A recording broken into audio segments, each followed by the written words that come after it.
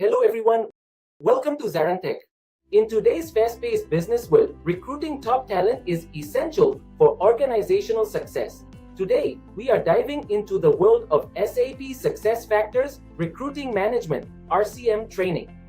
SAP SuccessFactors Recruiting Management is a pivotal tool for optimizing talent acquisition. From job posting to candidate assessment, this empowers professionals to streamline recruitment processes and make informed hiring decisions. RCM boosts businesses, yielding a 41% surge in candidate quality and enhancing retention and performance. Throughout this course, we will cover everything you need to know about SAP SuccessFactors Recruiting Management, RCM. From navigating the interface to optimizing your recruitment strategy, we have got you covered. Before we begin, please make sure you subscribe to our YouTube channel and hit the bell icon for regular updates from us. Now let us look at the agenda. 1. Introduction to SuccessFactors, job requisitions. 2. SAP Admin Center for recruiting modules. 3. Recruiting management. 4. Creation and workflow. 5. Understanding the application process. Let's dive in. Yeah, see what will happen up to job offer. What you will do is like in RCM, you will do, let me explain what we can do it on each and every unit over here. Okay. See, the first thing here is like the first part, the introduction part would be is like we will be doing all the setups of setup because you are telling that you are already knowing of recruitment process because this should be understandable for each and every person. That anyhow we will plan that. That's not a problem. I'll just run through what exactly the process because you might be knowing. The main things here is like how to set up the recruiting module itself because the module is the provisioning system and how to make out to create because being a SuccessFactors RCM consultant, you should be knowing if one feature is not visible for you, how you can set up that feature for your implementation. So those things you should be knowing of it. That we will be covering in the introduction part. And also we will be creating and configuring the applicant status because this is the things that we generally do it in the provisioning area. And also we will be identifying the operators and operators is nothing but the first would be is like you all know about that hiring manager is the first person, is a key person who is going to raise the requisition. So like this hiring all the operators, hiring manager, recruiters, if you have HRBPs, if you have business owners, if you have RCM admin, if you want it, all those recruiting operators, things we will discuss and we will explore what exactly the recruiting resources are there in this particular part. Okay. Question there. Yeah. And the second one here is like in this we will deal about the job requisitions part because how to enable the job requisitions and how to create the job requisitions, how to configure the field permissions and how to configure the job search part and how to analyze and configure the field types and everything with respect to the job requisition. Because without the job requisitions, the recruitment process will not start at all. Okay, so first thing obviously in SuccessFactors we see 4 templates. Okay, the main things is like job requisition and candidate profile template, and also the application management template will be there and offer template. Okay, so these are the main 4 things that we're gonna discuss how to configure these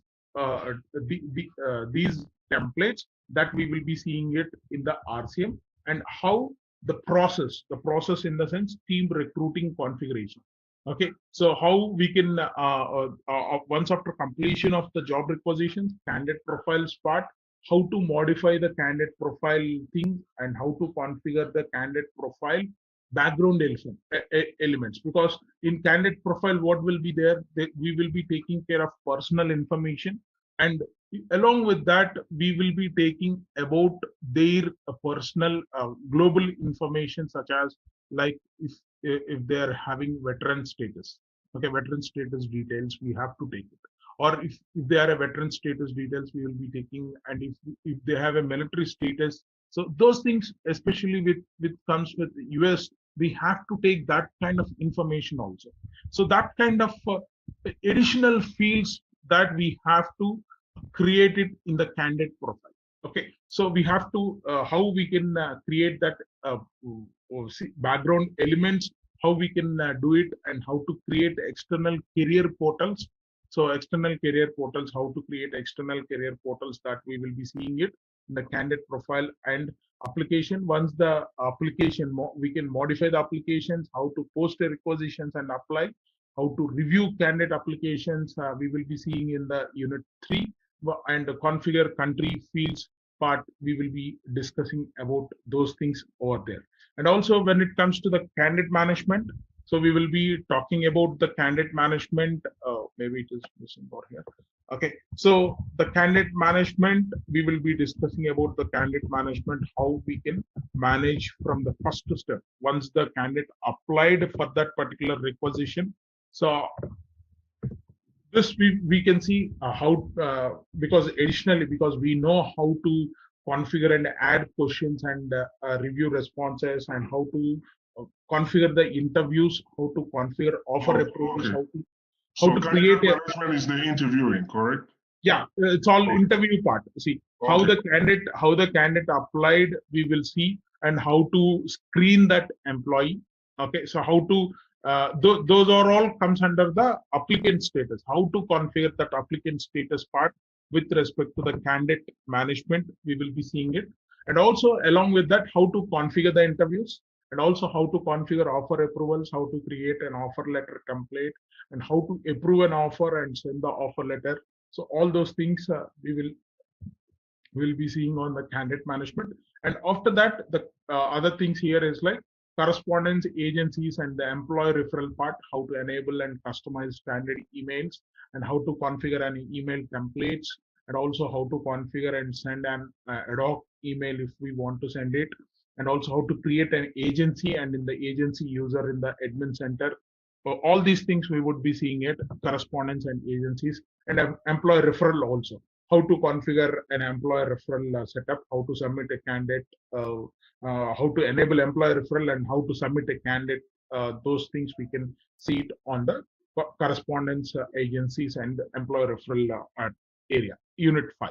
Okay, and after unit 6, we can see team recruiting configuration, which we can say is like configure team recruiting, and also how to access the things and all, we can see it. And also this is the new thing which was included under RCM, though this will talks about more about the recruiting posting. Okay, so because how to use the recruiting posting, because the recruiting posting is itself says here is like once we because this it is going to be about a recruiting posting module also, we can call it like how to Just a question there. Is the recruiting posting related to the RMK? Yeah, this is one of the part of RMK which they have placed in the RCM itself. Earlier it was under the RMK only. Okay, because this feature, to know this feature, again the people have to do the configuration of RMK, because it's all depends on the business. Business is unable to bear on the RMK licenses. So for that reason, to support this particular recruiting posting activities, SAP SuccessFactors came with this particular topic. They brought into the RCM. Those who are having a RCM licenses, they can also do the recruiting posting. Earlier, maybe it was before 2018 or 19, before 2018, this recruiting posting means we have to, if we want to do the recruiting posting, we have to, because this would be like a customer service links and all, we have to do it. Okay, this posting is like we want to launch it on the company's website. If we want to do it on company's website, instead of going to the career sites, we can directly launch this to a consumer. We can say it is like a customer service link kind of things. So this was earlier with RMK was there, because if you take the license of RMK only, this posting things can be happen on the customer their customer links and all, customer service links and all. They can make it only when they have a RMK license. But this was the problem for most of the people, for most of the customers. It was a problem, and they have reported to the SF that we wanted this, at least this posting into the RCM, so that we can take it RCM licenses special. So for that reason only, because one example would be is like Naukri.com. Okay, so how we can post it, how we can link our, because see, obviously what will happen, we will do the postings into our internal and external on our career space site, and we can do it. Okay, so how to post it, or how to post the same links, because once you log in into Naukri, if you want to apply for that particular job, whatever the search that you have done in Naukri, okay, so if you want to click it, what will happen, it will take us to our company website. Okay, so that is the linkage should be there whenever you are having a recruiting posting. Okay, so that kind of activities, because consumer services links, we have to deliver, or we have to implement that kind of activities. So for that reason, they have brought from RMK to the RCM, they have brought it recruiting posting. At least those who are having the customers, those who are having our clients, those who are having a RCM RCM licenses, they can also go ahead with any of the job boards, which they can post their they can post their job application. They can post their job onto the other consumer services links and all. They can go ahead and they can post it. So that is what they have built it under the recruiting posting activities. So though they don't have RMK licensing, though they don't have a RMK license. Okay. Yes, that means if you want to post, to use it to post straight from SAP and to post like to LinkedIn, correct? Yeah. Yes.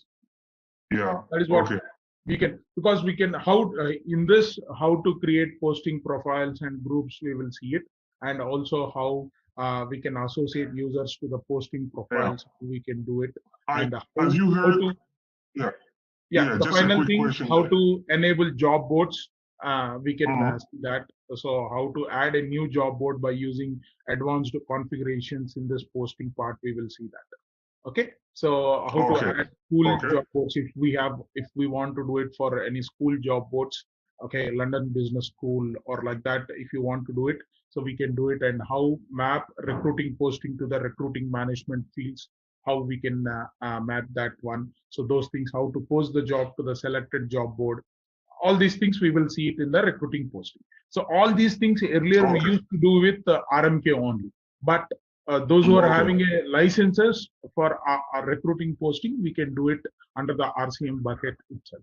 So that is what we will, that particular thing we can see it. After that, we can also go ahead and see about the HR master data in recruiting management, what exactly the master data details that we want to watch out, because most of the because what will happen here is like in most cases where we can see this master data details, if any error we can get it, because how to enable and use generic objects on this job requisition part, we will see it under the HR master data. Because if any generic objects, because for example in Employee Central, we may have some information that need to be captured during, like this only. This is one example. One object is like military status or veteran status, or we can have disability status. All these are some of the generic objects which we have to track since beginning. Okay, so because during the onboarding time, generally we will take it during the onboarding time only. Okay, so disability status or veteran status or military status kind of things. But few of the customers, they want it at the beginning itself. Okay, so that kind of master data, if any specific that they are maintaining in their systems, So if we want to get it those things during the initial stages means, so that time if we want it, we will be going ahead on this HR master data part area, how to make out these HR master data along with foundation objects, the main object of employee central. Along with that, we will, if any generic objects that on a job requisitions, those things we can see it. And also, so just a quick question. Yeah. But when we building a job requisition, or when we utilizing like a requisitions, or we want to build a job requisition from Employee Central, all right? In if you see that creating a job requisition from the Employee Central, so where are we going to see that? So from the organization charts, we can see that. Okay, that's straight from unit number 2, correct? Yeah. Unit number 2, we can see job requisitions. Generally, the main agenda of RCM, we can see it, and how to create the job requisition, we can see it from, see, for example, when we open, see, let me show it to you, one of the system, whatever the system that I have it. Okay, because we will be, this thing will be going to record it. Once we log in like this, what will happen here is, right, because generally the job requisitions will open from the position point of view. Once we go for position or chat, so this is the system. We will go to the, let me go to the org chat, and in this org chat we can see position org chat will be there. So there, if you just go and click it,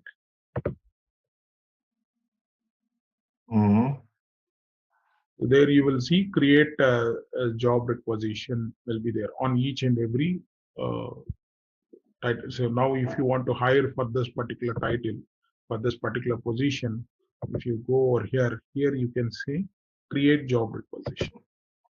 Okay, so like this, we will choose our template, whatever the template that we created for here. Okay, if you go and create it, how many positions, number of open positions is like, for this position only the openings, we can create it like 1. If you just go and creating from here, you can just go and create it. Okay, so this is a simple way for a hiring manager who wants to start creating the job requisitions. Okay. Yeah, I see. This is the one. If you so the position, the one position for this 3,969 position has been created. So with one job requisition has been created. If you go for recruiting, new position title, the name here is like, so like this we can see, because first initially how to build the job requisition, we have to, how to create the job requisition, we can see. So this is the one we have created. So one thing here, so like that we can see all the job requisitions. We can see it. Job requisition types is like standard only we have taken up. So this thing we can administrative support, which we can go ahead and how to build this particular part. Okay, so if you see, so these things we have to, because that is a simple thing that is automatically it is being connected. So whenever you open, see how the route maps are running. Once creation of the requisitions, hiring manager approval and recruiting team action and completed activities. So how to build this fields and each and everything that we will be discussing in the job requisitions part. So this is what we can see it on this part. So, and when it comes to the other business rules, the last one, because here is like I'll explain how to set the currency field based on the country of the job field value. Okay, so how to calculate the target bonus as a 10% of base salary. So basing on the rules, we can build it. So those business rules, those 2 business rules we can discuss. And also one more business rule, what exactly is like how to change the requisition status. One of the other business rule which I've recently written for one of my customer. So that also I'll discuss with you on that. Okay. So and then after that we can see integration between maybe if it is required for you or not required, because now the customer is available. The integration between even this also I'll show it to you on not on the live systems. On one of the screen prints I can show it to you how the SAP HCM and RCM is being integrated. Okay. Okay. Yeah. So it means they don't have Employee Central at all. So they have connected to get the master data. They have connected with SAP HCM premise to cloud. So it is like a hybrid deployment model. Okay. Oh, okay. I have a question for you. Yeah. Go ahead. Yeah. Have you heard about montage? Pardon? I didn't get it. Montage. Have you heard about montage? Modern hire. I didn't get it. Have you heard about modern hire? It's montage. Yes, it's a program that can be integrated with SAP. The program's name is Modern Hire. Okay. Previously, it was generally this was we have SAP PI PO and the integration, the middleware. You're talking about montage is like a middleware. Yeah, they've integrated it with SAP to help with because in my experience I've seen these many integrations, BIB and point to point, and I've seen, because I have not heard about montage, frankly. So and HCI and Delbumi. So these are the 5 integration models. Middlewares have worked on these 5 models. I've worked on it because I've not worked on montage. Or there is one more thing here is like some SAP third-party thing was there, which is something called. Even I forgot that when I was with German client in Germany, they used to have that one. So when I'm working with my German client, because I've been to Germany for a couple of years, I stayed over there, and frequently I'm visiting Germany since 2015. But since the last trip was the month of February 2020. So once I'm back here, from there the pandemic starts, and no one-side things that have gone out there. Okay. So I'm not heard about this montage, but these are the 5 things that I've worked on it. So this is going to be for this particular customer. They are using SAP PO integration techniques, the middleware, and some other client they have an integration between SAP HCM to Employee Central. They might be they were using BIB, and Employee Central payroll to SAP HCM payroll. So we generally used point to point, and HCI is like there was a PeopleSoft HRMS was there. So PeopleSoft HRMS to Employee Central and PMGM. I worked on it with the help of HCI, and even this Delbumi part. One of the project is like they are having Ramco HCM, which was an Indian product. So Adrenaline is one of the other products. So their products they want to integrate with onboarding. So during that time, the Delbumi was helpful for the middleware activities. Because even in the middleware also, what kind of things that we're gonna see here is like how to do the mapping between SAP HCM fields to RCM fields. That kind of mapping where we will be doing the mapping and all. So those things we will. I've worked on those things and I've done the mappings between these things. And on the middleware part, we would be knowing of how the inbound and outbound process is happening. What is the upset or downset? We can see it on this part. Okay, so that is what I learned. I'm not aware of this montage part. Okay, so this in the integration arena, we will just see about SAP PI or PO part. So even we will not log into a PI or PO systems. We will see how the flow, the entire flow, and on the configurations on the mappings part, we can see Okay. from SAP HCM part. Okay. Okay. So that is what on the RCM part. And on the RMK part, so we will be looking out, because now we have decided to go with these two mainly.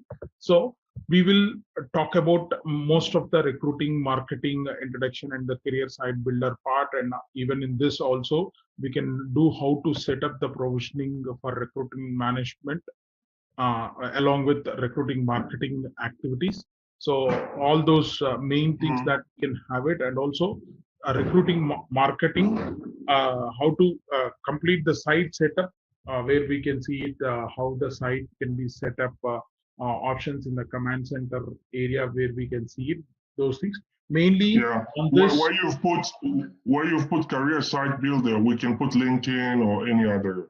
Any other, we can do it with one example. We can have okay, it. good. Okay, good. so because those are the important ones, right? So obviously for recruiting marketing is like how to go and build, how to examine the live career sites and all. We have to look for it. Okay, so those things we can see it, and how to configure the themes, also branding area where we can see it. So those things we can set up, because recruiting additional most of the times, how to enable the internal career site in recruiting, we will see it. And also we can see it how to enable the brands and add to the job requisitions, and how to create the home page. We can see it, and also how both in the internal recruitment side we can see it, and also other career site setup also we can see it. Even mobile apply, how to enable the mobile apply, and how to configure the microsites with themes and assign to the brands, those things, and how to update the talent community emails, activities. Maybe because whatever I worked, I'm just telling it. Okay, how to configure the job page layouts, and how to configure job search results and all, we will see. Okay. So this is what the entire RMK we will see it, along with internal career site setup, and also the external career site setup. Okay. Yeah. Yeah, that is what we can internal career site. That's what is related to internal candidates. If we want to use the internal, yes, internal candidates means on the home page how we can have it. Okay, so if you see on this particular part, if you just click it, because I'm an employee of this particular organization, if I click it on home page, how I can see what all the jobs are available over here. Okay, we will create one portlet over here. Okay, and we can see how the things and all we can see. If it's a manager, they can go and see RMK advanced analytics part. They can go and see it like that. In the same way, if it is an employee, we can see what all the jobs that are there on the home page. We can see it. Okay. Okay.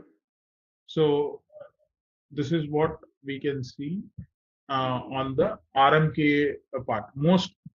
Mostly the things, the little understanding or breakup things where we can get it here is like whenever we are building other career site setups. Okay, so because we may do it all the things, but sometimes we may face some of the issues over there.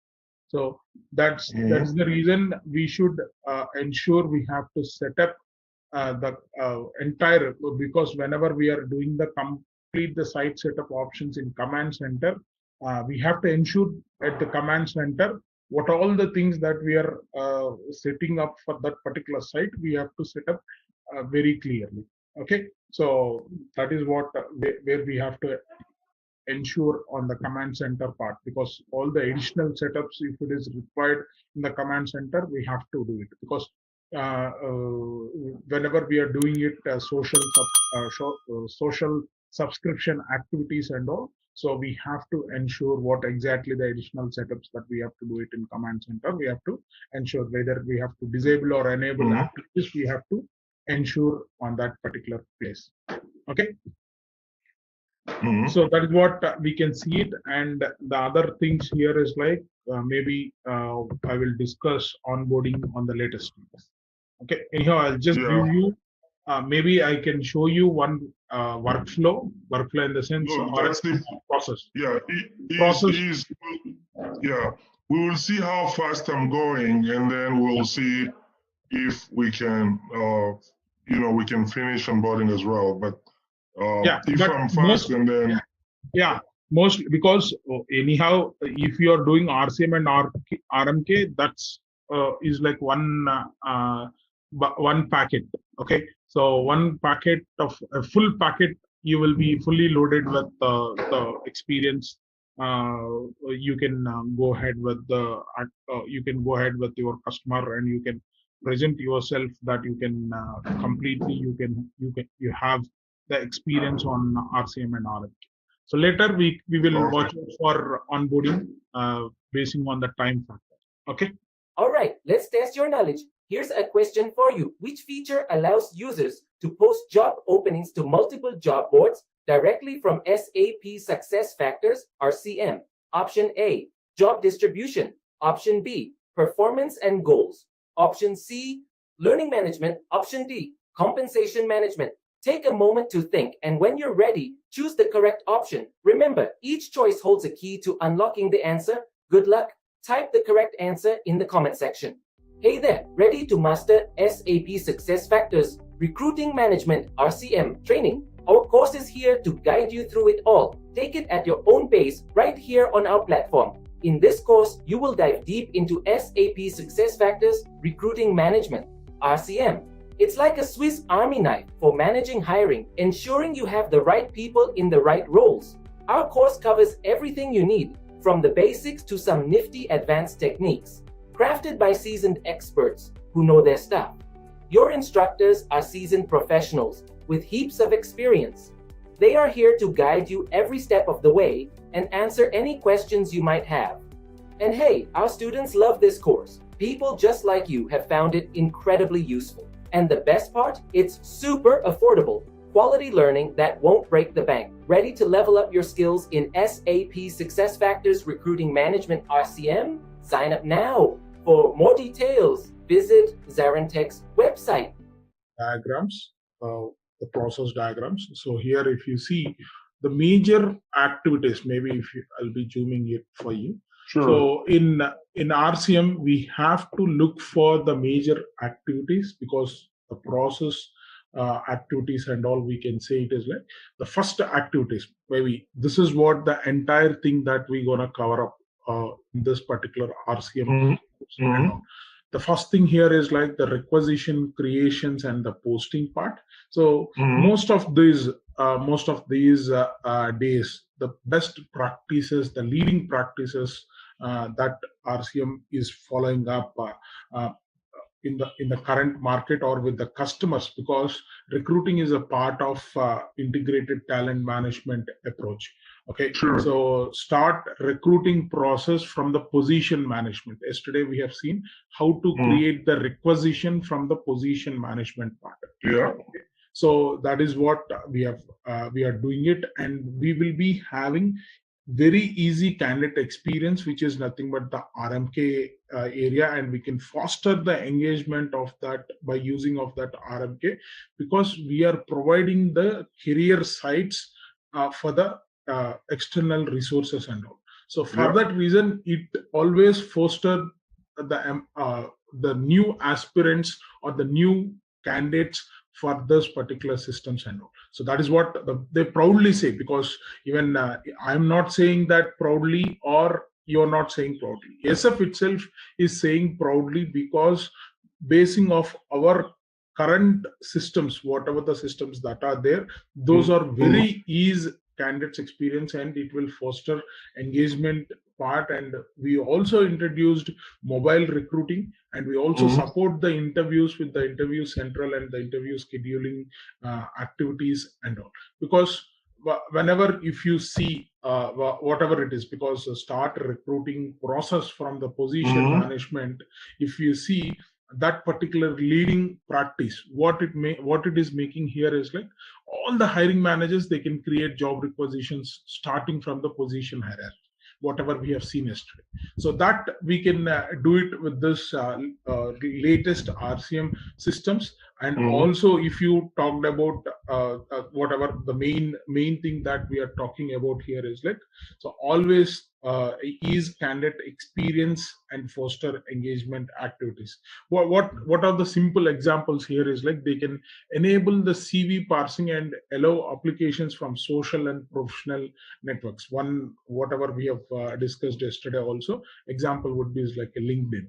Okay, so that kind of, they can connect, they can send, they can parse their CVs from these social and professional networks also. So that is what they are always say, and accept only online applications, no paper based kind of things. They always climb for it. So basing on these, the outcomes, whatever they are having, this particular feature, once candidate experience and foster engagement. Because of that, the outcome or the benefits for the customers here is like, obviously the employer branding will increase, and also increase the retention of selected candidates through better engagement activities, they can get it. So for that reason, so what these are some of the leading practices that they are following it. So, and also the one more thing, mobile recruiting. So they can apply on any device, anytime, anywhere in the world, because through mobile devices, they can approve the job requisitions for the manager side if they logged in, and they can provide feedback about the interview, and they can approve the offer for the manager's level also. Okay, so that kind of things, because which makes him faster decisions, need not, because if manager is away or manager is on leave, he can see if he has to approve any offer, he can see it on the mobile applications and he can approve it. So that is what they always climb. So for that reason, so being a SuccessFactors implementation experts, we just want to know some of the process summaries with respect to these parts. These are the 5 things. Maybe are you able to see each and everything, right? The first one would be is like requisition creation and the posting part, and the second one would be is like how to active talent search. We can see it both for the internal employees and whatever the external employees, that part, and application management. And also we can see the candidate selection part and the closing part of the requisitions. These are the 5 overview, the processes that we will see in this particular RCM, entire RCM part. Okay, so this, once we starts with first requisition creation and the posting. So I'll just wrap up with a faster level. So you might be knowing who will be the parties. The first party would be is like a recruiters and the hiring managers. Obviously hiring managers will be the part of this particular process. The first process is like how to create the requisition creation, because and posting, what would be the starting input or starting thing that we wanted, why we want to do the job requisition creation, why we want to post it. The first thing here is like, obviously there we have seen a staffing need required, it should be happen.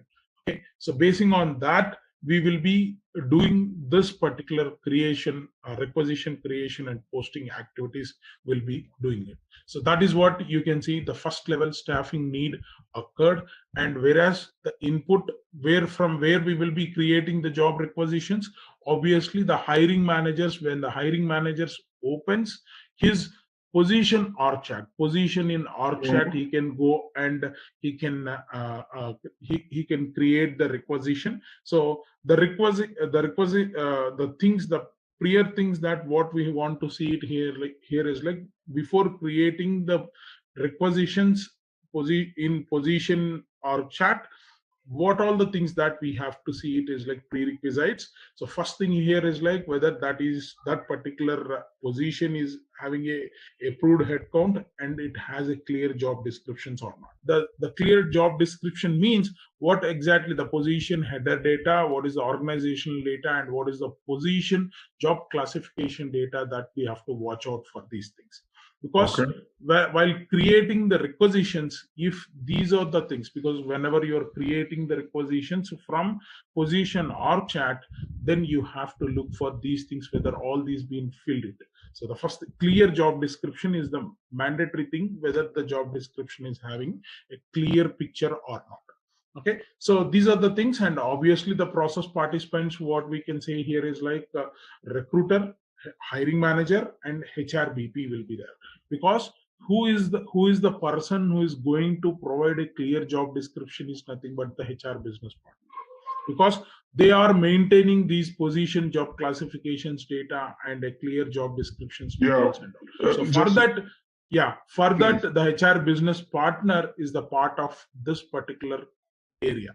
Okay, during this particular time, that person is very useful, and because what exactly what is the purpose of this particular area here is like always we can see start executing, and we can have always we should have a manpower strategy. We should have it, which is nothing but a headcount strategy also we can call. Okay, according to the planning and what all why we want to according to the actual staffing needs only, we will be going and raising the job requisition. Otherwise we will not be doing it at all. So if there is no staffing required, then why should we go and raise the job requisition, right? So for that, we should be planning that time how many positions while creating the job requisition itself, how many occupancies that we want to make it for this particular position, how many employees that we want to hire for this particular positions. We have to ensure all process participants, which are nothing but hiring manager, recruiter, and HRBP, is involved, a common understanding on this particular job, because this job is going to be staffed. Okay, and maybe it could be a 1 number or it could be a 10 number of staff on this particular position or whatever it is. So we have all these 3 parties should contribute and they have to work with it. So for that reason, all the 3 parties should be involved. After that, once we're done with, we can go for a job requisition. Okay, the job requisition is going to be created. So after that, what will happen? The recruiter also will have a chance to conduct a strategy alignment meeting, because to establish interview dates, book facilities, ensure delivery of interviewers panel, all those things during this particular meeting they'll be discussing, and they'll be decide upon screening questions and assessment tools, what all the things to be used as a minimum selection criteria. They'll be discussing of this particular time, and they agree on the what exactly the sourcing strategy. Okay, so whether you want to go and source with the external channels, or you want to go with the vendors, or you want to go with the job boards, all these things they will be discussing at this particular level, and they will move on to the approve and final job requisitions. In between, what they will do here is like the process steps they will be following, because we will be creating the route maps. So basing on those route maps, first hiring managers will create the requisitions, and it will pass on to the recruiter for the review, and the recruiter will review, and he will pass on to the HRBP for the review, and HRBP to the head of the organization or head of the particular business unit. It will go, and once after approve of head business head, it will come back to the recruiter for the final review and all. So during this time, they will be looking out for the what all the things that what is the sourcing strategy, and what are the posting channels that we have to, according to the nature of this job, to be staffed. Just a question. A question there. So all these things will happen at the level of conduct strategy alignment meeting. Correct? Yes.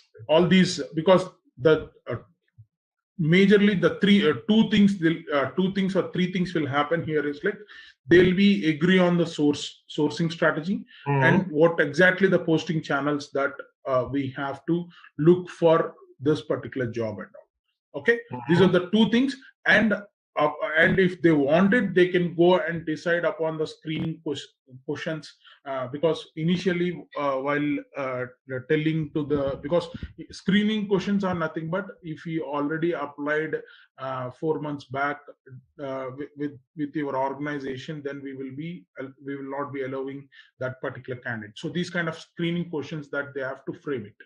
Okay. So the other screening questions is like if he is not flexible to work, or if he is not flexible to relocate the locations or whatever it is, that time also one of the screening questions, because if he is not willing to relocate, then why should we hire that particular candidate? Okay. So such kind of screening questions and all they will be discussing in this particular conduct strategy alignment meeting time, and that is what they are saying. Establish interview dates and book facilities also they can do it. Ensure diversity of interviewers panel, whatever they want it, they can decide it, and they will approve and finalize the job requisition. Okay. So now where is the step where the head of the department approves that we will be seeing on the route maps upon basing on to the customer's representation, because one of the customer, if you go and see, they are not ready to go for, for example, if you go for our recruiting, for example, so there could not be a chance of giving a chance to a business unit head also. Hiring manager is the ultimatum for that particular job. It will be, see, yesterday we have created one this particular job. See, if you see here, hiring manager, recruiter and HR VP and recruitment coordinator only is there. There is no business head is there. But in live environment, why the business unit head comes here is like he is the one who is going to approve the budget for us. Okay, for that reason, see, first this create requisition, either hiring manager can create the requisition or recruiter can create the requisitions. For those two parties, we have given a chance to create the requisitions. After that, hiring manager will approve it by looking out of this particular information, or if hiring managers created, who would be the initiator always. So he will create it and he will create the requisitions, and he will be just creating the requisitions. Once he create the requisition, it will goes to the hiring manager's approval. So who is the hiring manager? The hiring manager is like Gabriel is the hiring manager. If you see this person, once he approve the requisitions creator, SF admin is creating this particular requisition. So he is the initiator. This is like, hi Gabriel, please approve. Like this, he will give the comments and he will create the requisitions. It will goes to the hiring manager approval. So the hiring manager is like nothing but the Gabriel. So now how we can see this particular requisitions, we will just proxy as hiring manager, proxy as Gabriel. See, the current step also it will Gabriel Kopelson. And if you just click it,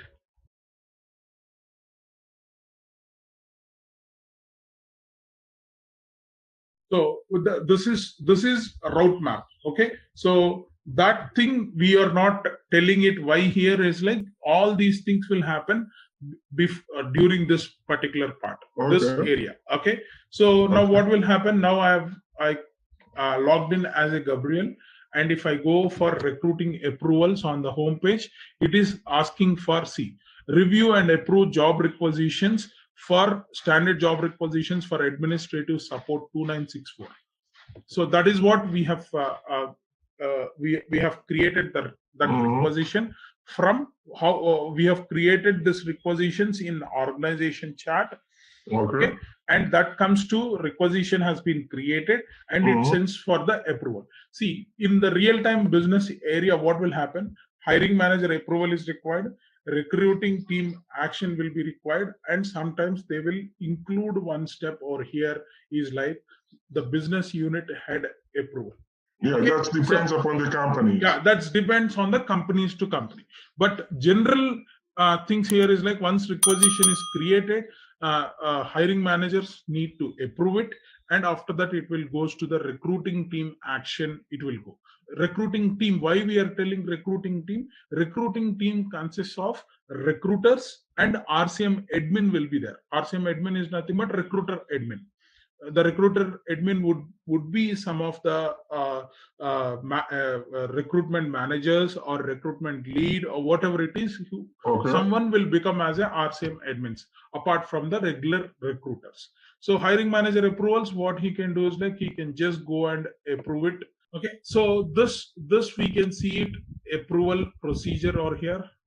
Once we click this approval from the hiring manager, it will get approved. Okay, so that thing we can have. This is at this particular level, hiring manager approval.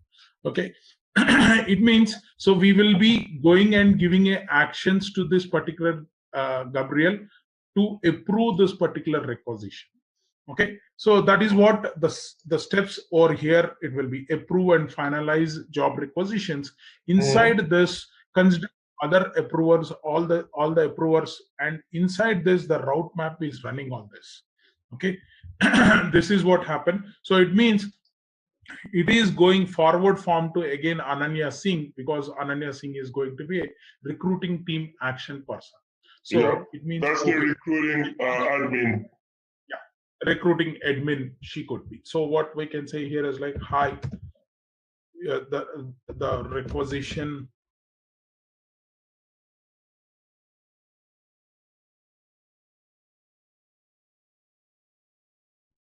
to start posting, like that we can tell.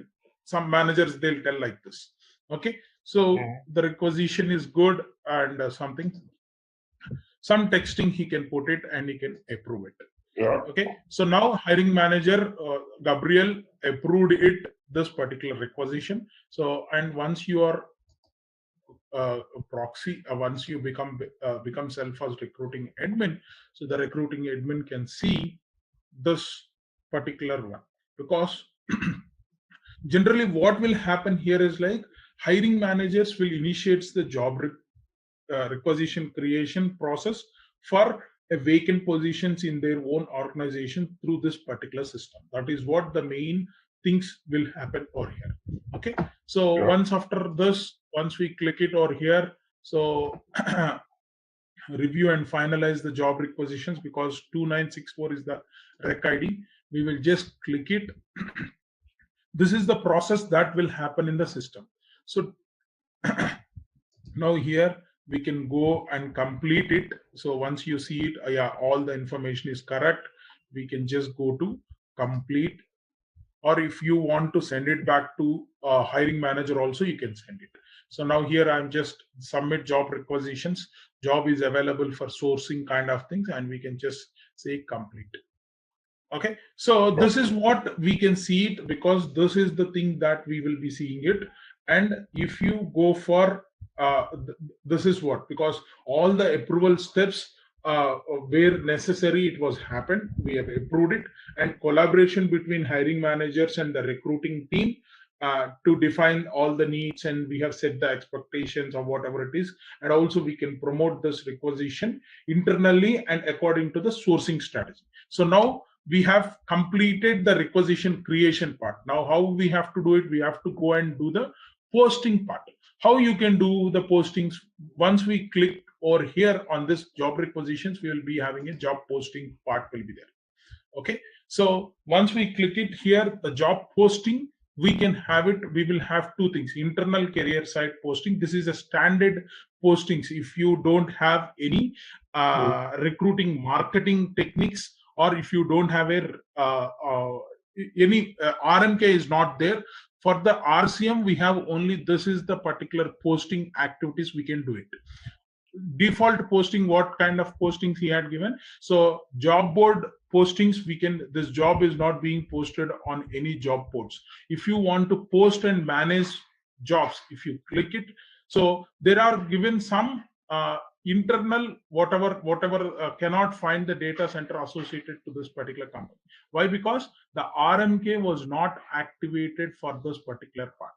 Okay, but the job is not being posted on these. They with respect to RCM, they have given one particular job board posting is called, because to get the LinkedIn, to get the Naukri or LinkedIn, so we have to get the license of RMK, or we have to get the license of recruiting posting activities. So which I'll be talking to you on a recruiting posting topic. So which is like this area, this particular area, recruiting posting area, we can discuss that particular part also. So for now, RCM has standard job postings, which is like, if you go ahead and if you want to hire an internal employee, means you can use this particular link. Okay, so if you copy it will direct to the same company ID. Okay, internal posting, if you see here, the company ID of this particular system is the same. SF, if you see here, SF, SF part 034116. Same thing, it is routing it. Whereas external, if you see it, if you just copy and if you go to one of the browser and if you copy and you can post it, it will also same routing to this particular company ID, but it will goes to a career site of the standard career site. It will.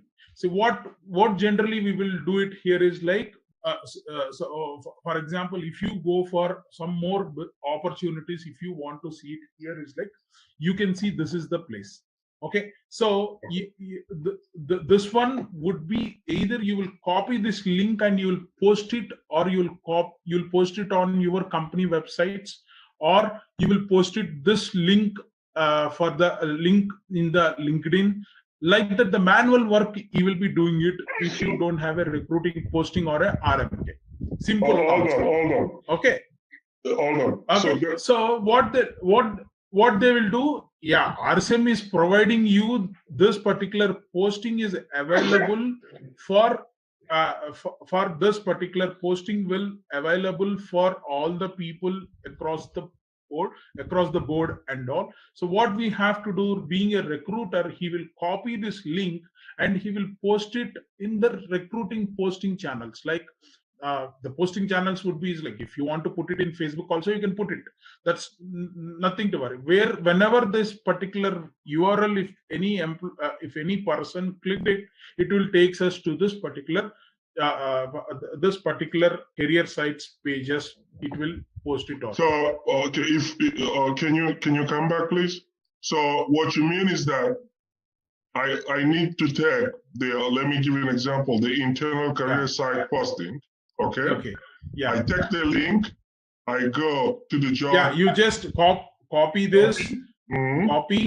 Copy this posting, and if you want to post it, for example, if I open LinkedIn, okay, plenty of people. Okay, what I can do here is like, so career opportunities. If you open, one thing what we will do is like, we will remove this post and we will update with posting start dates. Okay, so it is going to start from 18th.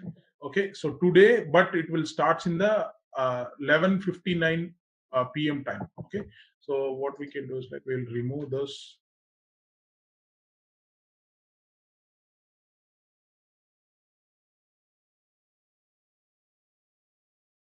Post job, like that we can post it. Okay, so now we will look for that. So see, it is 16:17 it became, because today's date, this will follow US timings and all. Okay, so now if I copy this one, Control A, Control C, and if I go to my for example, if I go to my Gmail. Okay, so because I have some emails, things are there. So if I go to email, and what I can do here is like, once I have copied, what I can do is like I'm just sending to by all. I'm sending to one of my candidate. So if I send it this candidate, once if you open that, okay, once you click this, the candidate opens that link, it will take us to this particular job listing. So what is our job listing here? So 2964 is our job listing. Okay, so we have not given some descriptions or whatever it is. So for that reason, it is not showing over here. Sure, Okay? sure, I understand. Yeah, so we have not completely filled the requisition and all. Okay, so for example, we have just opened our 2964 we have created and we have posted here. Okay, so that is what you can see. Like this, the manual things, the postings, because what's our intention, the company's intention or customer intention is like, whatever you have created this particular job requisition, this job should be published among the posting channels or job boards. Okay, so the posting channels is nothing but like LinkedIn or whatever, automatically it should come. So that kind of feature is not available with RCM. RCM has only a standard structure, it has it. It means the standard structure in the sense, it will gives you the link for posting, for post anywhere if you want to post it. Okay, and they have given one standard job board called job board posting eQuest. They have given it. If you want to add this thing under the eQuest, you can go and add it. And also you can add. Yeah, so what will happen is that you'll add the link where it's read adds job boards. You click there, you take that link and then you put it in there, correct? Yes. And then you update it. Yeah, we will whatever you just updated, that link get updated all there. That's all. Okay, so that is a standard functionality which has given for the RCM. Okay, so if you want to create a new career site, so if you want to build a career site for your organization, now this is being a standard which was best run is nothing but SAP only.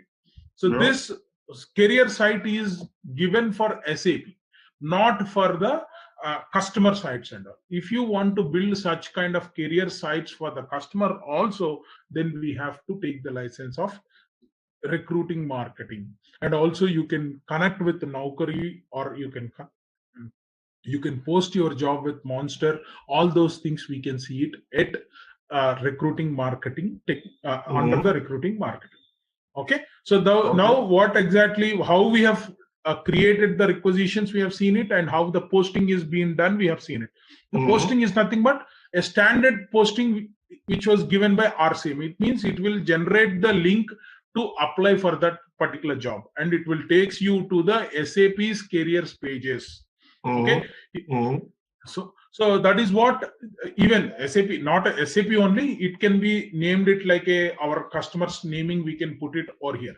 That thing we can do it if we are working for a customer. This is a demo system, it is showing, that is the reason it is showing best run. But if it is a customer system, it will exist, but the link should be available. Okay, so the link, if the link is there, then you can open this particular page over here. Otherwise, you cannot open this particular career career will site. be available when you finalize the requisition. Yes, finalize the requisition. Once we finalize the requisition, so if I provide you that link either through some emails, if I provide it, or if I post it, because if I have a chance to post in my company's website, see, for example, if I have a chance, because for that we have to take the help of, see, for example, if we have one company called Accenture. Okay, so Accenture wants to post this requisition. Okay. So this, what we have to do, there is no direct link between RCM to careers Accenture's page. Okay, it will be there whenever you have RMK.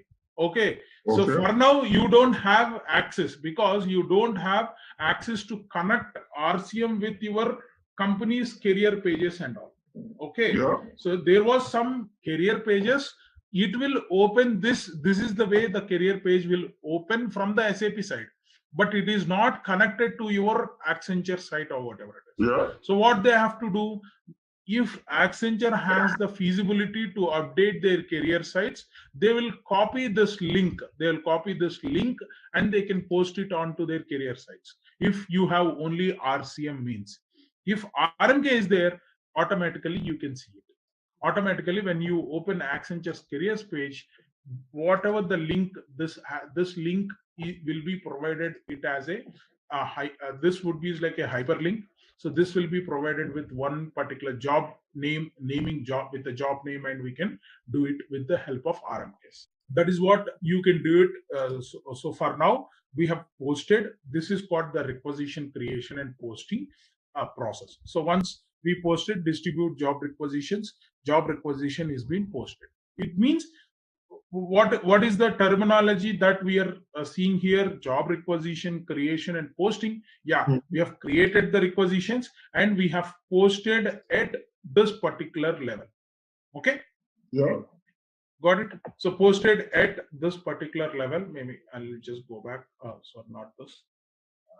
Yeah, at this level. That is what from the RCM side we can do it, and we can do it, and we can have one job board posting. So whatever if you do not have RMK to publish your postings into Naukri or Monster or onto your company's career pages and all, yeah, you don't have a chance from the RCM side. You have to take it RMK license also. Then it will be creating a career site for yourself, which is going to be connected from RCM to your Accenture careers page only. Or otherwise, you have to depend on eQuest. Only one job board posting, which is coming from the standard from SAP eQuest. That's all. Or you can also add agencies. You can have the agency listings if you want to add the agencies and all. I'll discuss how to add the agencies in this particular area. What do you mean by the agency? Agencies in the sense of the consulting companies, right? We will be giving the job. We will be if you don't have a recruiting team, you will be depend on the agencies only, right? They will be doing the staffing needs and all. Okay. Consultancies, yeah. Simple answer, consultancies. We will give this job to the consultancies. They will take care of it. So how to add the agencies? We can see it at this particular level, correspondence and the agencies time we can discuss. Okay, so this is what the main recruitment process things and all we have seen it. The main part we have completed. Okay, so the later stages, each and every things we can discuss here. So the next one would be the next one would be is like all what exactly, yeah, you have asked, right? What exactly conduct strategy alignment meeting with hiring manager. During that time, what they will do here is like they'll plan whatever we have discussed. They'll plan marketing channels and they'll review the job descriptions, profile, and whatever it is. They'll define pre-screening questions because we haven't done all those things for this job and all. Okay, so if you see, if I cancel it, if I go to the job requisitions, so some of the fields we have put it unfilled over here. Okay, so if you go and if you open administrative support, some questions or something, see some fields we did not mention it. Some see the date, job start date, we have missed it out. Okay, so if you want to make it job start date would be is like, so something like 7, we can have it. So, and there will be some of the things over here is like what is the internal job description header. We have not created it. Internal job description footer, external job description header, job description, all these things we have not put it. And even we did not add the competencies for this particular job, and we did not add any pre-screening questions over here like that. We did not add it for this particular thing. That is the reason when we click that particular link, it is showing nothing over there. Okay. So that we will do it while creating, how to create these things and all. We will see it under the creation activities. That is what the next thing, because what is happening at this particular place, conduct strategy alignment meeting. That is what they have given here. So what we will do it during in the conduct strategy alignment meeting is here is like we will discuss about all these, how to fill the form, how to fill these forms details and all. We will discuss and we will fill those processes, correct? Yeah, pardon? You send me those processes. Yeah, I'll be sending these processes. These are the standard ones. I'll send you that. Okay. I'll convert into PPT and I'll send it. Okay. And after that, we will be, once the job requisition is being posted. So this is the next step. Okay. The next step here is like active talent search. So this is the one where the criteria to group candidates into talent pools and communities or in the places. Because what will happen, the purpose here is like we want to reach out a potential candidate to verify interest and we can invite to apply.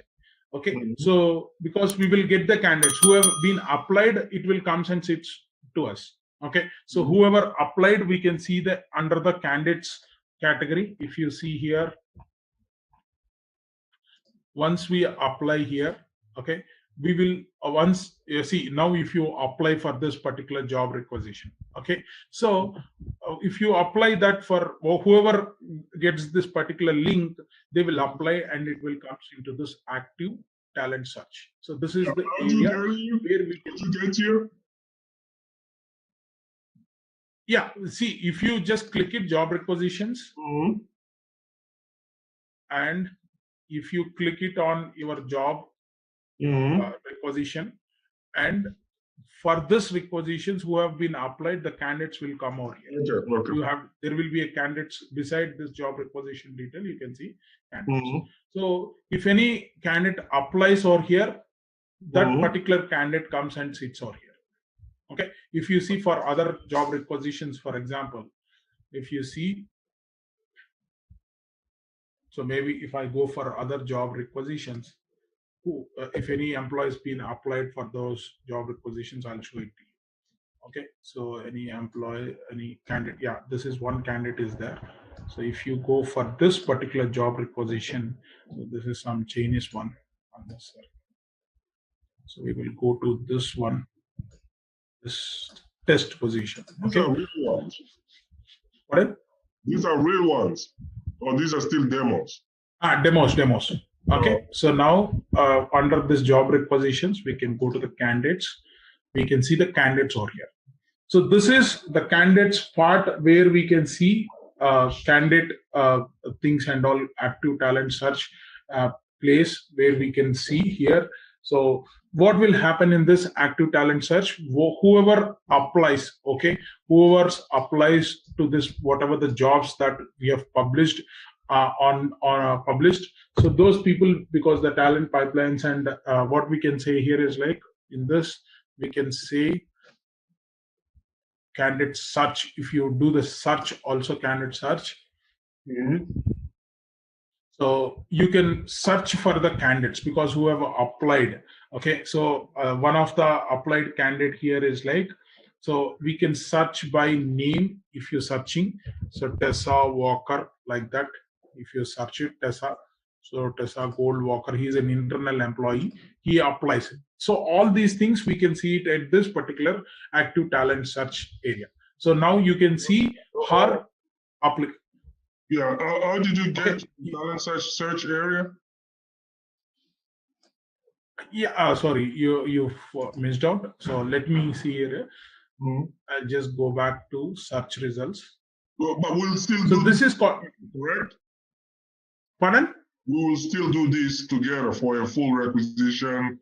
Yeah, we will do it. We will do it. That's for, I'm just showing for process understanding. I'm just showing it. I get you. I understand. Okay. So now here you can see the talent under this active talent search. You will be seeing two things: keyword and item search and the talent pools.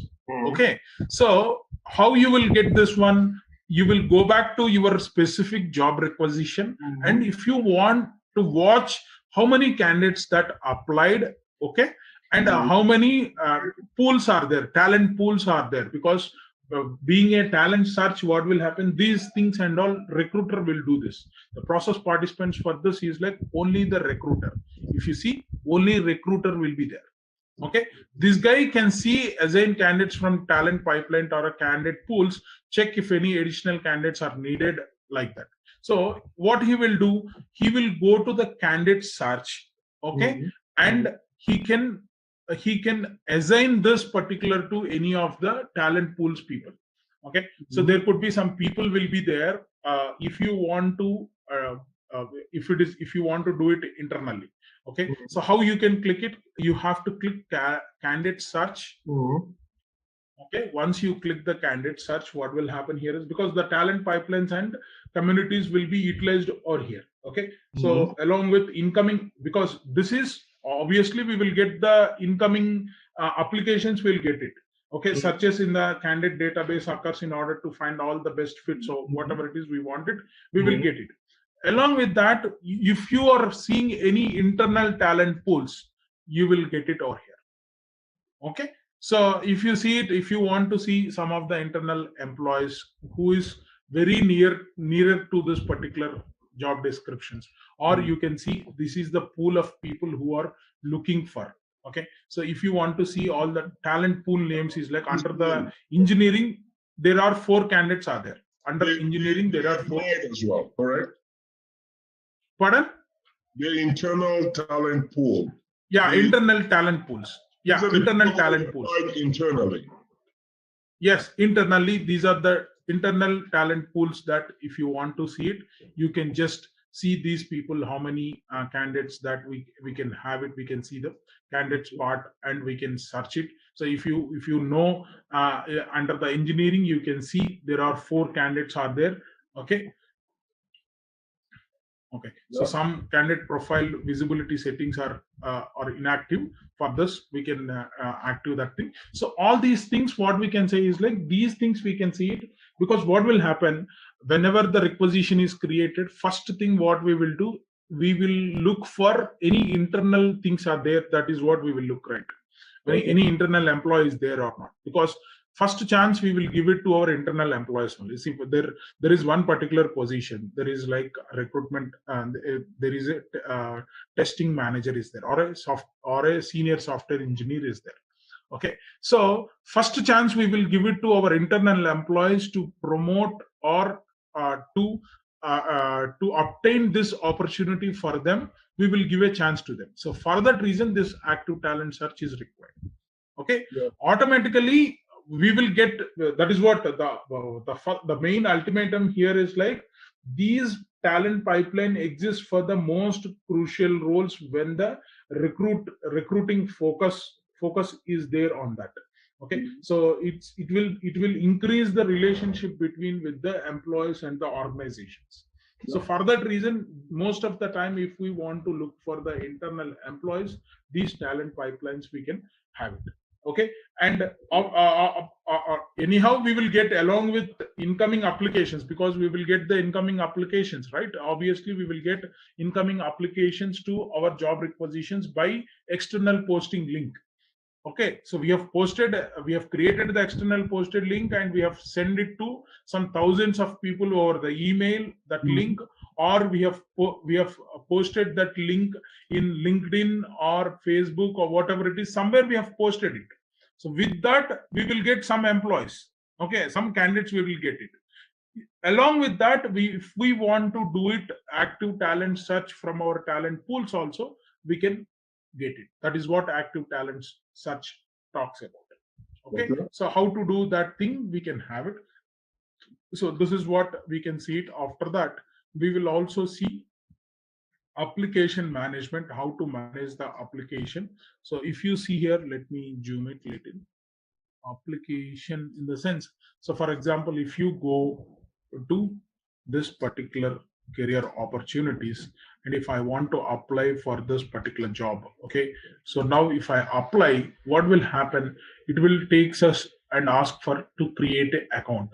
Okay, so if I go and give it some, if I go and it will ask us to create an account.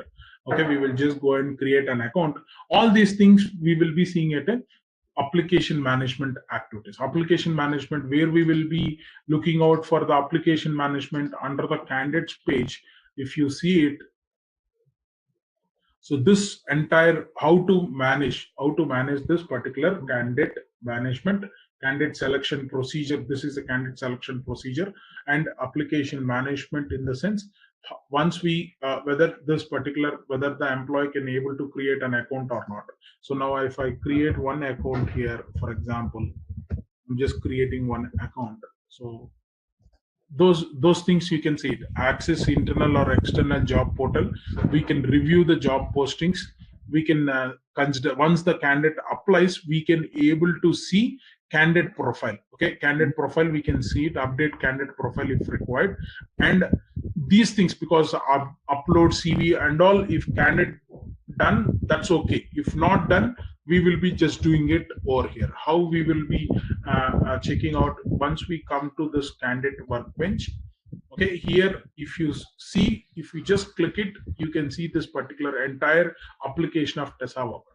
Okay, so if you did not attach any cover letter, or if you did not attach the resume, you can go and attach the documents. If you want to attach the documents, you can start attaching it. So that thing you can see it over here. Okay, upload of CVs or whatever it is. And after that, here the process participants would be like all the time. So most of the time the candidate will be there. So if how candidate will apply, how the candidate will see these things and all, means like this. So I'm just copying and I'm pasting it. It will not come. So again, this is the email ID. I'm the one who is going to apply. Okay, so something like some email address I'm just taken up, and if I choose some password, I'm taking up. Okay, so and I'm just giving it some other password. I'm just retyping of the password, and the first name I can give it. So like this, I can give it, and receive new job posting notifications. Hear more about career opportunities. Yes, I want to. And if I start creating an account, it will take us to the account creation. Account already exists. Okay, sign in, send password, reset email. So maybe I would have deal with some other batches, right? So that is the reason that was created. Let me open from the email address. Password reset email was sent. We will receive that. Yeah, we got it, and I'm just clicking to reset. Okay, this I'm closing here. I'm just resetting this one. Okay. So like this, we can submit it. So now I'm uploading this one. It's been uploaded, and if you want to add a cover letter, you can have it, and you have to give your profile information here. So what is the current title? I am a lead. Okay, you can you can write it, and enabled for a country if you want to. So this also one of the template, we will design this particular templates and all. Okay, see, these are the standard things. So in previous batches and all, I have created one field over here, which is called war ZTD. Okay, so this field we created because it's a custom field like. Okay, this is not a standard field. So in the application management, in the profile management, we have created this particular field. Okay, so like this, we will fill. We kind of redesign our own. Yeah, whatever the way that we want to design it, we can design it in the system. Okay, because we will be having a standard structure. Along with that standard structure, see, at the same time, I can complete the workbooks also. See, for example, let me open one workbook for RCM. So RCM workbook, if I open one workbook, already open it is telling. Okay, so in this RCM workbook, if you see here, this is a template. What is the template says? So these are, because the workbook is nothing but requirements. Okay, so how the requirements would looks like. Okay, so if I open the workbook, this application, this digital expert application template, how the application template looks like. Okay, so because in the application templates, if you see, these are the important things that we have to fill it. Okay, so now these are the things that we have to fill it. So these are the my documents, profile information, internal employment history, previous employment, formal language, all these things you are looking for it. So if you see on your RCM workbook, if you see here, candidate application field overview, if you just go to the field overviews, requisitions field, and if you go to the route map, these are all related to requisition, candidate address. If you go for applications, candidate application. See, in this candidate application, what all the fields are there? So with respect to standard ID, all these, maybe this is application. We will go to the candidate profile.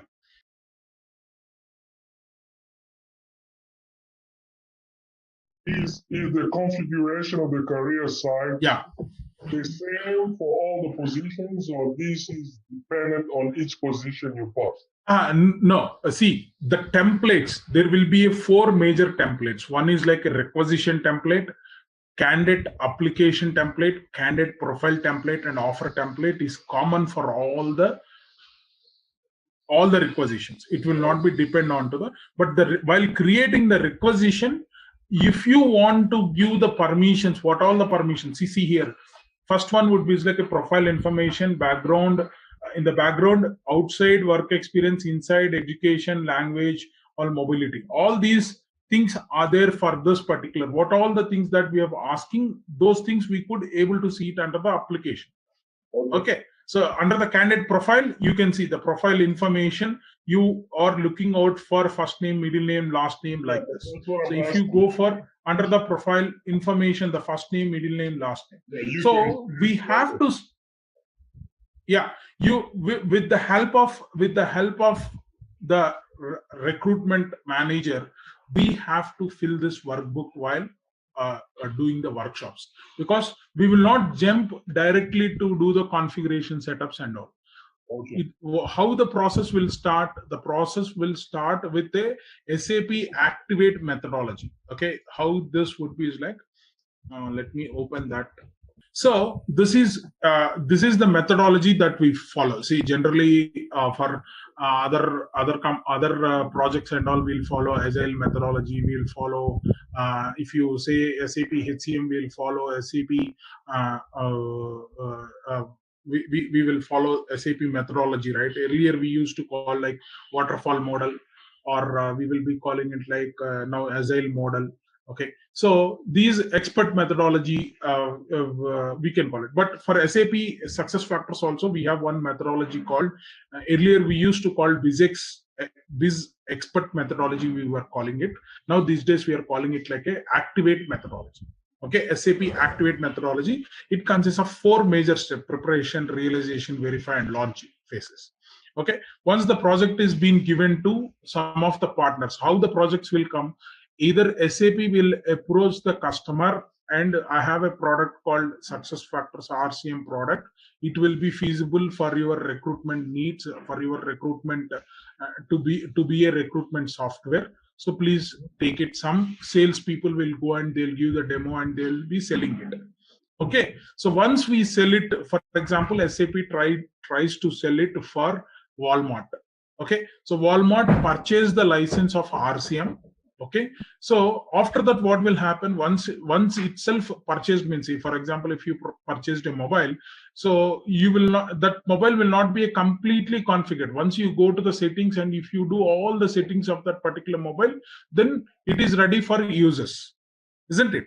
The same way, once the Walmart purchased the product of SF, basing on their requirements, because even in the mobile also, if we want to download some of the apps, we will download, otherwise we will delete some of the apps which are given by that particular mobile also. Or if you want to add extra apps, you can add the extra apps and all.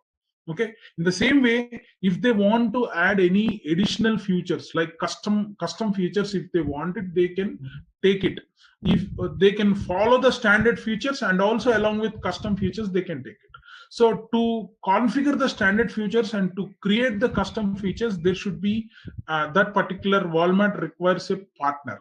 So what partners are nothing but these companies like Accenture or Cognizant or TCS when it comes to India. Okay, the large players, Infosys, all these are the partners, we can call them. These are the people we can call them as a partners. So SAP says, okay, I have my diamond partners. You can take the help of our partners.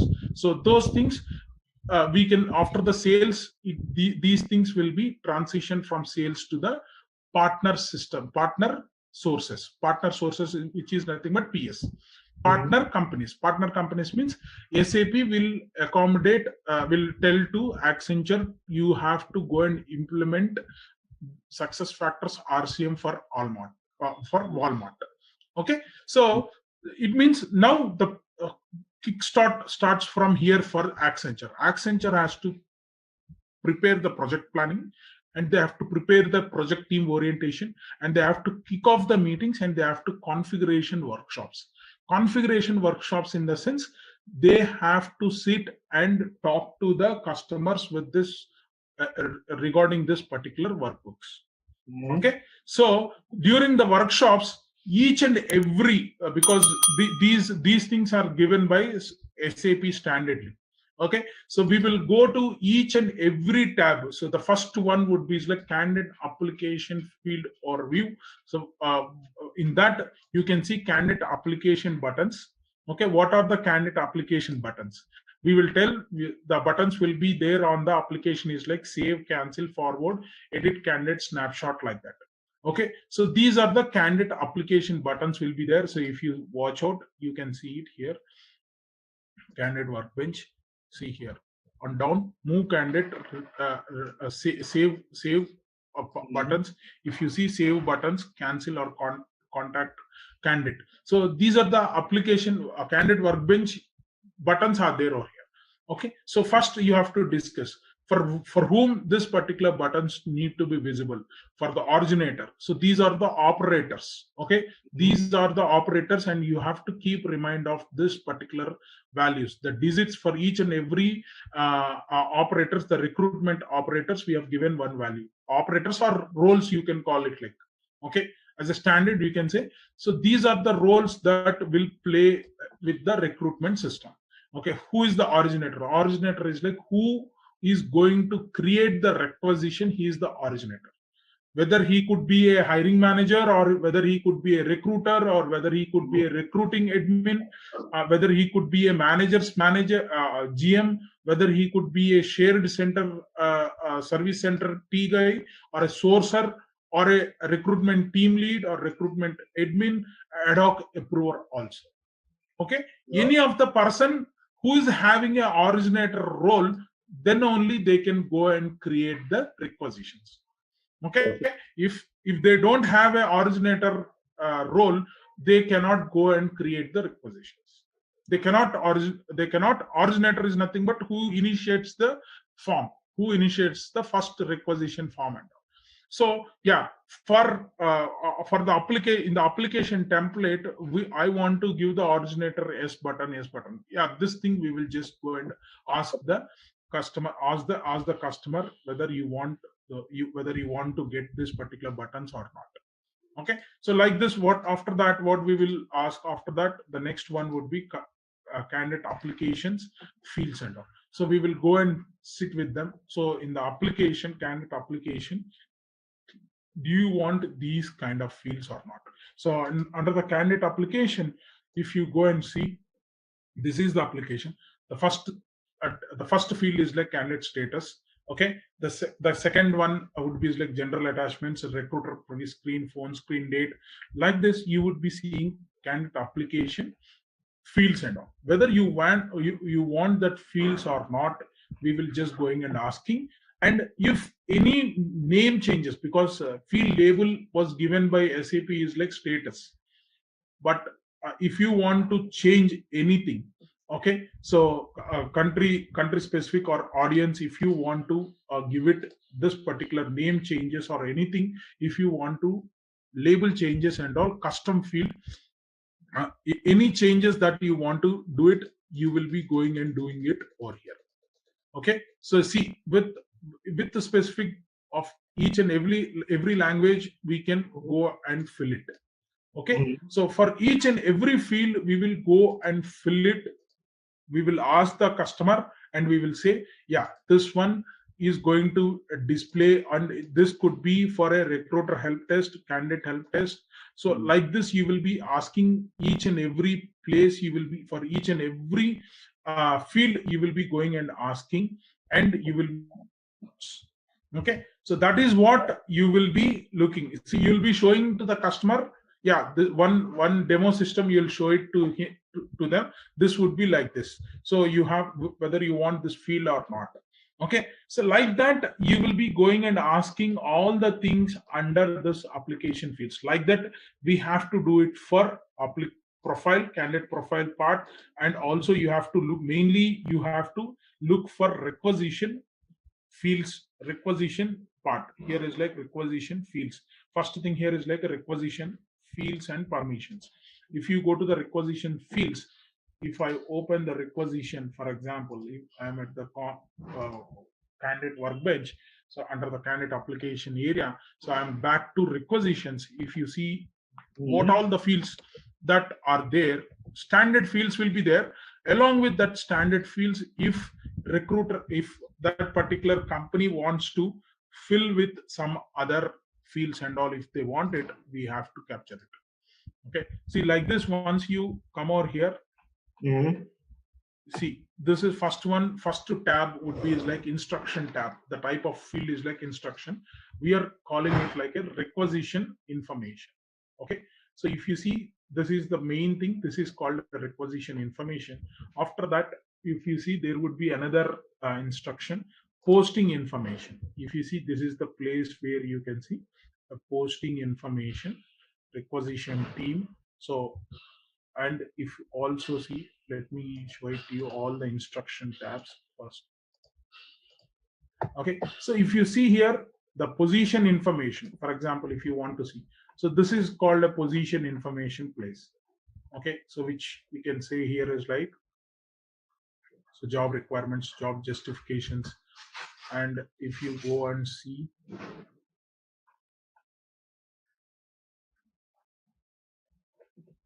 hiring team information, for example, who is going to be hiring, requisition team. Okay, so this is because this is the way, whatever the way that you want it, you can write it over here. Okay, and if you want to create a custom field, for example, if you want to create one custom field in this one of the instructions, if you want to create it one particular field, if you want to create it, okay, see, obviously the fields will be there or here in this particular fields. If you want to go and add any specific field, so you can the customer will say, I want some particular field, I want it, you have to take it down over here. Okay, so here you can say the custom fields. Here you will just add custom fields, and in this particular Excel sheet itself, you will be taking down of the custom fields. And if you want to add a new instruction, new tab itself, like job requirements, you can have job specification tab, you want it. Okay, so that kind of things you will be noting down over here, basically, because we will show the standard structure to them. Additionally, if they want it, we will call them as all the things as a custom fields. Yeah, okay, custom field related to creating a requisition, correct? Yeah, requisition. If you see, this is one of. Yeah, here's my question. Let's suppose that my company has operations in the US and in Canada. Okay, I want to create a requisition only for Canadian operations. That means the requisition will be posted in Canada, not in the US. Yeah. So while creating the job requisitions itself, we will create it 2 templates. See now how you can create it. So the feature called, we can do it with 2 things. One with the XML and the other one with the templates. Already pre-configured templates will be there.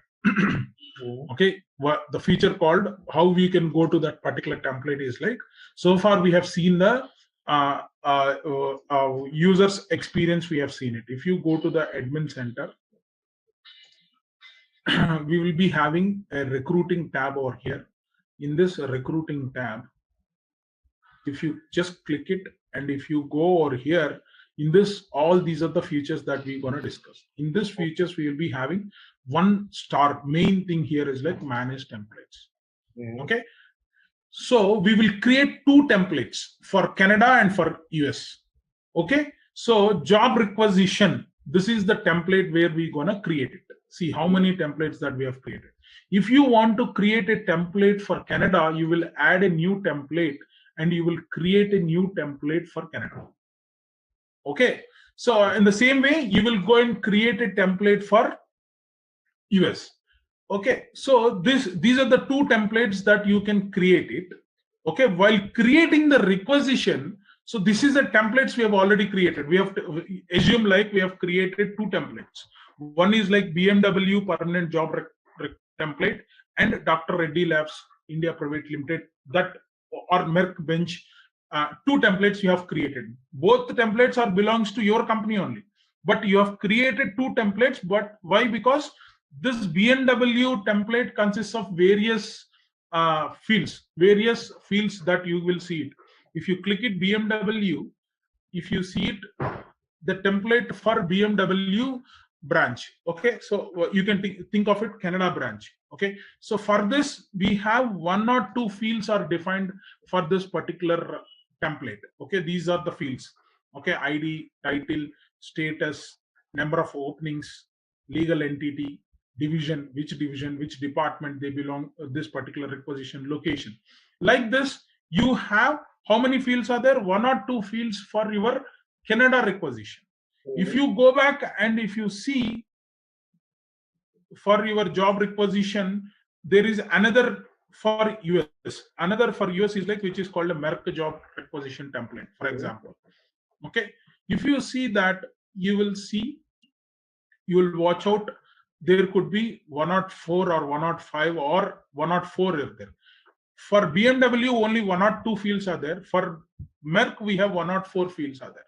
Why? Because to make some differentiation in Canada region, we are hiring for Canada. We are hiring in Canada. We require only one or two fields, but in US we wanted 104 fields. Okay, so once you create these templates for your organization, you'll create the templates like this. After that, once you go to the position org chart, okay, org chart, if you go to the position org chart while initiating the requisition, you can choose one of the template over there. Okay, so if you want to create a requisition for Canada, means once you click it, position org chart, and if you try to create the requisition for this particular thing, if you go to create requisition, if you just click create job requisition, it will ask for the templates.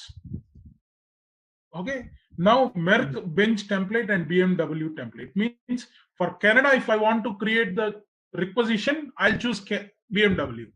For US, if I want to create it, I will choose Merck bench requisition template. So this is the differentiation. Whenever you want to create the requisitions for Canada or requisitions for US, we will create position management. All right. Yeah, this is position org chart. Under the position org chart, you can go and create the requisitions. Okay. Got it? So that is what the things here is like. Whatever you created here, you can create it like as a templates. If you have a differentiation. So in the same way, if you have differentiation, because your company having a different, see, if it is common for across the world, the job requisition fields, the job requisition template is common for across the world, means you can create one template and you can use that template for anywhere in the world. Okay. No means, yeah, if you do not have such kind of things, because it is changing, it is changing, the templates have been changing with respect to country to country, means you can create the separate country templates and all. Okay. See, in my picture, in my experience, basing on the location wise, most of the customers have not created. They have put it like that requisition is as a billable requisition or a non-billable requisition or internal requisition, like that they have created it. Okay, So that is what, if you want to create it, you can go and create it. That's not a problem. Okay. Location wise also you can create it. That's not a problem. Okay. So if you want to use the same requisitions across the world, you just create one thing and you can create the requisitions basing on that particular template. So I'm saying every recruiter has an admin center access. Yes. Access, admin center access will be there. Okay, and how do you have access to that? Yeah, you will, because see, these templates will be designed and created by SuccessFactors implementation. Sure, I understand. How do you access to admin center? Yeah, I'll be giving this same system. I'll be giving this. Okay. So I'm not giving you a role of recruiter. I'm giving you a role of super admin. Okay. No, I understand. But I just want to know both. You understand? See, recruiter will have admin center access, but very limited to have access for this managed templates and all. Okay. Good. Okay, because this managed templates will be taken care by the configuration consultant. Okay. That is what we have to learn it. Okay. We are not learning the things of the recruiter's job. We are learning about how to make the recruiter's job. That's all. Okay. But always do the two, because in what I'm going to be doing is this. I'm going to be doing the two. So that's why it's important that you do the recruiter job as well.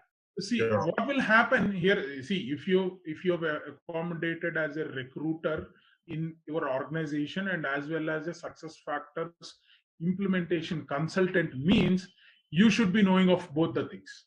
So that's why it's important to know both. So see, both the things, how you would be knowing. See, the recruiter will be limited to once he enter into the system, he will go and click only the recruiting module version only. Okay. This is the place where the recruiters can see, and he will have the complete access of this particular recruitment area.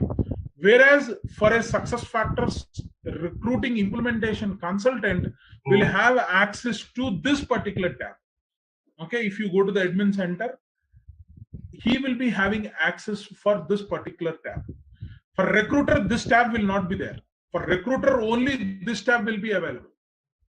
Okay, and this tab will be available only for the implementation consultant or a super admin. Okay. Got it?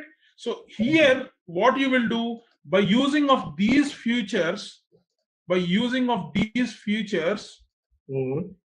build this page. You will build this one. Is this Employee Central? Employee Central is this one.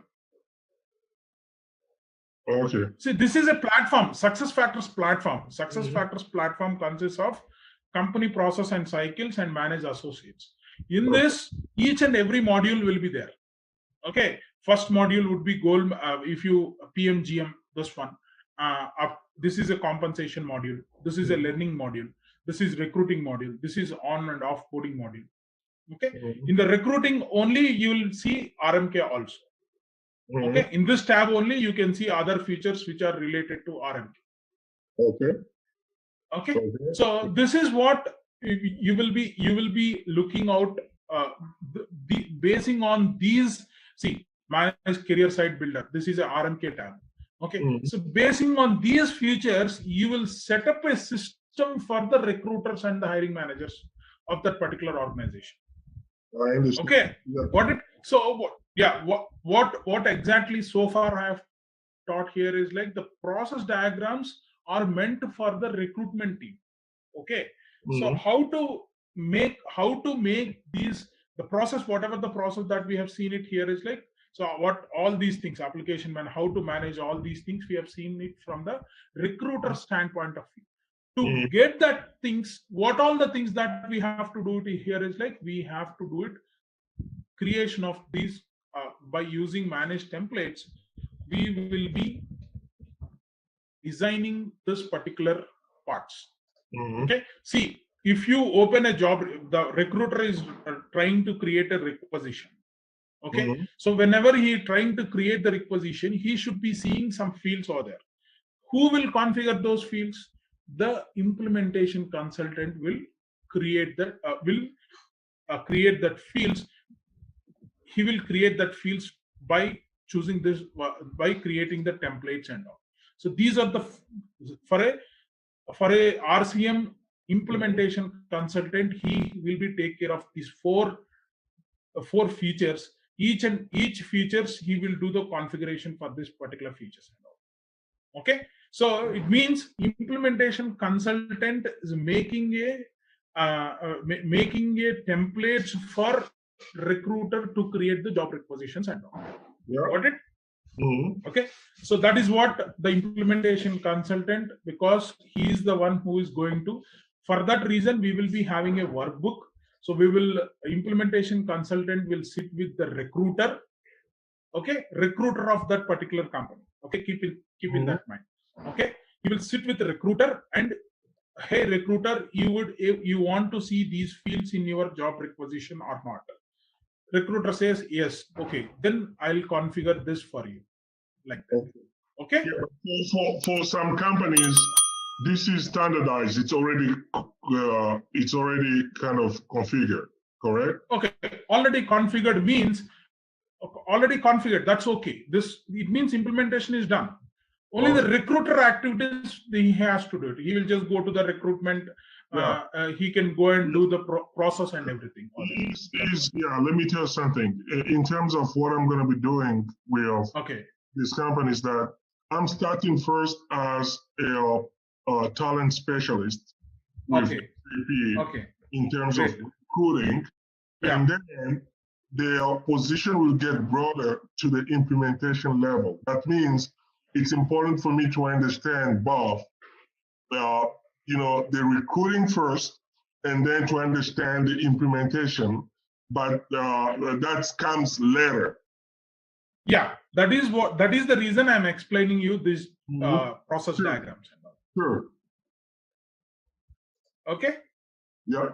We can continue. So for that reason only, I've told you what exactly the requisitions, how the requisitions will proceed further and all, whatever the things and all. Okay. Got it? Yeah. Yeah. So for that reason only, I've told you what exactly for that reason only the recruitment process diagrams are helpful. Yeah. Okay. So this I'll share it to you. By these diagrams, you will be knowing what exactly the recruitment process you will be knowing of. Post that, we will learn the job requisitions, how to construct the job requisitions by each by field, how to construct this particular job requisition templates. Okay, so using of these templates, we can go and create the job requisitions. Okay, so that is what. Now with these diagrams, your recruiter job is completed now. Okay, so even I'll come back what exactly the recruiter has to do and all. I'll come back after creation of the requisition templates and all. Okay, so there will be templates will be there. When are we doing a full requisition, complete it, and so once we complete this, once we complete the requisition, we will do it. Once we complete the job requisition template design, and we will add 1 or 2 custom fields, and we will see those custom fields are coming onto the job requisition. Okay. So that thing we can see it in our tomorrow's or day after tomorrow, because I'll update you the class details and all. So during that time, tomorrow we can look for this job requisitions. Okay. So for now we have seen all the recruitment process diagrams. So we have seen the workbooks. Okay. And while doing job requisitions, I can explain to you XML. Now, what all the things that we have to set up because for recruitment module, because this system is already been showing the recruiting modules and everything here. So if there is nothing is there, the recruitment module is not there, how to activate the things and all, we have to see it. So first thing here is like how we can see this. There will be 2 systems. One system would be is like a instance, which we can call it like this is the system. Okay, this is a instance system. Okay, this is like a front end system also we can call it. Okay, and there would be a backend system, provisioning system. Okay, so let me show you one differentiation of that.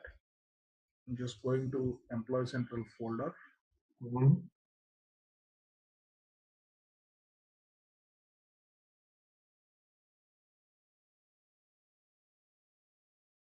I open here, you can see the differentiation.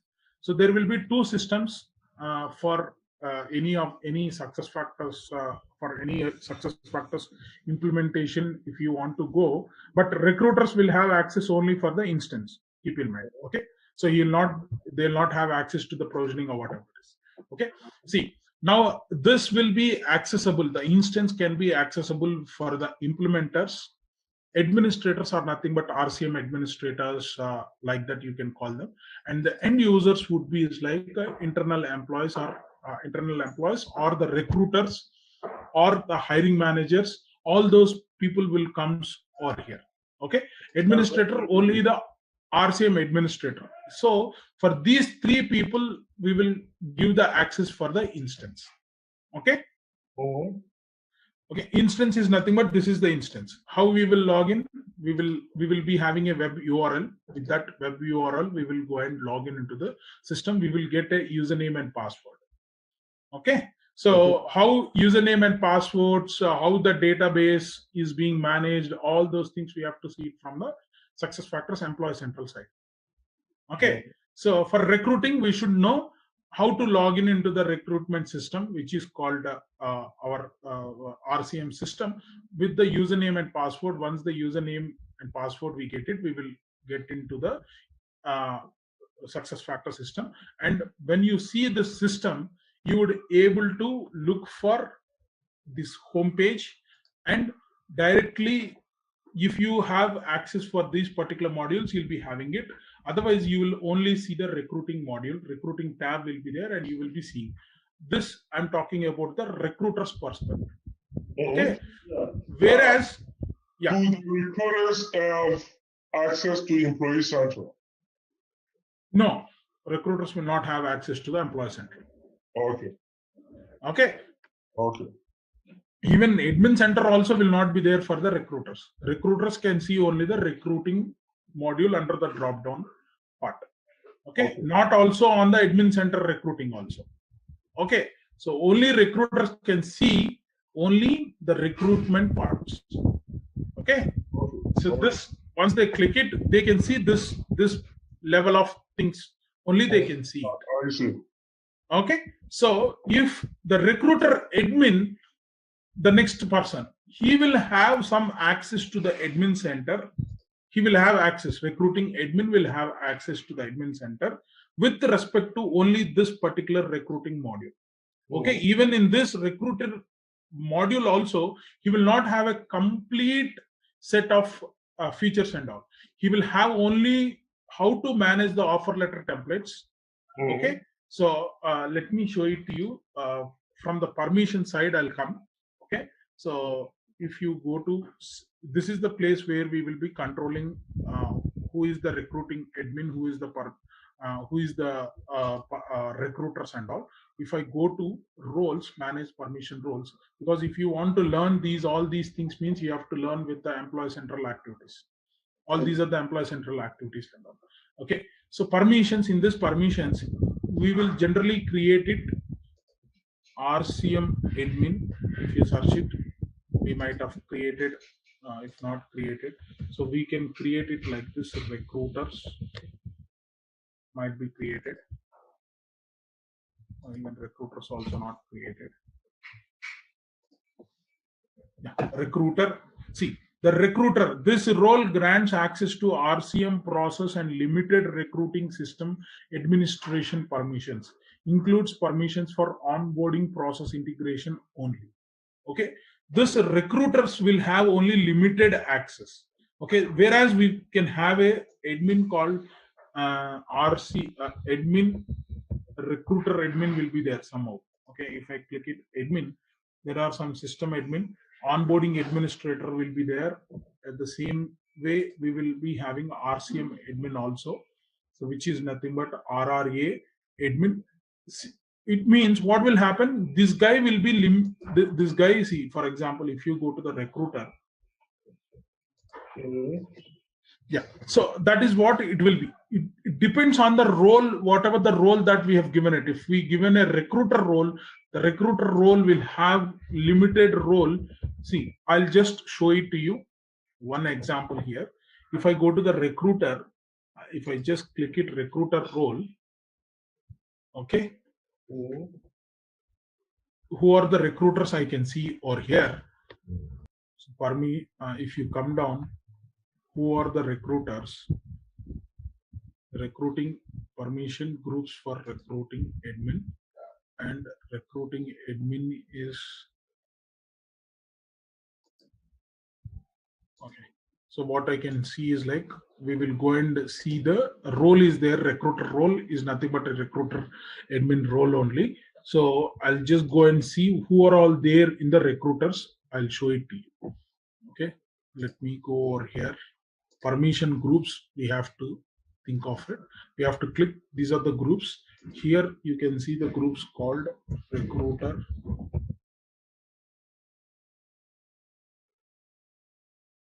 Okay, this is recruiters group ONGC. So if I just click it, this Ravi Ritesh, some employee is there. So he is the recruiter. If I proxy as a recruiter, Ravi Ritesh. Okay. If I open, I'm just opening as that employee, because I'm being a super admin, I'll have powers to open as any employee. Yeah. Okay. Now I'm opening as a recruiter. So if I open as a recruiter, what all the things is there for me? I have admins and I have recruiting. If I just click it, I'll be seeing this recruiting parts only, because if if I've been allocated as a recruiter, then only that particular requisitions I can see it. Otherwise, I cannot see it. Okay. Do this as in the instances. All right. So, and if I go for admin center, though, because I'm a RCM admin, so for that reason, recruiter having a RCM admin access also. So for that reason, we can see it over here. If I click it, I'm not able to see all the permissions and all. Okay, see, you do not have permission to change the configuration for this module. It will clearly tell configuration for this module. To play, you can play with this recruiting parts and all. You can go and start create new requisitions. You can just click create new requisition. As a recruiter, you can go and create the new requisition. Okay, so these are the requisition templates that are active. For that reason, you could able to see these are the requisition templates. Let's continue on the other side. Just want you to make sure you keep your rhythm based on the time. Yeah. Okay. So for now, we have to know about instance and the provisioning. So instance, these are the people will be going to access, and this is the one main, all the major activities we will be doing it with the setup part and all. Whereas if you want to go for the provisioning access, only implementers and SuccessFactors customer support only will be there. Okay, why? Because these are the SF customer support means the product owners. Okay, the product owners and the implementers who are nothing but the partner companies employees, Accenture employees, will be having access to this particular provisioning system. So what exactly in provisioning system they will be doing it?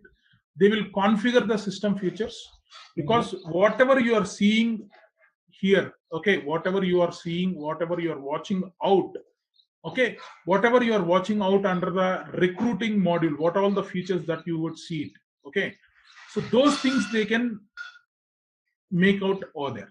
Okay, so I'll activate and I will enable and disable, and I'll show it to you how the provisioning system will be. Okay, if I open here, so configure system features, enable or disable the modules, purchased modules.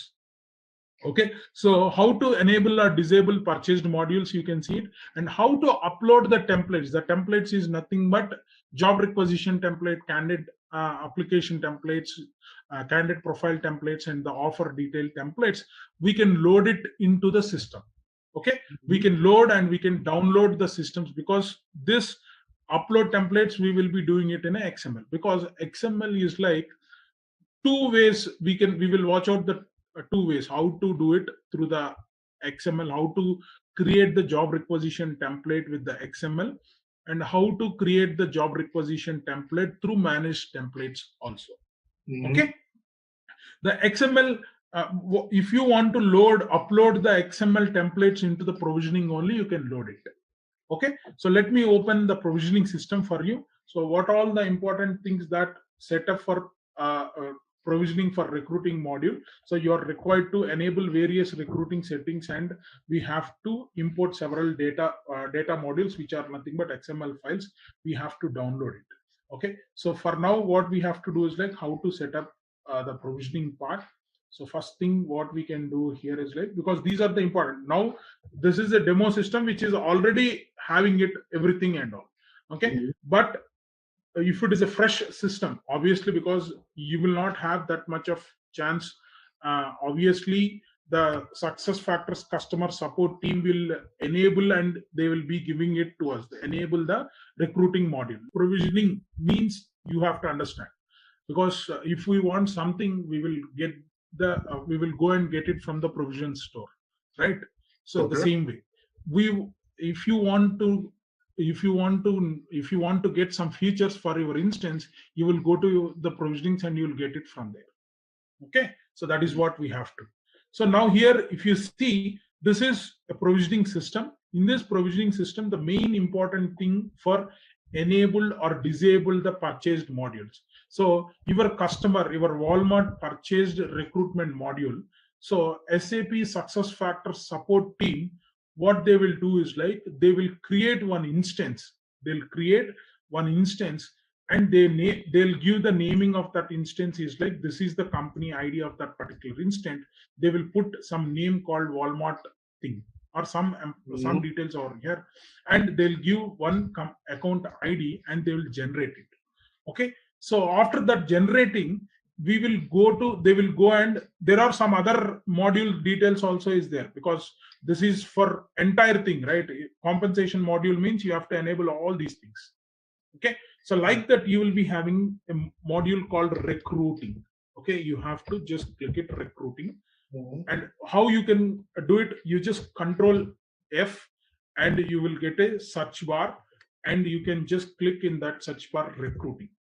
Okay. So wherever you see the recruiting tab, okay, so there will be a specific tab for recruiting will be there. Okay. Entire thing. This is the tab where you can do it for the entire recruiting part. Okay. So here, if you disable all these things, this tab will not be available on your system. Okay. This admin center under from provisioning side. Yeah, provisioning. See, this entirely tab will not be available. Okay. If you want me to show it, I'll not show it for recruiting. I'll show it for some other module. See, if I don't want goal management, so I can see some of these features. If I don't want to see the goal management features and all, what I can do is like, this is a recruiting module. If you disable all these checkboxes, then the recruiting module itself, it will gone off. Even recruiting marketing, all this, if you disable all these boxes, it will not show over here, on your system. So for example, how this will take into the place. So now first thing, so these are all the important things, because I'll give the list of these things and all, obviously. Okay. Set up provisioning for recruiting module. What all the features that you have to enable, that features list I'll give it to you. In the provisioning, what all? See, if you enable job board posting equest means, then that is the reason you could able, this is already been enabled over here. So for that reason, you are able to see it on the on the postings place. You had seen, right? Job board posting equest, you can add the job posting like that. Because of this enablement only, you would able to see it on your recruiting module, on your recruiting page. Okay. So on your recruiting, you would able to see on the postings page, you would able to see this particular feature. Okay. If you remove that, it will not come over here. Okay. Job board posting. Okay. If you disable this, if you disable this, it will not come. So now I'll just show it to you. If you want to, that is what it is telling. The three main important things is like, This is one of the feature. Okay, if I disable this feature, you will not get it. Configure system features. If you are enable only, you would able to see it over here. Got it? If it is disable, if you uncheck it, it will not come over there. Okay, so got it. So that is the provisioning. And the second one would be the second feature. What we have to do it from the provisioning is like enable or disable purchased modules. It means this particular Walmart company did not purchase the goal management module. So how you can disable it? Okay, so if you just go to the goal and you can search it for goal, somewhere goals will be there. See, this is the module where goal management. If I remove it, if you see, if you remove all the features of goal management, okay, I'm just removing all these things. I'm not taking off career and development planning module. And there will be a save button on each side.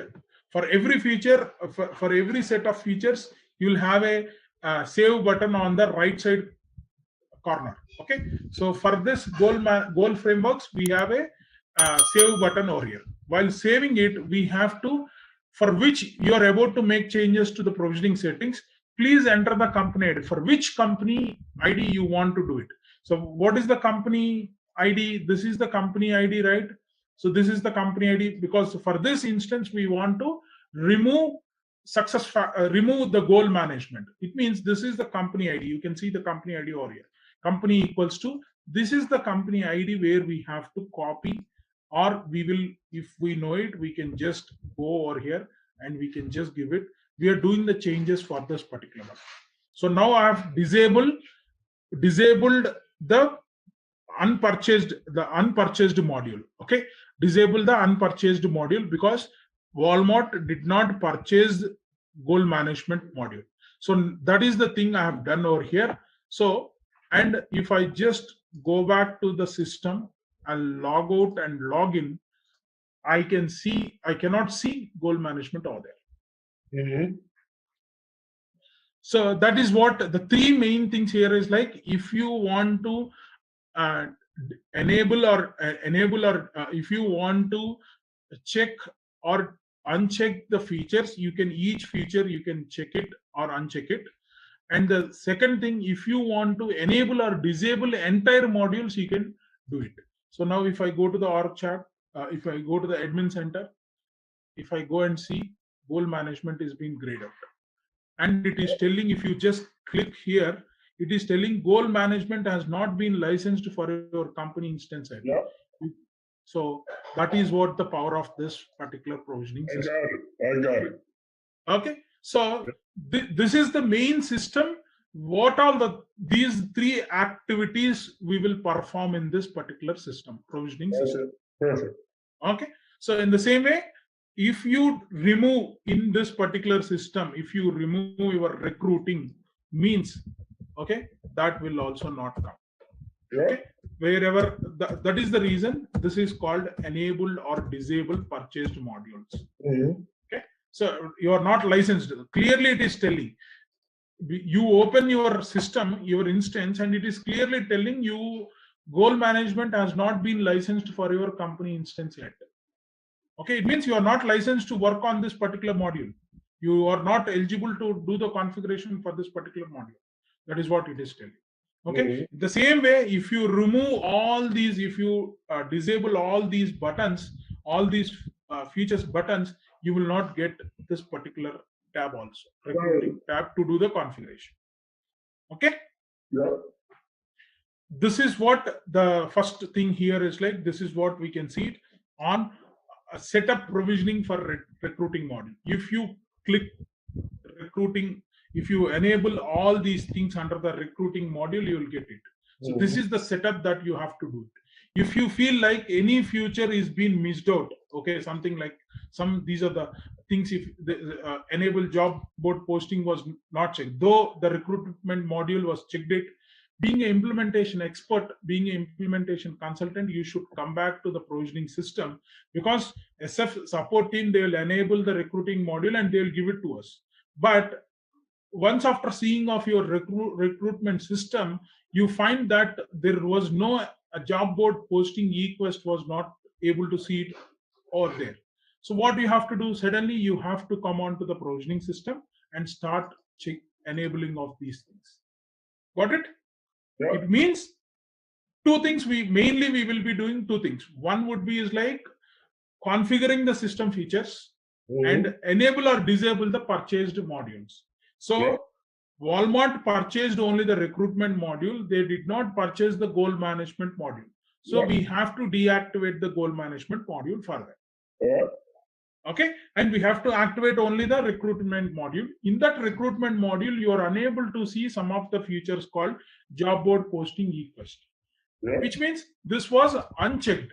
So you have to come to the provisioning system and you have to enable it. Okay, so that is what you have to do it for all these. If you want to see the resume parsing, if you want to enable interview central and set up interviewers pop-up, if you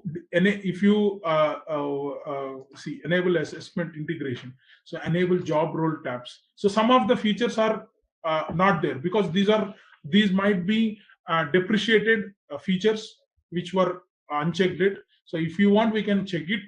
If not, we need not to. And if you want to enable onboarding integration from RCM to onboarding, the candidate should move, means this particular feature need to be enabled under the recruiting module.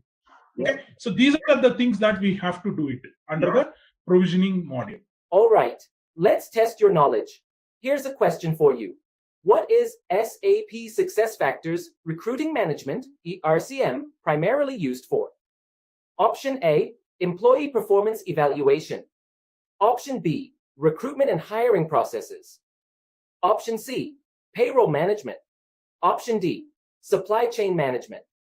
Take a moment to think, and when you're ready, choose the correct option. Remember, each choice holds a key to unlocking the answer. Good luck! Type the correct answer in the comments section. Hey there, ready to master SAP SuccessFactors Recruiting Management RCM training? Our course is here to guide you through it all. Take it at your own pace right here on our platform. In this course, you will dive deep into SAP SuccessFactors Recruiting Management RCM. It's like a Swiss Army knife for managing hiring, ensuring you have the right people in the right roles. Our course covers everything you need, from the basics to some nifty advanced techniques, crafted by seasoned experts who know their stuff. Your instructors are seasoned professionals with heaps of experience. They are here to guide you every step of the way and answer any questions you might have. And hey, our students love this course. People just like you have found it incredibly useful. And the best part, it's super affordable. Quality learning that won't break the bank. Ready to level up your skills in SAP SuccessFactors Recruiting Management RCM? Sign up now. For more details, visit ZaranTech's website. So these parts we will do it and we will move on to the job requisitions part. So the primary things here is like how we have seen yesterday how to set up provisioning for recruiting module. And today we're going to see how to set up admin center for recruiting module. Okay. Because once we activate it, because as I said, like the primary things for the provisioning system, you have done it. That is what, so now first thing here is like the setup admin center for recruiting module, because as I said, like we have already done some settings with the provisioning part. Okay, so we have done some activities with respect to the provisioning, and we went over here and we did it some activities in the provisioning part. So we have already, what we have done, we have enabled all the features of recruitments, and we have enabled the module, the purchased module, the Walmart purchased for RCM, recruiting management. So we have activated. Once we've done that, we are able to get the username and passwords for our SuccessFactors RMK system instance. We get the access for the instance. So how you will get the instance? After that, we have to require to fulfill some of the things in the admin center also. Okay. So what are those things that we have to fulfill? The first thing here is like we have to go to the admin center and we have to because in admin center we have to grant admin, we have to create a default users, and recruiting privileges also we have to give it. Okay, so those things how we have to give it. So first we have to log in into our instance as a default administrator, which is like SF admin. Okay, once I log in here, I'll just go to the home page first thing. So once we have navigate to this particular part, we will go to user permissions. Okay, so now we will go to admin center and we will go to, okay, so now here we will go to set user permissions, and first thing here is like we will create our own groups now. Okay, so what we can do is like we will create a permission group with full system administrations. We have it, which is called system admin, is having a complete set of the things and all. Okay, so to validate whether default for SF admin we have it. Okay, so which we will call them as a super admin, which we can say is like system admin. His name is so super admin would be like a system admin, or okay, super admin. The group is like super admin or like that. It will be there, or we can say super admin. In this super admin, there are 7 people are there. Okay, if you watch out, if you just click, we have to do 2 things. First, we have to create the group, and then we have to assign the roles to that particular group. That's all. Okay. So in this 7 people, SF admin is there. So that's the reason we could able to log in and we can able to access these particular area. Because if you need, if you are having a access for permission groups and permission roles, then you will be a super admin. Okay, super admin or a security admin, we can call it like. Okay, so what there will be, these are the roles will be there. Let me explain in a short way. So yesterday we have seen this. Okay, there could be, these are the people will be there in the instance. The one would be is like super administrator. The super administrator is created during the provisioning. How we can create it? While setting off the provisioning details, we will be having a chance. See, this is the place where we have done recruiting. Okay, we have already enabled all the features and everything. So once after that, we have to create one super admin. How we can create it? That super admin also first initial thing which we will create it over here. Okay, so this is the place where we will be creating it. For this particular system, already SF admin was created. Okay, so if you give the admin username is like we have given SF admin, and password, first name is like Ananya, and Singh, ananya.singh@bestfriend.com, and that email address we have given it, and we have create. If you click it, create, because already it has been created. Super admin was created for this particular instance system. Okay, provisioning, it is been grayed out. Why? Because it's already been created. So for that reason, we could able to log in with SF admin. We able to log in, and we can see under the admin center, we can see all the modules. All the modules we could able to see it. We can see all the modules details, and we have the recruiting with all the features is there. So once after doing this, what we have to do is like we have to once after creation of this particular super admin, we will also get the permission. See, in the live system, what it will be there is like once you created super admin from this particular provisioning system. Okay, so from this provisioning system, if you created, what will happen? The first observation over here is like when you click this, you would able to see only manage role based permission access button only will be there. Okay, in the live systems and all.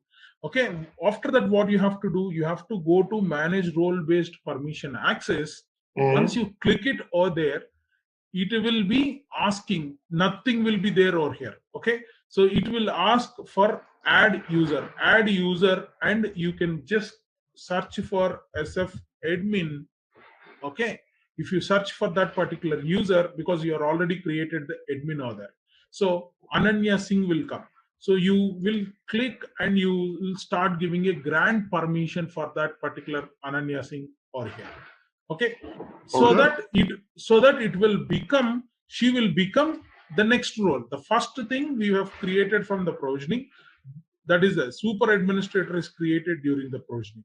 This administrators grant permission to others to become a super administrator. So once you give this access, once you create this user under managed role based permissions, then that particular user will become a security administrator.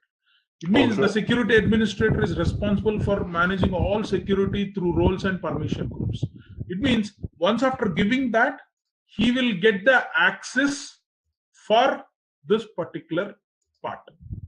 So this particular part will enable with manage permission groups, manage permission roles, user role search, view, user permission, role based permission, all will come. Okay. Yeah. This is still in the provisioning. Yeah, this is instance. This is instance. Okay. Once you created your super admin in provisioning, you will get a chance to opt. You can get a chance to create the other admins. Chance you will get it. Okay. Okay. The other admins are in the instances. Yeah, in the instance also we have to, what we have to do it is like manage role based permission access. We have to get it. To get that, we have to add a user, we have to add ourselves SF admin, and then we will be getting a chance to this particular area. You'll get a chance to manage permission groups, manage permission roles, all these will come. Now, now when you want to add like a recruiter, that we will create it. We will create it under the manage permission groups. Okay. See, the main things what you have to understand here is like recruiters and all that role part will come. Okay. But these are the main people first you have to look for it. Okay. Especially these two are the main people. Later on, administrator or local admin could be a recruiter, RCM admin, recruitment admin. We can create it. Later stages we can see it. So once to enter into the instance, you have to create yourself as a super administrator in the provisioning place. Okay. So once after getting that, you have to make yourself to get the other features called manage permission groups, manage permission roles. For that, you have to make yourself as a security administrator. Okay. So now super administrator will having a permissions to become as a security administrator. What security administrator will do? He will go to this particular part and he will start creating the recruiters, employees, managers. He will start creating the permission groups. Okay. So see like this. See, if you see all these people are 80 admin, 80 managers, 80 like this, there are the people out here. So for that, first thing here is like we will verify what is there for a super admin. Okay, the super admin, as I said, like what are there for a super admin, what roles and what are the permissions that we have given it to access in the instance. Okay. Yeah. So now if I just click it, so how many people are there? There are 7 people in which SF admin was also is there. Okay. So super Ananya Singh was also is there, so that there are some other super admins are there, but Ananya Singh also is there. Yeah. Okay. So now what we have to do is like we will go back once you have seen this is a super admin. So we have to give a role, some role. What role we want to give it? So for that, what we have to do is like we have to go for manage permission roles. Okay. Manage permission roles. If you click it. So in this particular thing, because we have to go for manage employees section and click set user permissions, and we will click manage permission roles, and we will select the role called system admin role, system administrator role. So if I just click that, see the system admin role will be there. And for this role, what are all the permissions are there? So most of the time for this role, all admin permissions, administrator permission should be there. Okay. Once I click it here, select the role called system admin. You can just come over here.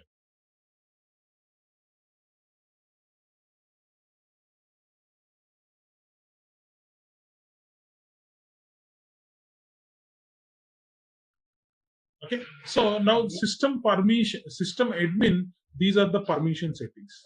Okay, if you just click the permission settings, it will open with the system permissions, instance system permissions. You will try to open it over here. Okay. Okay. So these are all permissions. There will be two entities. One would be, see, user permissions, administrator permissions. User permissions is like whenever you have added a user, okay, whenever you have added a user called recruiter, we will give some permissions to them. Whenever you have added an employee, we will give some permissions to them. But whenever you add as a recruitment admin, we will give some permissions. Okay, when you add a SuccessFactors admin, SF admin, you will give some permissions. So what are those permissions? So if you watch out for administration permissions, okay, so for each and every module you'll have permissions here. So our module is here. Which one? Our module, manage recruitment.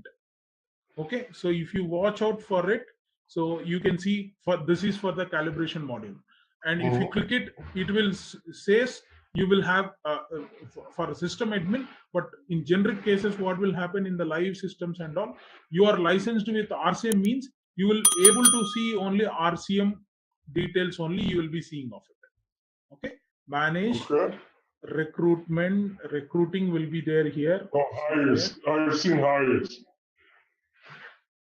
Yeah, manage recruit. Yeah. So this is the place. It means you have to select all for your system admin. You have to select all for super admin. But for recruiter or recruitment admin, we will only give some of the accesses only. Okay. So, but for super admin, we will just select all and we can give it. Okay. So this is what we have to look for it. So we have to give all under the managed recruiting. We have to give all permissions for a full system administrator or a super admin, we can call it. Okay. So in the same section, we can also go to, if you see here, all employees permission role will be there. Okay. So if you go for, this is the area in the same section, set all the employees permission roles will be there. Okay, so this we have given it. In this we have chosen our recruiting role. We have given all the things and all. Okay, and then simply once we give it, we can just save changes. It will save the changes. Okay, so this is what we can see it. And now what we have to do is, like, we have created a full system administrator. We have created it. Now we have to go for other areas, is like for employees, how you have to create it. Okay, and also in the same way, we also go to, for this particular full system administrator, we have to go to the employees permission part. Here is like, this is the one. Okay, so all employee central effective dated, you have to give the permissions to see the personal information, because he is the super admin. He should have all the permissions and all. Okay, so for that reason, under the, now what we have done, under administrator permission, we went and given the recruiting permissions and all. Okay, but now this super admin should go and watch out the user permissions also. So for that reason, we have to go to the recruiting permissions. In this recruiting permissions, we will just, if you just click it, let me click that, we have to give that particular permissions also. So once we click this, first thing would be is like, we will give recruiting permissions. So in this recruiting permissions, we have given something, and these are the things here, is like, if you enable this, means these will get hide. Okay, but no, we don't want to hide these things. For that reason, we have not enabled these checkbox, because see, if you read the statement, we want to copy existing job requisition. We want to copy the existing job requisitions and all. If you click it, this means this option will not be shown for this particular permission group and all. So for that reason, we should not enable these things. And also you have to check all the things. Standalone search permission should be there. Okay, onboarding initiate permission, onboarding update permissions. You have to have it. Delete. You should have a chance to delete the job requisitions, and these are all job market. These are all related to RMK. So you have to do it for RMK module. You have to update job marketing things and all like this. Employee referral pool should be there. So these are the recruiting permissions. These permissions should be there for RCM admin and for recruiter, and also a full system administrator, which we can call it like a super admin. So now we have seen SF admin as a super admin. For that reason, we have to give the recruiting permissions also. And after that, what you have to do is like, after that, we have to go for, because this super admin can also see about the employee data. So for that, we will be having a button called employee data over here. And you have to give all the permissions, both view and edit access, we have to give it. Okay. After that, we will be seeing employee views. Okay. Anyhow, I'll be giving you the notes on this. So if I missed out anything also, you can get it there also. Okay. You can give all view access for employee views. Also, you can give it. And once after giving a general user permissions, you can select all the general user permissions. You can have it. So you can give it. Okay. So now super admin part is done. Okay. So you just click done, and if you save changes, it will get saved. So now what we have to do in the same permission role list, we have to do it for all employees also. Okay. Because there could be employees will be there, employee self-service, which is called employees only.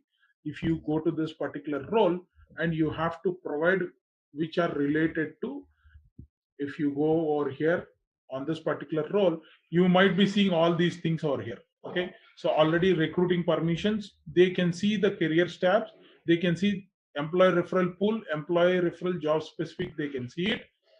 So these are the things that we are given it permission to them. Okay, they can see their user login, because the employees obviously they should do it. Live profile access, mobile access, community access, permission to create forms, all these there for these people we have to give it. Okay, for employees part. Okay, and also we can just click on to the recruiting permissions. These are the things we have to give it. Okay, so and also after that, what we have to do is like we have to validate the things here. Is like we have to create one recruitment recruiter. We will create it, and now we will go and create one thing over here is like recruiter. We will go and create it. Okay, so now there could be one recruiter would be there. We will just copy that recruiter and we will keep in mind. We will keep it on that. Okay, so there are some recruiters. So this is the guy, recruiter is there. So for this guy, what we can do is like, we will just copy this recruiter, because automatically this particular recruiter having these permissions are there. Okay, as I said, like if you go to permission under the recruiting permissions, this recruiter is having all the permissions over here. Yeah. One question. When the recruiter that we have just created goes into his profile, he won't be able to see which are the permissions which have been allocated. Is it possible for him to see? No, for recruiter, he can't see it, what all the permissions he's having it. But when recruiter logins, he can go to the admin center. Once recruiter logins, for example, okay. So once recruiter logins, he can go to this particular place, and if he is having view user permissions, okay, if he is having access to this particular button, he himself can check it. Now, if I want to check it for, see, assume SF admin is like a recruiter. Okay, if I search for thing, recruiter means I can see the permissions, what all permissions that I have it. Okay. So now I'll show it to you one example with the recruiter. I'll show it to you. Wait. Okay, good. Okay. So now if I open here, if I go for manage permission groups, first we have to create the groups and then come to the roles. So now what we will do, there is a recruiters group will be there. Recruiters, the granted group recruiters is there. For Dr. Reddy's, it is there. There are two people are there. So one people would be is like, for example, for this guy, Aditya Ram, someone like Aditya Ram. So what we will do, I'm just proxying now as Aditya Ram, and we will see how his system is like, because he is a recruiter. We will also create our recruiters, but I'm just telling you. Yeah, sure. We will first, what I will do is like first observe what exactly the existing things are there, and then basing on that we will just go and create it. Sure. Okay. So now first thing here is like, once we log in as a Aditya Ram. Okay. So let me see. Now it takes us to this particular place, and once you click it, you have admin center access. If he is having it, if you just click it, he's having Aditya Ram proxy now as Aditya Ram is having some of the accesses, and if he goes to set user permissions, he do not have a permission to change the configuration for this part. Okay, so we have not given a chance to look for the set user permissions part. Okay, so but for our recruiter, we will at least give to view user permissions, like that we can give it. Okay, so let me try it in that way. So now I'm becoming self.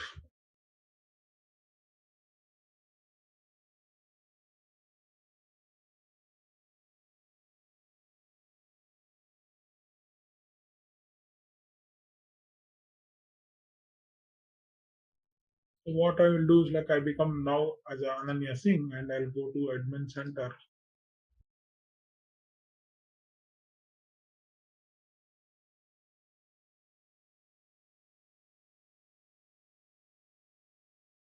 Now I'll just go to manage permission groups. We will create one group here, recruiter group, which we can create it like Rubin UVis. Okay, so now create new. I want to create a recruiters group.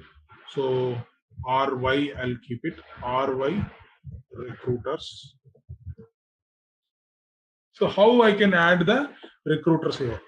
With the title, we can add it, because how these things will come here is like, with the help of Employee Central, the employees will come into the system. Okay. So with the title, you can choose with the title called recruiter. If it is there, it will come. Okay. Equal to HR or recruiter. If you see it, done. So if you try to bring the people with the title called recruiter, whoever, there are 30 recruiters in this particular system. Okay. So all these are our HR professional job code. These people belongs to the recruiters. So for us, RY recruiter, or if you want to bring the people with senior recruiter, for example. Okay. Senior recruiter. If you see it, done. Okay. Or otherwise, if you search it, recruiter is coming 3 values. So recruiting manager or recruiter, if I search for senior recruiter, if we say done, and if we update it, there are 9 people. So now instead of having 30 people, 9 people is okay for our recruitment group. Okay. So this is our group. RY recruiters is our group. Okay. So now what we have to do, so this is what we have given it. We will say done. Okay. And then what we will do is like, now we have created a group called RY recruiters. We are bringing all our recruiters into RY group. Okay. RY group. If you see RY recruiters in this RY recruiters, there are 9 people are there. So now I'm going back to the admin center. Now I'll be giving permissions to this 9 recruiters as a recruiter. Okay. So now I'm just going to manage permission roles. So now group is being created, 9 people are there. So I'm making all 9 as a recruiters. For them, I'm just giving a recruiter role. If I choose it, it will come. This is the recruiter. I want to copy this one actually. So for this, what we have to do is like, first we will observe what all permissions are there for this recruiter, whether the recruiter is having all permissions are there or not. Okay. So now permission, if these are the things under the recruiting permissions, if I go over here under recruiting permissions, he's having all these values, but some are not there. He is unable to initiate onboarding initiate permission is not having it. Onboard update permission is not there. So we have not given, because he is a recruiter, he will not initiate it things. Under manage recruiting, because this is like a permissions. So this is what he is having it under recruiting permissions, and under manage permissions, manage recruiting, he is having some of the areas. He is having it. Manage recruitings, he is having some of the things. He can able to see the detailed requisitions, reporting privileges.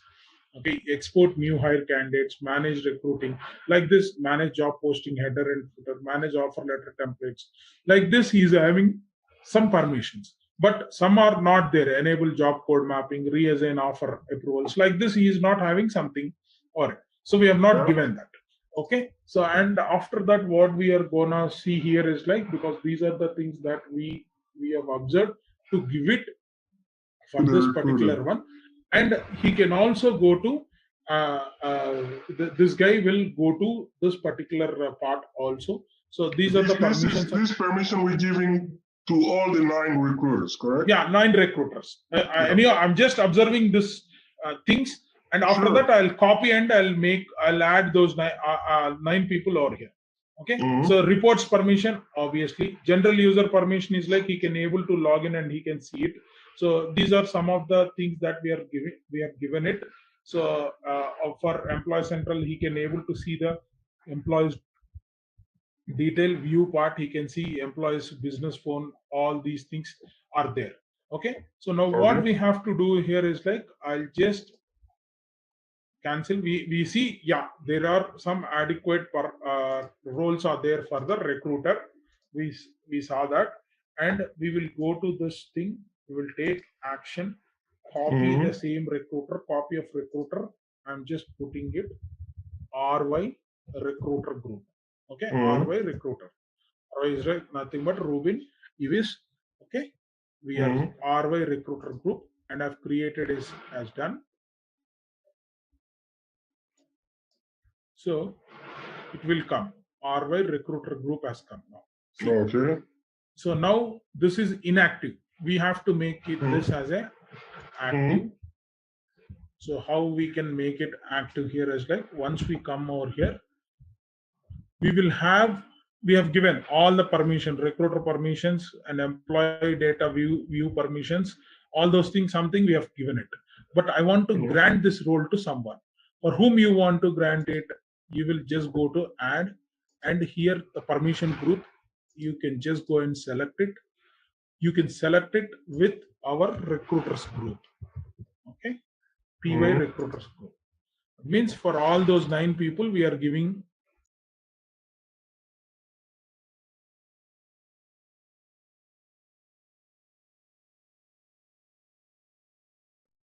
RY group. We can just choose it, and target population would be like this. RY recruiters can see entire everyone. If you want to give it every employee, they can able to see it. Or if you want to give some target population, if you want to give it, here is like, for example, or if you choose it, you can select whatever the peoples that you want to see it. Okay. If you want to see it only 80 company employees, you can give 80 employees.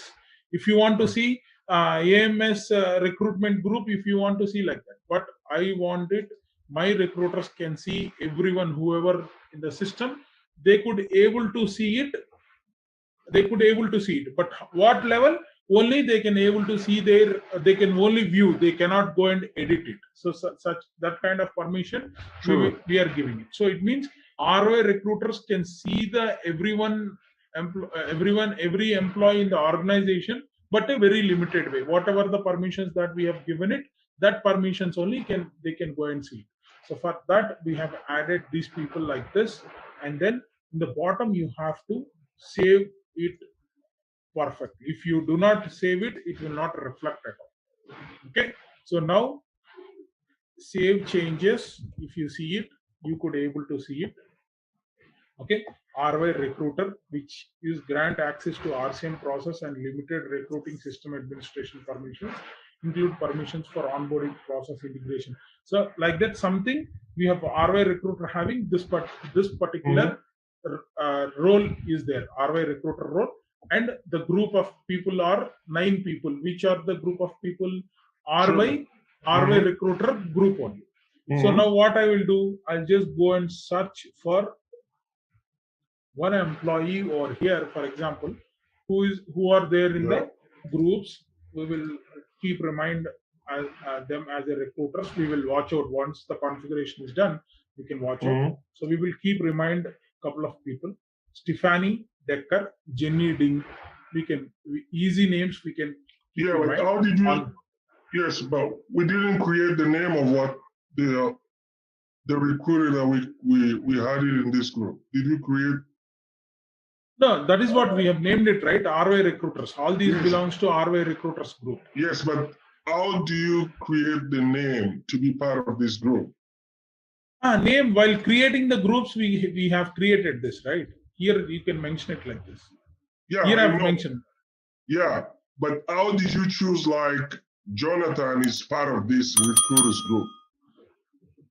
How do you include him in this active group? That is what, with the title, who is having a title of senior recruiter title, it brings all the people. Okay. So that means that this is done from the Employee Central already. Yeah, Employee Central, because they have hired them as a senior recruiters. Okay, good. Okay, so with the Employee Central, they have hired it. So that's the reason you can see it in the system. Okay. Yeah. So now senior recruiter, we can see it here, and if you see the senior recruiters here, we will just keep remind. Now, is it possible to add somebody just by the name instead of by the title? Yeah, by the name also you can have it. Add another category. For example, if you add it, if you just by username, if you want to add. Oh, okay, good. I see. You can just click SF admin, for example. Okay. SF admin will come. Username. Okay. Or if you want to add T Walker, Tessa Walker. My first name or last name, you do it. Okay. So Tessa Walker, I can add it. Okay, good. Okay. I see what you mean. So like this, you can have it. Okay. So maybe you can also copy.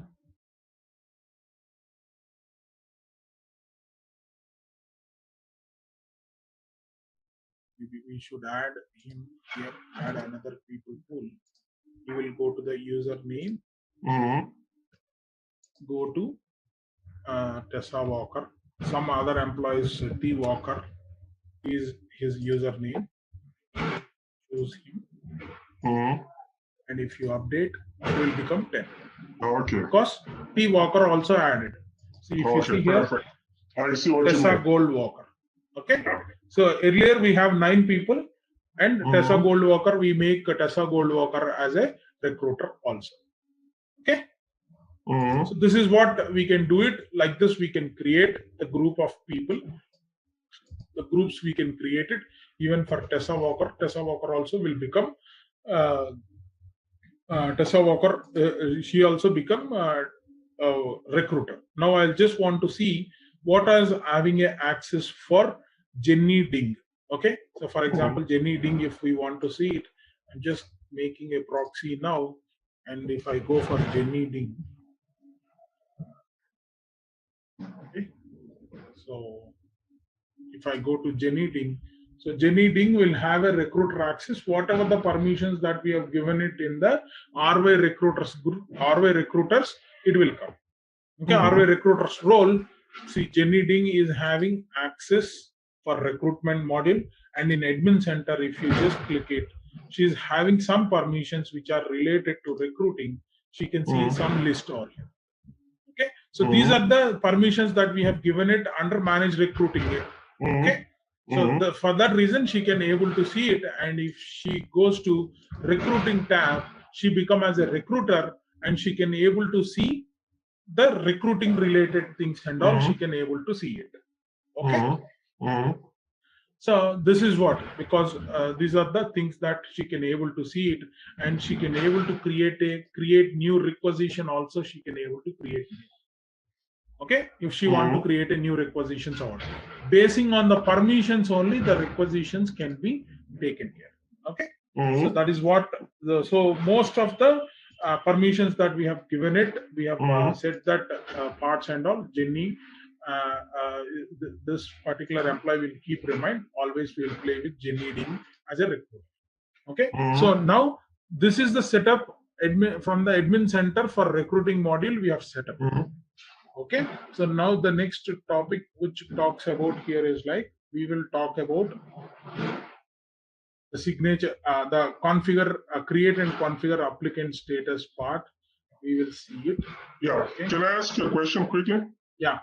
Is the recruiting analytics associated to this, or it's separate from recruiting? Pardon? Recruiting associated. The analytics, the different analytics related. Yeah, recruiting leads or recruiting admins we can create in the same way, and we will give the permissions whatever we want. Oh, okay. Okay, so you once I give the system, you just practice and you try to add the same role. You copy it, and you can add it some people. Sure. 1 second. Yeah, so that is what we can have it. After that, now we will go and create the first topic would be why we want to create it. So we want to set up the things over here. Okay, the things here is like, we want to create an applicant status first. Okay, so how we can create it? Why we want to create it now? This can be created in recruitment in the provisioning. So for that reason, at the initial stages itself, we want to clear it off. So for that reason, create and configure applicant status things and all, we can create it. Okay, so now first thing here is like, create and configure applicant status. Applicant status defines based on client's talent pipeline throughout the hiring process and all. So what is the base? What is the things is like pre-screening, shortlist, interview, offered, hide, not qualified, qualified but not hide. Okay, so all these are the some statuses will be there in the system.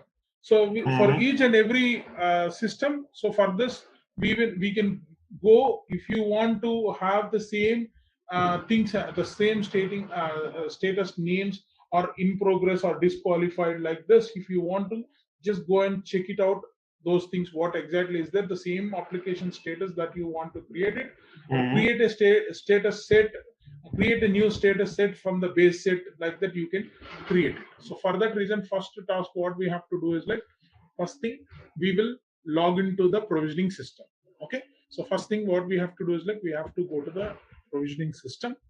So let me log in. Okay, so this is the place. Once we log in into the provisioning, you can come to or here this place. Yesterday we went to company settings and we have done some changes.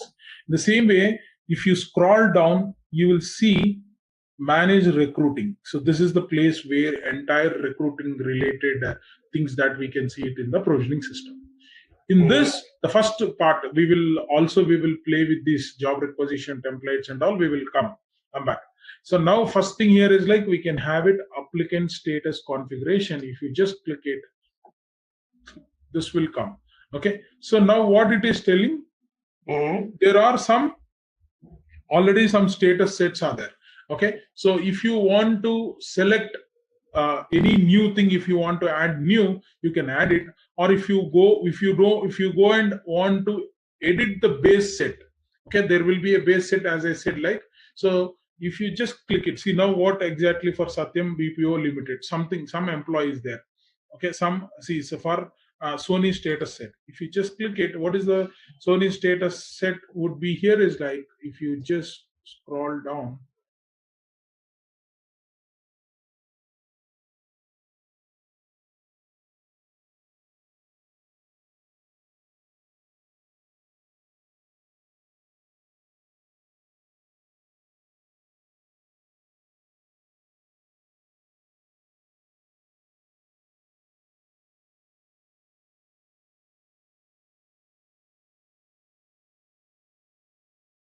KP Merck talent pipeline, for example.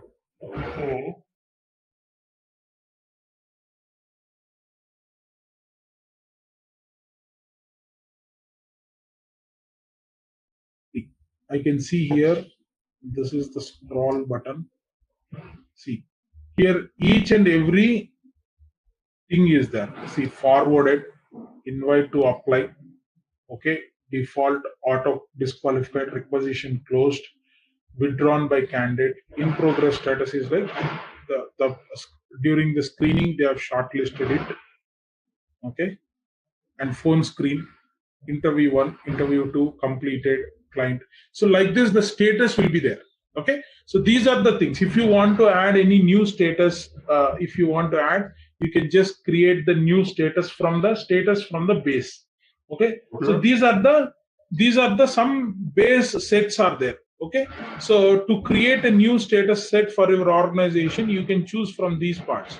So something like your companies like KP Merck Talent Pipe. So if you want to keep one status set called like some test 0909 or test BMW or ONGC offer created, ONGC interview status, background, or see, most of the sets are already been there, but your customer asked for some text which is like candidate compensation is not met, okay. That kind of reason they want to choose it, and they want to close that particular candidate compensation not meeting the candidate's compensation, like that, okay. So if you want to add such kind of things, how you will go and add it, okay. So what are the things that you want to add it here is like, so now I'm just coming back from this particular part. For that we have to go to the edit base, and here you can add it, okay. You want to add a new status, you just click a new status where you want to add it, okay. You want to add it in the in progress, or you want to add it on board or a disqualified. I want to add it under the disqualified. I'll add one in progress one. The in progress name here is like, I want to put it something called under maybe under the screening I want to put it, okay. Screening is like, in the screening we'll have phone screen, like that will be there. In the screening I want to give is like assessment maybe I can name it like this, by our customer is telling. So what intention was for the customer was is like while doing the screening itself, while having a phone screening itself, that the recruiter wants to send one document to the user, to the aspirant, or to the applying candidate, is like he has to do that assessment, then only I want to consider your profile, or like that. So under the screening area I want to create one in progress one, which is called phone assessment, okay. Something like on the over the phone he will be asking some questions. For that the recruiter will note it down on the phone assessment form, okay. So phone assessment, phone screening will be there, and or the phone assessment, or what we can call it like assessment over the phone, okay. Like that I want to write it over the phone. That criteria we have created, okay. This should be under the category called screening, and I want to add this one, okay. So now this has been added under phone assessments. See, under the in progress status we have added called assessments. If you come down, so yeah, this is the status that we have created it, assessments over the phone, okay. So it was created today. So like this you can create the base set, okay, and done. You can say done, and now come back to a status, the new status, which is a default status. For in that default status we will go and add it. So the KP Merck talent pipeline is the default status, is running now. So if you go to this particular status, and if you want to edit this one, even the same thing only we want to use it, you will come over here, and if you want to add a new status, you can come over here. You can see assessment over phone will be there over here. See, assessment over the phone. Okay, so now under which category that you want to add it? So either under the forward statuses or system statuses or in progress status. I want to add it under the in progress status. So what you have to do is like you have to click in progress status, and there you will be going for add new status, which is called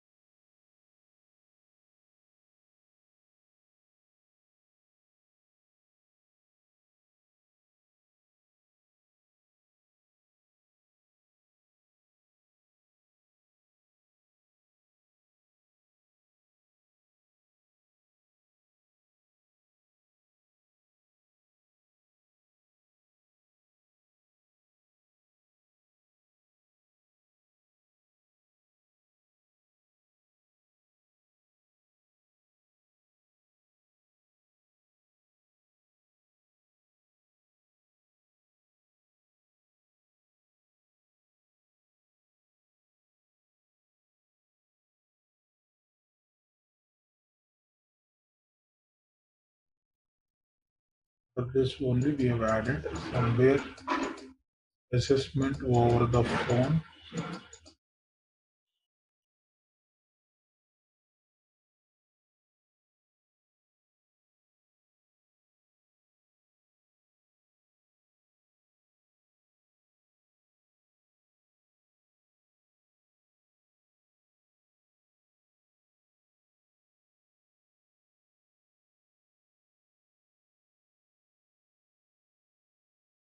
See, assessment over the phone has come. Okay, so if you want to go for this, and if you want to edit, and if you want to put it assessment over the phone, on translation time also, if you want to put it, you can have it, and you can enable the status for all the internal candidates, external candidates, and hide the status from users who do not have application status visible to privilege. Like that, you can have it. And the external template, what is the template that you want to see it? Okay, so if you want to see that template, maybe here you can see assessment over the phone. So like that, the other external template, the same for the same template, if you want to use it, you can use for this. We can have it. Some things offer deadline parts and all. So the same thing, you can have it external or internal or SMS. All these things, if you want notification, it should send it and all. If you want it, you can create it. Otherwise, you just keep it standard.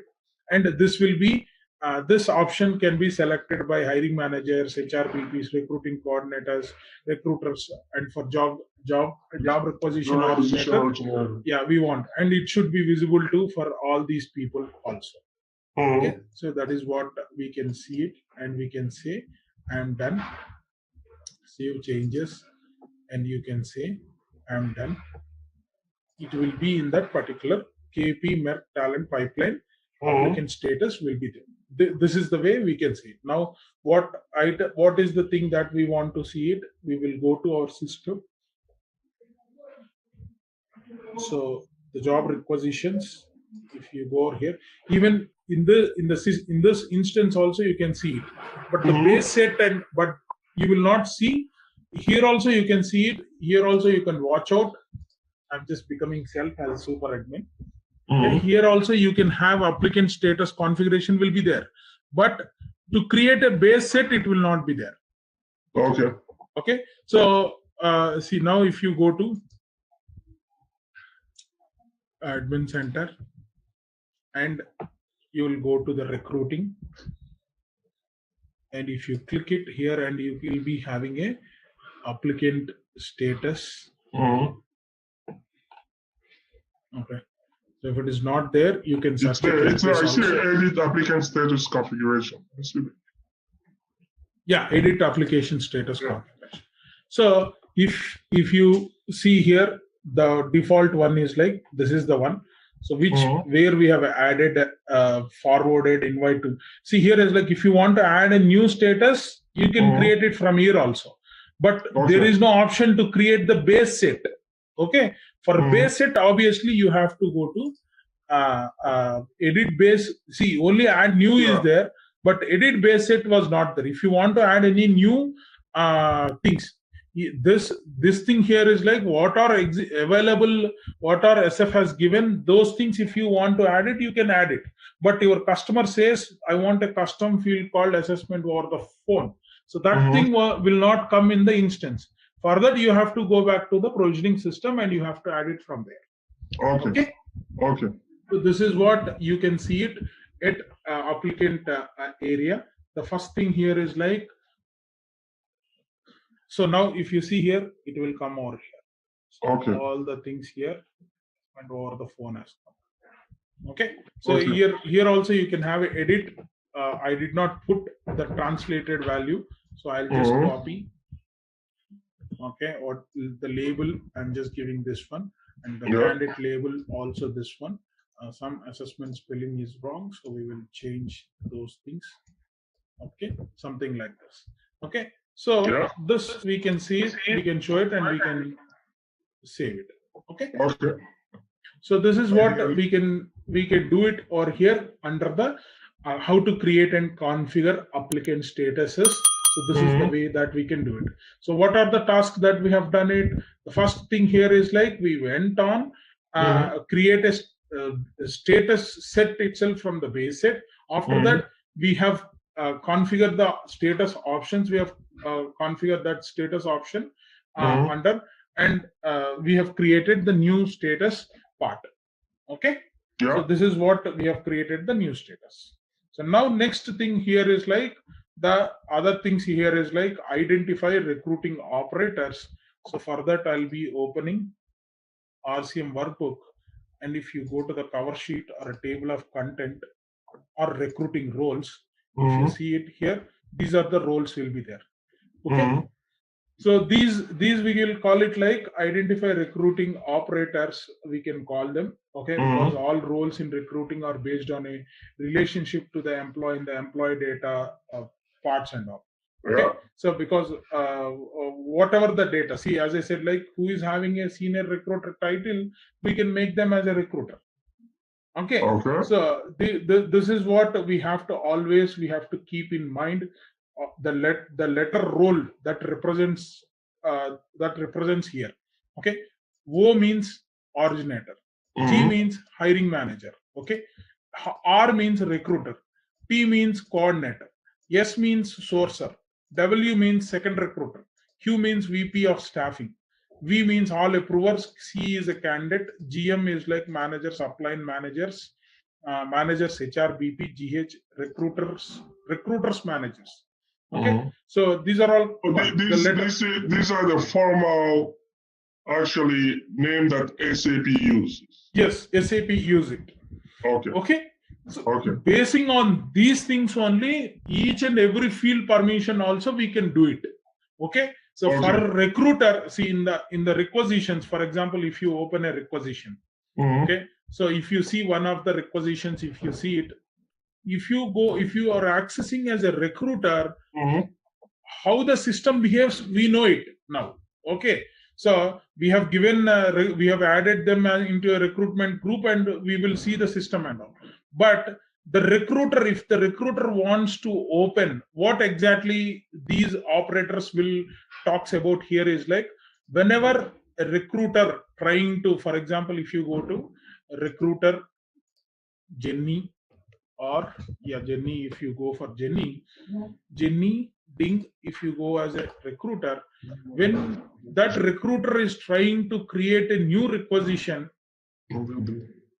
okay, so so this is called, we have identified, we have seen all the recruiting operators, how to explore the recruiting things and all here. Okay, so the first thing here is like, so how to explore the things here is like, you have configured the candidate status that your customer requested, and all these things we have configured. So, and if you want to see, for example, if you want to see it here, the first thing here is like, let me open RCM workbook. So these are the operators. Okay. So if a hiring manager opens the requisition, how it looks like, what all the fields, that permissions that we have to give it. Okay. So if you want to see the field, these are the requisitions fields. So for this requisition fields, if you see it, there will be a major 3 steps will be there: pre-approved requisition, approved requisition, and closed requisition. And this, all a second. This you see it from where? From the recruiter's profile? Yeah, for all the 3 people, because if you give the read access during the pre-approved, means pre-approved in the sense here is like if you start recruiting, okay, this requisition is like a approved requisition because it has been approved. The hiring managers, recruiters, and everyone approved this requisition. But when we create new, okay, when we are creating new, for example, if you want to create one requisition, okay, we will create our own requisition in while talking about job requisitions configuration. Now I'm just telling one example is like, if you want to create one Merck bench job template, okay, so you want to copy the existing job requisition. Yes, I want to copy from the job existing requisition. First, I'll search for it. Okay, some requisition, it will come. So we will, I will choose the same operations manager. I want to choose it. Okay, select copy. And how many copies would you like to create it? It will, the limit would be 30 only. It will be there. Okay, maximum 30 they can copy, and the due date for the new job description would be is like 30th. So now copy, you can give it copy job requisition. It will get copy over here. Okay, so this is called a pre-approved stage. Okay, so the pre-copied the job requisition. Okay, so now this thing we can say it is like a under the recruitment bucket. If you go and see job requisitions, you will able to see this copy of operations managers. We can see it. Okay, so yeah, it's not yet approved.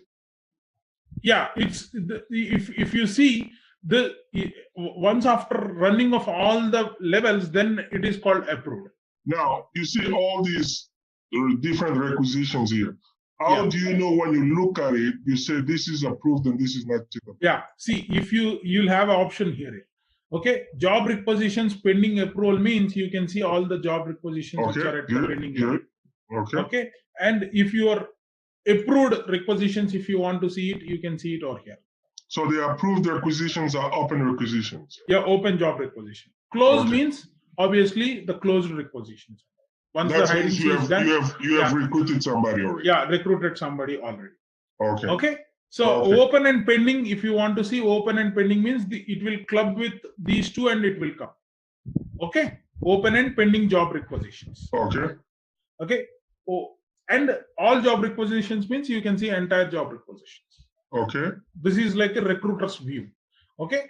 So the recruiters can view the job requisition. See, for example, if you click it, this is one of the job requisition, for example.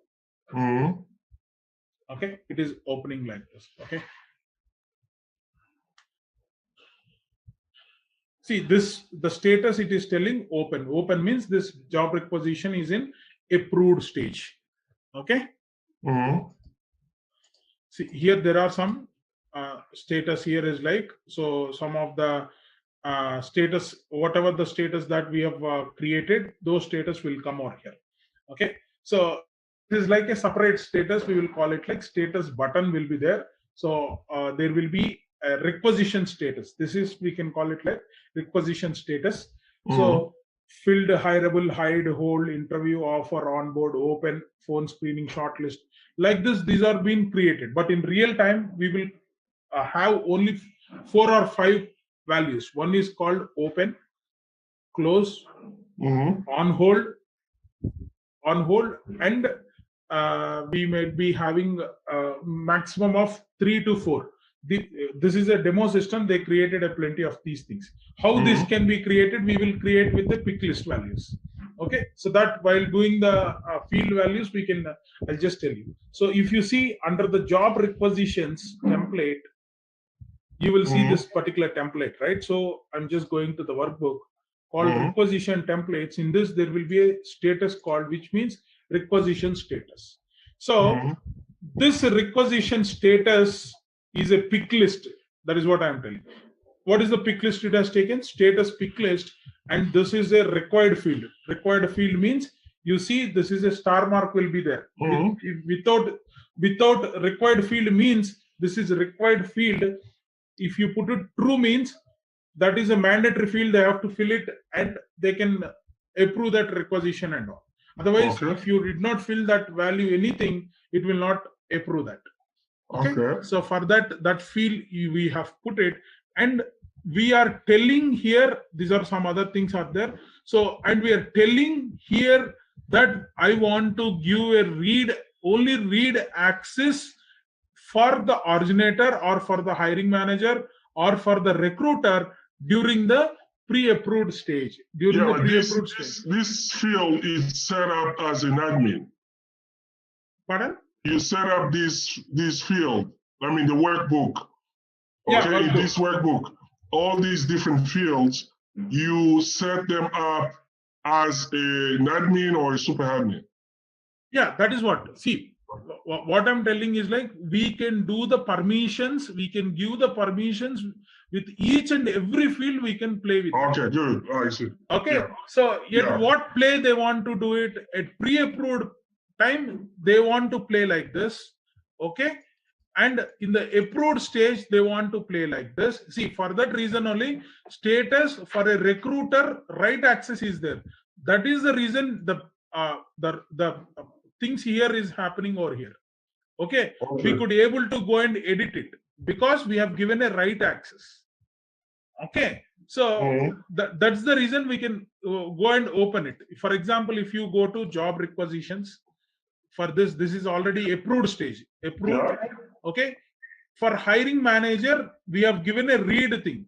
Now, if I access the same requisition ID 57 by proxying as my Cooper is my manager. My Cooper is my hiring manager. If I go to proxy now, my Cooper, if you see,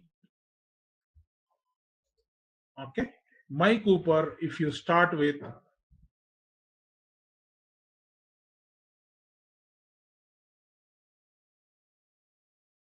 Now I am accessing as Mike Cooper. Mike Cooper is a hiring manager role. He's having a hiring manager role. She's having it.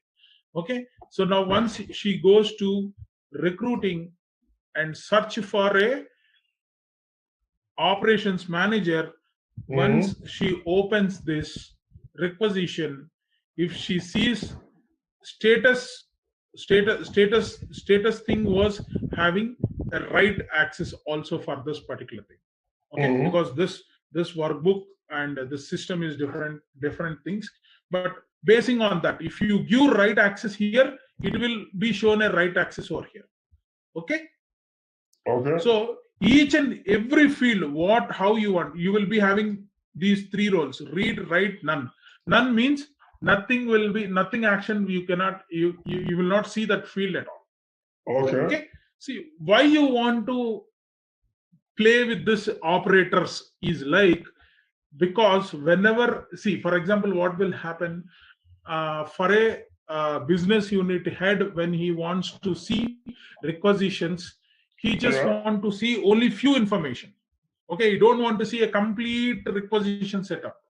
Okay, so he can only see only few fields. What is the budget of this particular thing? See, if you see is like, if you go for here, what is the location for this thing, and what is the job location for this, and for which business unit? Because for a business unit head, he will be having multiple business units in his place. So whenever he opens this requisitions under the recruiting, he can just want to see the dashboard of that thing. That's all. Okay. So for that reason, we want to play it, because whenever recruiter opens, he should requires all the fields. he should see all the fields, and he should able to do the edit access. He has to see it. So for that reason, we can play with each and every field pattern. So for all these fields, we can play what all the access that we want to give it at 3 stages. We can't change these 3 stages and all. Any client, they have to follow these 3 stages only: pre-approved, approved, and closed. Yeah. Now, as a recruiter, okay, how would you know in your profile what is approved in the workbook? Then you have to get the workbook. That's all. No, but the recruiter doesn't have the workbook, correct? A workbook, they will not have it. So Yes. they have to approach RCM admin at that time. Oh, okay. Good. I see. Okay. Okay. Or see, So 2 that things. means that See, one thing, while filling this workbook, obviously the consultant, because you are the implementation consultant, we will Yes. sit along with the recruiters and recruiter admin, right? Okay, I'm asking, hey, recruiter, this is a field called job code. You want to have this job code read or write access, you want it. We will straightforward, we will ask them during the workshops. Okay. Here's the question. Okay. How do you, this requisition fields, all right, that we see now, like this workbook, yeah, where do you see it in the SAP? Because this is an Excel spreadsheet, correct? Yeah. Yeah, where do you see it? In SF, you can't see this much of clarified thing. You cannot see it.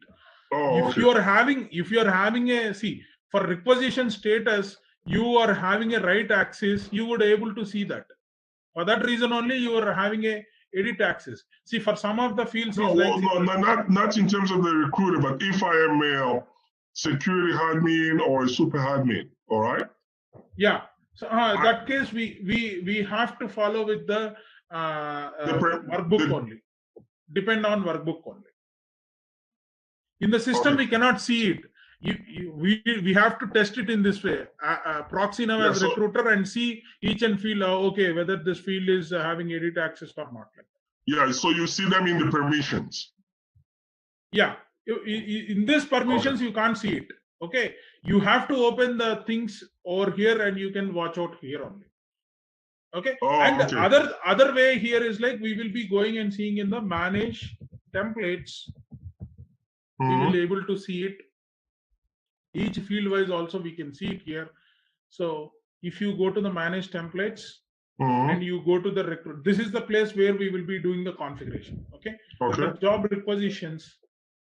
So if this will be accessible only for the implementation experts only will be there. But for the recruiter, he will not be having it. Either he has to refer what permissions that are there for me through the workbook, or he has to take the help of implementation consultant, because obviously once the project is being delivered to the customers, there will be one support consultant will be there. Okay. That support consultant will tell to the recruiter, yeah, you have, these are the permissions that you are having it by basing on this, because our template is called Merck job requisition template. Okay. And we will go to this particular template and he approached what kind of permissions, because I am unable to see requisition status button editable. The recruiter raise a ticket.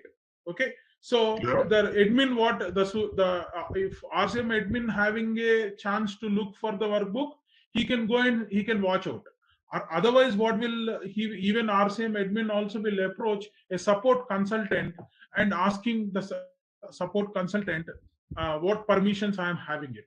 He is straightforward. He will open the workbook and he will tell for requisition status in the approved stage, recruiter is having a read access. So let me give you an example. Okay. Okay. Otherwise, let me complete. Otherwise, you have to come to the manage templates and choose what exactly the template and go to the field permissions tab over here, and you can see for a recruiter for which fields he is having the permissions and all. You can see it from here. Okay. If you don't have a workbook means, if you don't have a workbook, for example, if you don't have a workbook, RCM can come if he is having a permissions to manage templates. He can come over here. See, during it will clearly tell what permissions descriptions you are giving a right permission for a recruiter, and what is the value only for assessment. Okay, at which stage, all the stages at this job now if I go for a recruiter here, for example, let me come over here, there will be a recruiter will be there. See, for example, requisition administrators. Okay, recruiter, in the sense he will be in the part of this. Okay, HRBP recruiters and recruiting coordinators, for these fields, these are the fields, 79 fields are there. For these fields they are having a access. Okay, right access they are having it, for example. Okay, the recruiting team, here we are telling it. So these are the things that we have to configure. Okay. Okay. Now my question is, if, like, you know, I would like to improve the business process. Okay. In terms of, you know, I want to change the recruiting processes, like Originator, recruiter, or this. So this has to be done here, correct?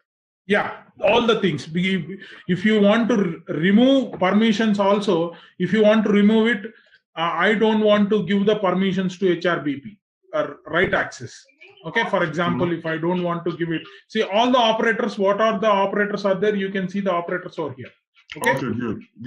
And now, if you see, if you want to remove it, okay, at what stage you want to remove it? At approved stage, you want to remove right permissions for HRBP, means you can just take off and you click and it will get saved. Good, I get that. Now, when you're a recruiter now, you're in your profile, okay? Okay. How would you know what are the processes which have been permitted? For a recruiter? Yes. Yeah, you have to, because what all the process is there means once you have a requisition, you understand. We'll get to that. I know we'll get to that, but you're a recruiter. You have a requisition which came from an originator, or it comes from a hiring manager, okay? Yeah, it can come from either of these two. Yes. Now, you have that requisition. Yeah. Now, how will you know as a recruiter that, you know, after what you do, there is the processes, each step processes? I didn't get it. What exactly? How would you know the different steps of that requisition? Oh, different steps. That is that concept called, it comes through a route maps. There is a concept called route maps. Managed route maps, you can get it. So here there will be a managed route maps. We will be creating the route maps as per the requirement, as per the customer requirements. We will go and see the route maps. If you see in this particular route maps, okay, so if you, whatever, there are the route maps, there are plenty of route maps are there. So if you want to add a new route map, build your own, you can see. For our organization, if you want to build a route map, so I want to create one route map called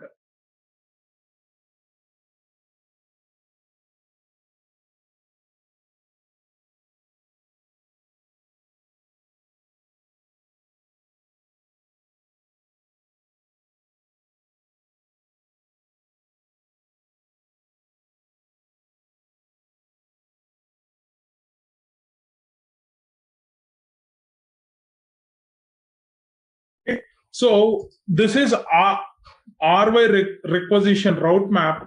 You just go to these stages and you are telling what is the step name that you want to call it. Like here is like, you can say this is the step thing. What is the step name, or what I can do is like, if I just click it, this is completed stage.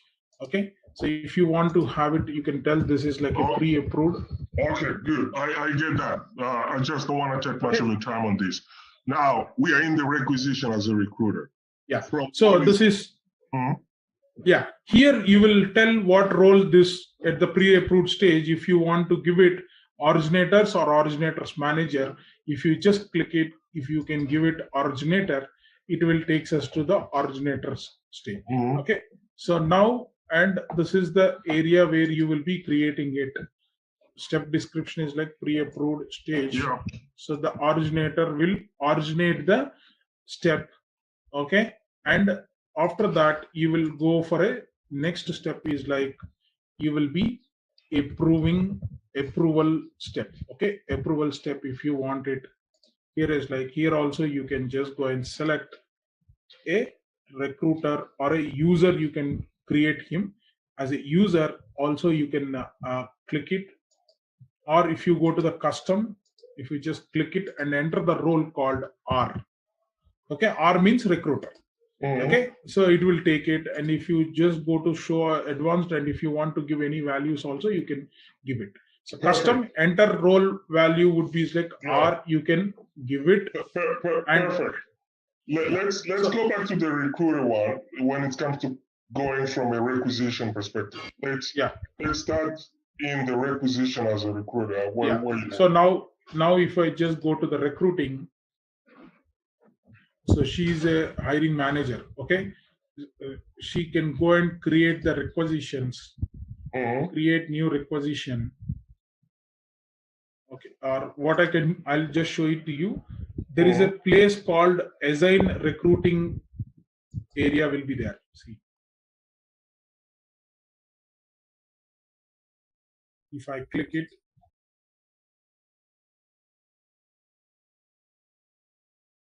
this is approved. Here you will know whom we have assigned as a recruiting team and all. See here, we have given a recruiter called Tessa Goldwalker, and the hiring manager is like Mike Cooper. Recruiting team here is like Ellen Reckert, is a admin selected users. Okay, so this is what you have. You can give it like this. Okay, so now first what I can do is like, let me go and create one, because she's the hiring manager, she's the originator, she's going to create it. Okay, now first if we create a new thing, okay, create new, I want to choose this particular, or I want to choose some template, permanent job requisition template, BNW, and I want to copy existing requisitions. If I want to copy it, I can just search it like this, and I want to copy this one and copy selected. So I just want to give it PY. So yeah, RY project manager, because our representation. Okay, and today's start date, and here you will be mentioning it. Hiring manager is Jada Baker, and recruiter here you want to give it Jenny Ding. Okay, and HRBP I'm giving it Ellen Reckert. Okay, so I can give like this, and approval date is like this is the one. I can go to the next. So now once you open here, whatever the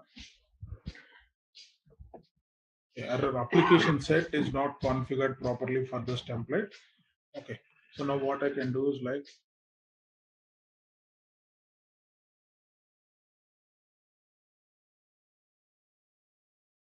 not copied properly. Otherwise, we will go to the job pending, job requisitions pending. We will just try to open the hiring manager is like Jada Baker. And if we go to view or edit requisitions, you could able to see the steps out here. Yesterday, I've shown you some steps out, right? So this is also having a pending status. Okay. Let me configure the application set correctly. We will edit the application set first. Maybe I was not saved it. I'm done. I have to click it here. I'm done. Okay, and we can go back to this particular page is giving it the same. If I go back to this particular level, new page, just telling. Let's see whether we have added that thing or not correctly. Okay, we'll go to application status.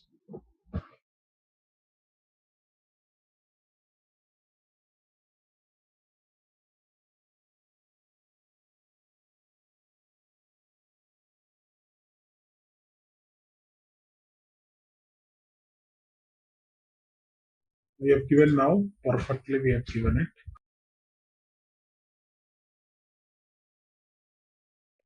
And we will log out this one. We will open the job requisition. Here we will go to edit,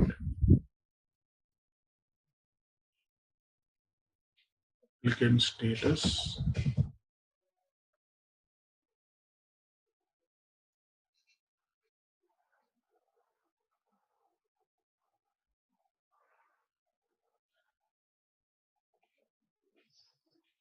This is the one.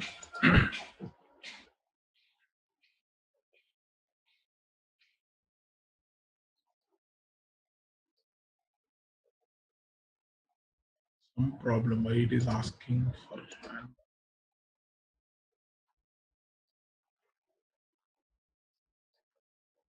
Even still, I'm done. Okay.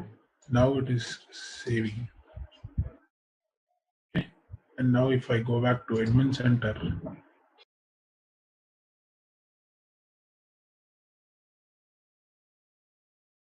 let's see now. We will, okay, sorry, it will become self.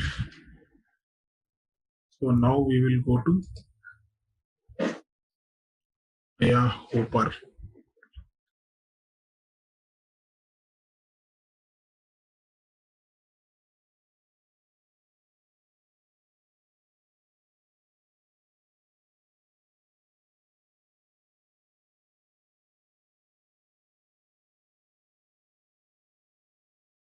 So now I'm just acting as hiring manager, and now I'll go to the recruiting. I'll create a new requisition. We will go to the standard job requisition first. We'll copy the existing requisitions. We can create a new requisition from blank template. Now we can call it like RY project manager and hiring manager. I want to give it Maya Cooper only, and I'm just clicking next. The recruiter is like I've put it as a Walker only. Next, if I click it,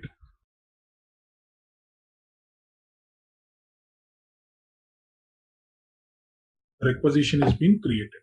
So this is the steps. So now create requisitions. We will fill all the details of this requisition. Once after that, we will create the requisition, and that requisition will send it to the hiring manager approvals. It means it will again come to the Maya Cooper on. So now create requisitions. Okay. So now we have to give some all these values and all we have to give it. Yes, but the hiring manager, is he putting all this value, or it's the recruiter who has to put the salary and different things? Yeah, see, these are the things, because you see, even you can go for hiring manager and after that recruiting team action will be there, right? During that time they can fill it. But here, you see, if I go for create requisitions, okay, it has been, see, it is asking some of the fields that need to be filled by a project manager. Okay, see, by originator. So those fields you have to fill it: location, posting country, job function, employment type, job country. Okay. Okay. So now here is like the location. If you want to see it, here is like the location part. Basing upon this legal entity division department, the location will come, the posting country. So which country you want to do it? The posting is like United States. Okay. And you have to fill it these values. So like this, you see what is the job function. So what job function this job function is like administration. Okay. So like this, some of the fields, some mandatory fields, what is the employment type? This is like a full time. Okay.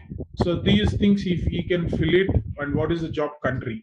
So job country is like United States. So these are the important things that he has to do it, and he has to create it. Okay, go ahead.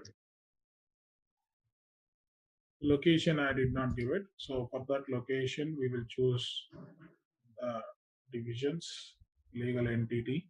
I want to do it for best run, and I want to do it for development, and the department here is like mechanical services, and the location here is like I want to go and do it for postal.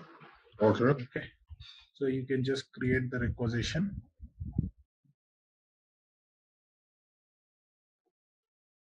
So now Maya Cooper created and sending it to the Maya Cooper only because the steps are like that. Okay. Okay.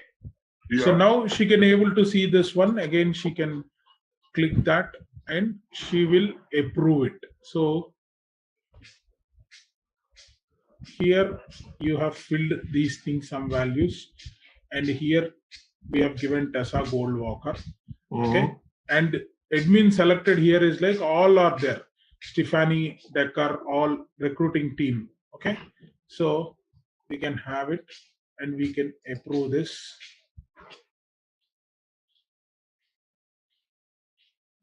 Approve job requisition will be sent to the recruiting team for review.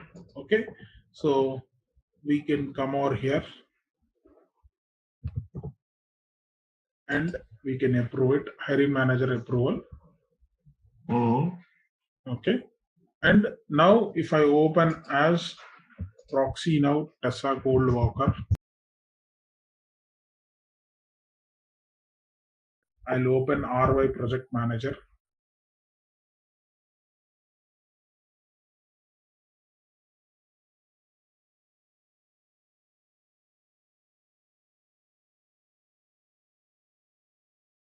The review and finalize job requisition we can open, which was sent by Maya Cooper for us. We will open now this requisition.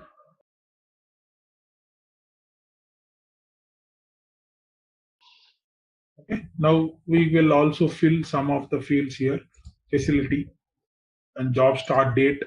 Okay, we are giving some job start date like that. Okay, and end date if temporary. What is the job code? What is the job level? Okay, so what is the job function administration? We have put it.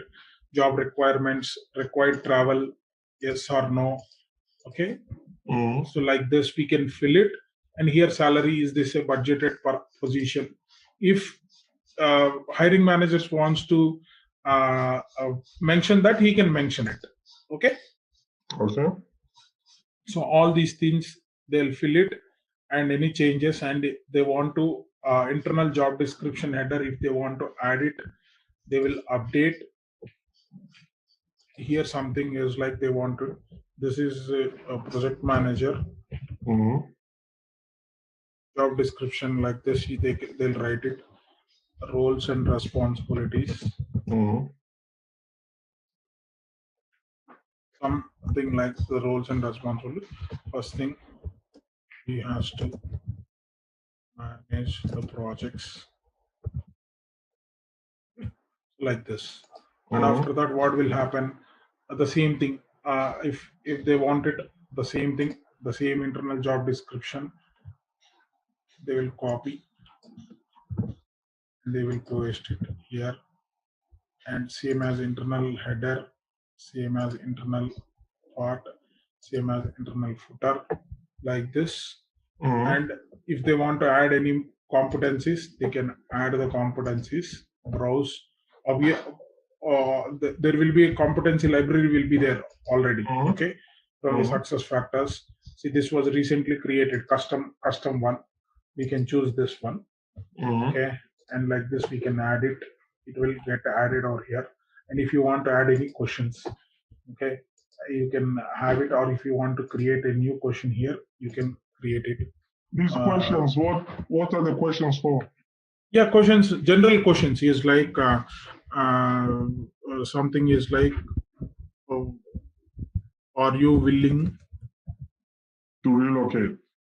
To relocate. Okay. Okay. Okay. So this is a question, and we can create it. And if you want to edit answer, a multiple choice that you want to give it, answer range here also correct answer would be. If you want to add another answer range, you can have it, you can delete it, and you can say correct answer like this, multiple, and you can close it and you can create it. Okay, are you willing to relocate? So required, if disqualifier or score or whatever it is, if you want it, select edit query. Also you can create it. Edit question, you can create it, and show description like this. You can create it, and this is the job country. Okay, and then you can click complete. Okay, once the job requisition is being completed, so now answer range is not configured for one of more multiple choice questions. So we have to go for that. We can go to edit question. So we can just go to edit question, multiple choice. You can just delete it, remove it. Can remove this. We will add another thing. Are you willing to relocate? And we can have edit answer. We'll choose free text and we can create it. Okay, so it will give a free text kind of thing, and it will get, if you just click it, it will goes to the next step. It will get completed. So now it is being completed, and you will complete this requisition being as a recruiter. Now the recruiter's job is like, once the requisition is being completed, he has to go for job posting. The next step would be like a job posting. He has to go for this particular one, and he can go and he can I'm just removing this post because this will be starting from 6/19 like that. Okay, so today's date is like 18, right? Because it is taking Eastern data time. So for that reason, we will choose 18 only and post job. So we will get the link like this. We will copy that link and we'll try to apply that. So the requisition is completed, but it's not closed. It's not closed. No, the requisition, we have to hire it, right? Now the requisition is in open position, open stage. Okay, approved stage. Okay? We are not, once we hired the candidate, then we will close that requisition. Okay. So now once you go to see whatever project manager. So what was completed was the approval. Pre-approved to approved stage completed. That's all. Pre-approved stage is being completed, and it is landed onto the approved stage, which becomes an open requisition. Yeah. Okay. So that is what we have seen. Okay. So now that candidate can go and apply. Okay. If I apply, it will ask for apply. It will ask for one account over here. Now I'm applying for this job. I have to fill all the details of these things. Okay. I have to load something here, the profile information, all the mandate details I have to give it. Okay. So these are the mandate details. Okay. What is the SMS enabled for country? What is the primary number? So I can give some number over here. Some number, maybe I can say, what is the US code? 9001, right? 001. We can give it.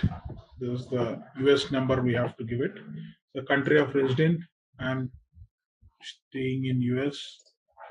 Some address 234 county something, L county, Loudoun county or something.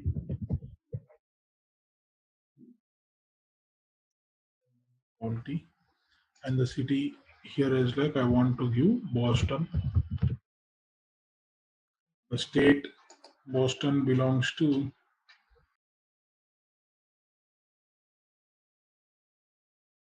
what state it is? Boston belongs to Virginia. So Virginia state.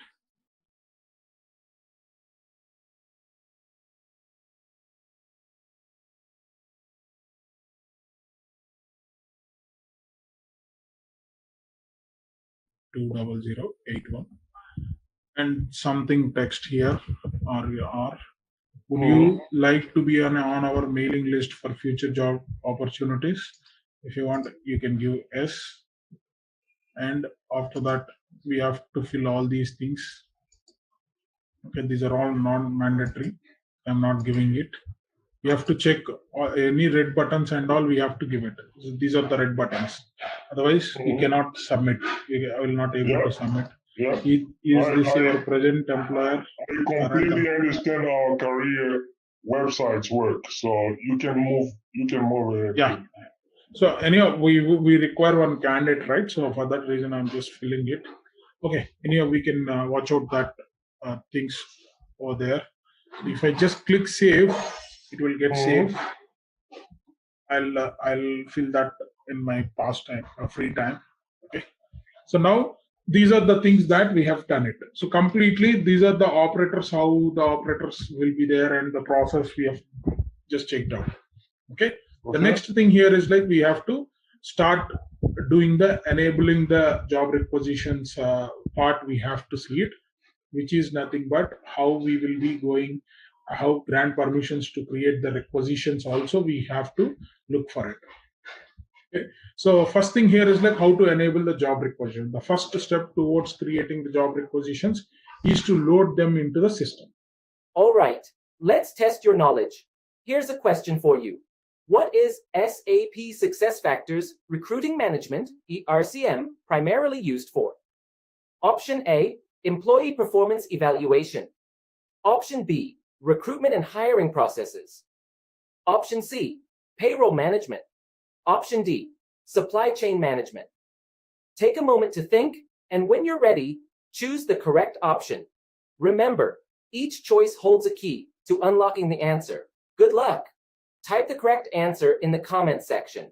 Hey there, ready to master SAP SuccessFactors Recruiting Management RCM training? Our course is here to guide you through it all. Take it at your own pace right here on our platform. In this course, you will dive deep into SAP SuccessFactors Recruiting Management RCM. It's like a Swiss Army knife for managing hiring, ensuring you have the right people in the right roles.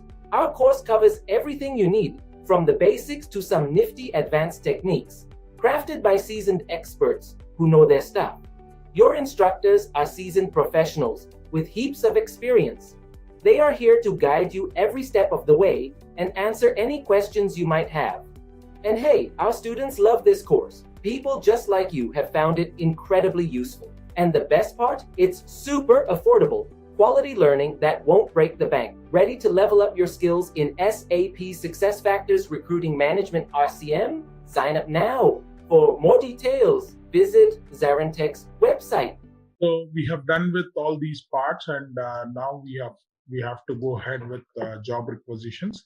So in this job requisitions, how to download the JRDM template, okay, which we can call it like job requisition data modeling template from the XML, and how we can edit any of the templates with respect to our client requirements, like that we will see. See, first thing here is like, let me go through with the workbook first. So, and this is the workbook, and these are the requisition fields, the standard fields that will be there for each and every standard requisition. Okay, so with this standard requisition, we will be watching out the standard requisition. For doing of this particular job requisition template, we will be having two ways. The first way would be is like we will be going through the provisioning system, and it means provisioning in the sense data model size and metadata side also. Okay. The data model is nothing but where we have to construct all our elements. We will be generally calling it like as a elements. So elements are like this. If you see on this particular workbook, so go ahead, and this is like a posting information. So if you see these are the objects, some of the this is what they are telling. This is like a HTML type, XML, they're telling requisition information. First information would be starts with requisition information, and then status, ID, position number, job code, job role, anticipated start date will be there under this particular tab. Okay, and under this particular tab, these are the things will be there. Okay, like this, if you see here, the screen reader for HTML field types, if you see here is like, this is position information. How many number of open positions, legal entity, business unit, division, department, cost center, all these things. And hiring team information, we can put it, hiring team information is like who is going to be a hiring manager email, hiring manager phone, hiring fax. Like this, you would be seeing of this. Okay. And also that's in the positioning. Yeah. So what with respect to all these recruiting team is done, the information below is required if posting to job boards. Where what is the location of that job? What is the country of that job? Whether it what is the intranet posting, and what you want to do it with the external posting. Okay, if you have any private posting only for specific group of people, that if you want to launch it. So these kind of things you might be seeing on this particular part. Okay, so if you just go and watch, these are the fields. For example, let me open from first. I'll open from the instance, and second I can open from the XML data model. Now, if I want to go ahead and do it from the instance side itself, because what is happening is like SAP says in two ways. The first thing would be is like, if you want to have it as a best practice, please do your implementations. If you are doing the implementations from the initial setup, try to do it with data models. It means XML programming. Through XML programming, if you do it, it will be good for the things and all. Okay, and after that, what they are telling here is like, if you want to modify in between, if you want to modify, if you want to do any changes, please go with the metadata concept. So metadata concept in the sense, with the frameworks, we can do the change of that particular fields and all. We can do the changes within the instance itself.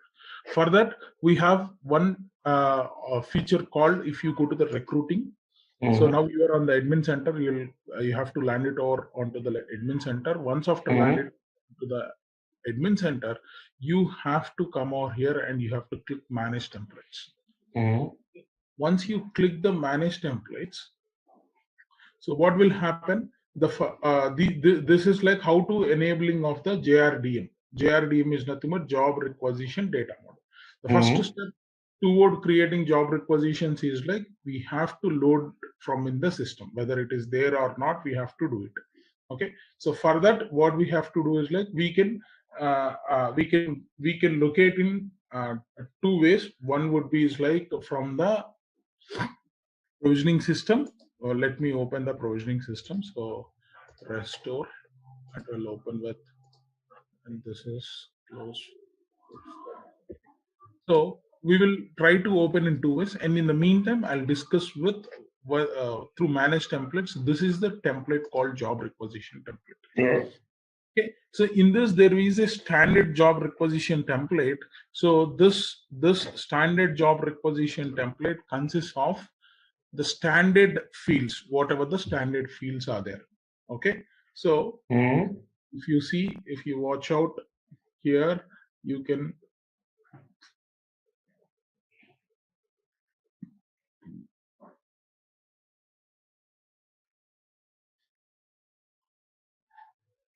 so now if you see 113 fields are there. So maybe this workbook, if it is standard, so 86 only. Okay, some of the fields we have added to this particular standard job requisition template also.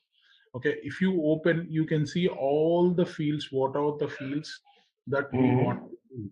Okay, so now this is the way. If you want to add any new field, okay, once I click it here, one second, I'll just give it wait.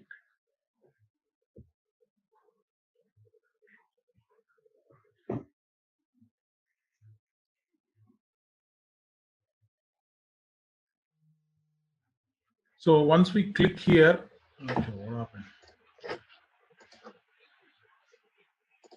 So we will see the fields, whatever the standard fields that are there, because we are opening the standard job requisition field, which contains of the common, these fields will be there. Okay. So see, okay, it's already open. When I refreshed it, it went on again back. Okay. So now if you open this, see, the first one would be like a requisition number. Okay, the requisition number, if you watch out here, the requisition number will be there, or requisition status, or something like, if you see the requisition number or internal job title, so there could be internal job title and external job title status. Okay, instruction here is like instruction requisition, legal entity. So division, if you watch out for department, location kind of things, department code, division code, location code. So like this, we can see some of the fields which are equivalent to this, because this is one of the example. And for this workbook and for this system, there is no link at all. Okay, so that is the reason you can see various, but this is a standard workbook. I'm just, whatever the workbook I'm showing, it is a standard workbook where we will be trying to do it with the requisitions fields first. Okay, so if you see here, requisition fields, the first part would be requisition fields. These are the fields. There could be some common naming will be there or here. Okay, so if you what these many 86 are there, but these fields are like, see, if your number of openings is there already here. Okay, if you see openings, see number openings, so that particular thing is here, number of job openings. See, but the label we have changed it to number of, instead of number of openings, number of job openings we have. Why? Because the customer asked for number of job openings. Field ID is a common compulsory. This is like a label which is given by SuccessFactors. Okay? Whereas if we want to change it, that that naming convention, we can change it. Okay, so and at the similar way, we will also give the permissions whenever the requisition is in pre-approved stage, for whom we want to give the permissions, we will play that with this particular area. Okay, we will now, the fields have been defined. Now we will go to 23 field. There are permissions are there. So in this permissions, we will be choosing out all the permissions, whatever the permissions that we have configured. Those permissions will come over here. See, whatever the field that we created in the fields list, that will come over here. Okay, see, for example, what simple way here is like, if you want to define one field, okay, here, if you want to define one field, one custom field, for example, you just scroll down here. If you add, you can say add standard filter field or add custom field, because these many fields are there, but standard, we are trying to create one custom field, not a standard field. So because standard fields are almost all completed. Okay, if you verify with this particular RCM workbook, all the fields might have completed. See, for example, if I want to search for sourcer facts, for example, okay, if you want to add this one, sourcer facts, if it is not there, we can add it. Sourcer facts, or we can just search it for facts, for example. So because these days we are not using facts, for that reason these people, they would have not added. Or sourcer team, for example, if you want to search it, we can just search it, sourcer team.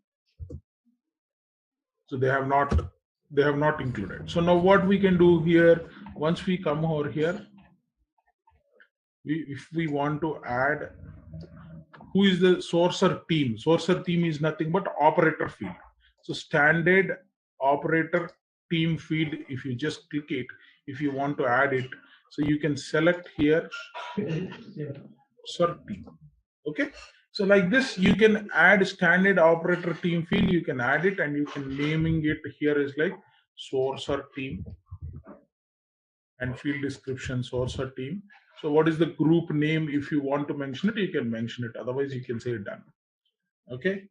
So now you have added one field. See, earlier 113 was there. Now it became 114 defined fields. Now I'm just going to give the permissions for that field. Okay. So sourcer team is generally would be like a recruiter. Sometimes the recruiters only will be the sourcer people or some recruiting team people. Okay. So what I can do is like I just want to give the permission under this is like job requisition originators, all these people, and in this multiple we have hiring manager and up manager. So I don't want to add it under that particular bucket.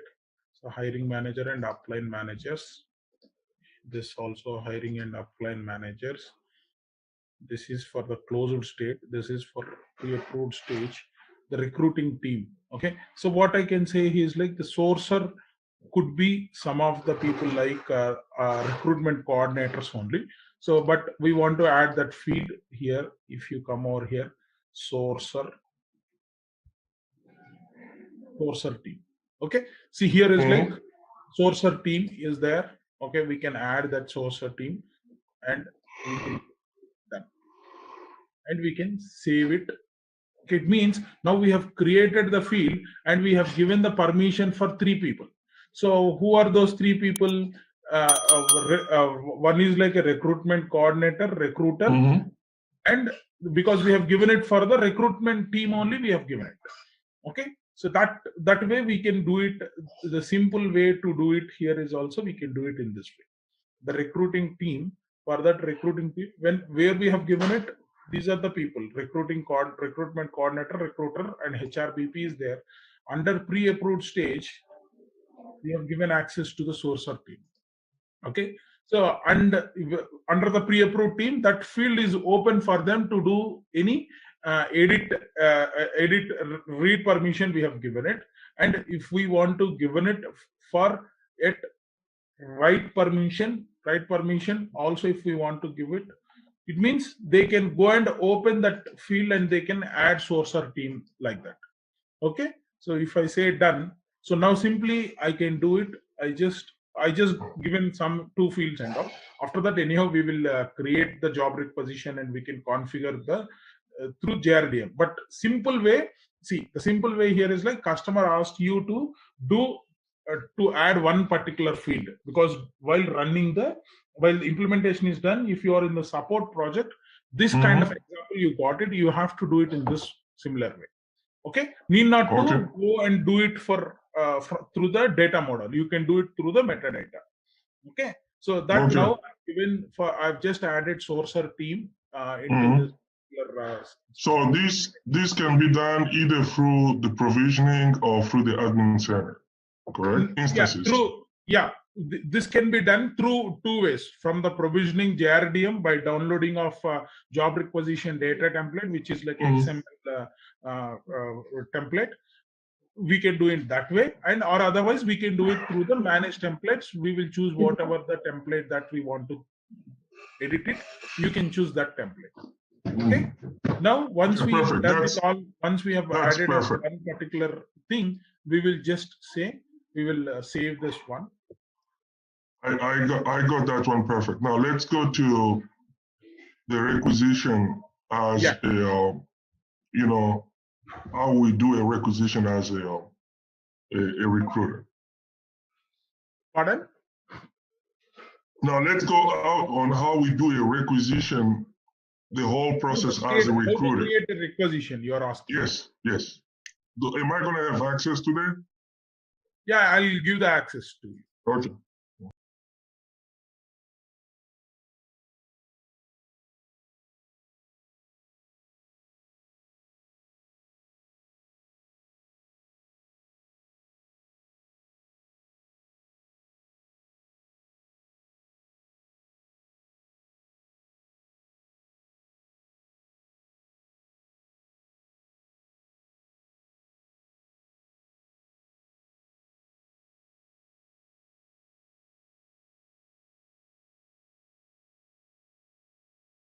So now this is the structure, the design of the job requisition. We can do it through the managed templates or through the XML. Okay. Yeah. Now you are asking me to create one job requisition. Okay. Yeah, the whole process. Yeah. The normal process, end user process. Yeah, user process as a recruiter. Yeah, as a recruiter, if I feel like one of the recruiter, I can take it as Tessa Walker. Mm-hmm.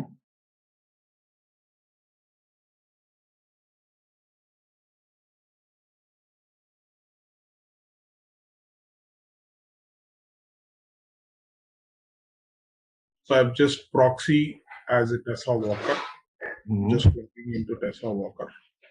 If I scroll down, I'll be going to the recruiting team.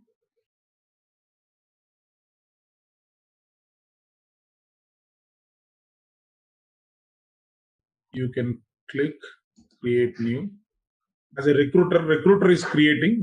Generally, job requisition will be created by hiring manager. Yeah, let's do this. Let's start by the hiring manager. Let's start with the normal process. Anyhow, for us, whatever the roadmap that we have chosen is doing it with the job requisition originator, and then it is going to the hiring manager, and then it is going to the recruiters for review, and then it is going to be completed. Okay. The job requisition creation is being completed. So now we don't have any problem. We can start creating from Tessa Walker. So any of the template we can choose it. If I choose standard job requisition template, so we can see whatever the fields that are there in standard job requisitions, whatever we have seen under the 113 fields will be visible over here. Okay. Whatever the permissions that Tessa Walker is having. Okay. Create new job requisition from blank template. If we want it, we can do 3 ways. Copy existing job requisition, we can do it, or we can do it from the browse families and roles, because if you want to get it a field, okay, one title, if you want to get it, if you want to get it under the jobs, you can choose that job code. Okay, directly you can choose the job code. So it means whatever this job code consists of, this job code consists of job description, job code, competency, job code details will be there. So that will be copied to your requisition directly. Rest you have to do it anyhow. So the initial details of this, because if this particular position is going to be vacant, so if you want to start hiring for this particular position, you can copy in this way also. Okay, it means need not to again fill with the job description, again fill with adding of the competencies. You need not to worry about it. So for that reason, if you can directly bring it from this particular place also, you can bring it. Okay, from job roles, correct? Yeah, from job roles, browse job roles.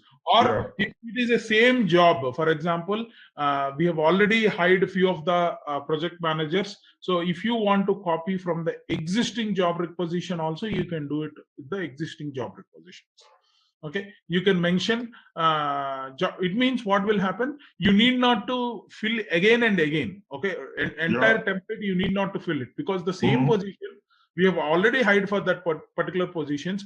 Once after hiring, once we close that job requisition, we have got the requirement for the same job means. So in that cases, what we can do is like we can search for the internal title, which is like project manager. Like if you search it, we will get the details. So what are all the existing jobs and all, we will get it here, which were already the requisitions and all. So these are the requisitions, these are the IDs. Okay, if you see, okay, I want to hire it for production UK. Again, I want to hire it. This by recruiter is like Stephanie Decker. Now, see, if for example, if we are Tessa Walker, so we can go for operations France. For operation France, I want to copy this one. So what you can do is like you just click and you can start copying it. Okay. The details, whatever the details are for that department, the same department, you can have it. But if you want to change the naming conventions, you can change it once you copy it. What are the changes that you want to do it, you can do it with the copy, but the template itself will be get copied over here. So the now starts with maybe it will start from some 18th February. Okay, so 18th June. So how many copies would you like to create it? Only one copy, because I want to copy of this particular project manager. Only one copy I want to do it. So now here due date enters. Okay, I can give it today's date and copy. If we go ahead and we can copy the same thing, but what will happen is like the number will change it. The rec ID will be different. Okay, so now if you copied, now it is being copied. See, the new thing was being copied, the job requisitions. If you just go to the job requisitions, the project manager one new has been created. Okay. Okay. Yeah. Okay. So Okay. this you can, if you want to, this has been created. You can just go to the job requisitions.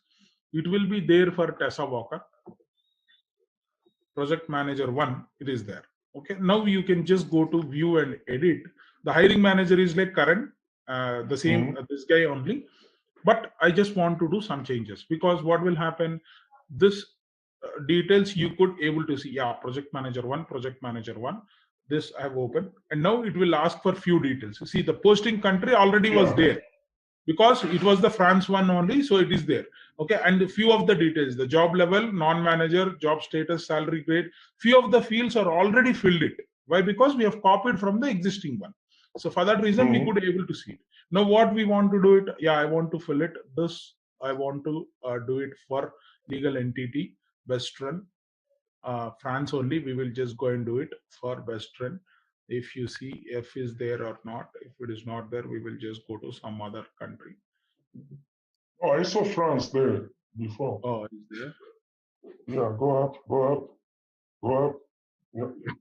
Western France, and for which division you want to do it. So you want to do it for development division.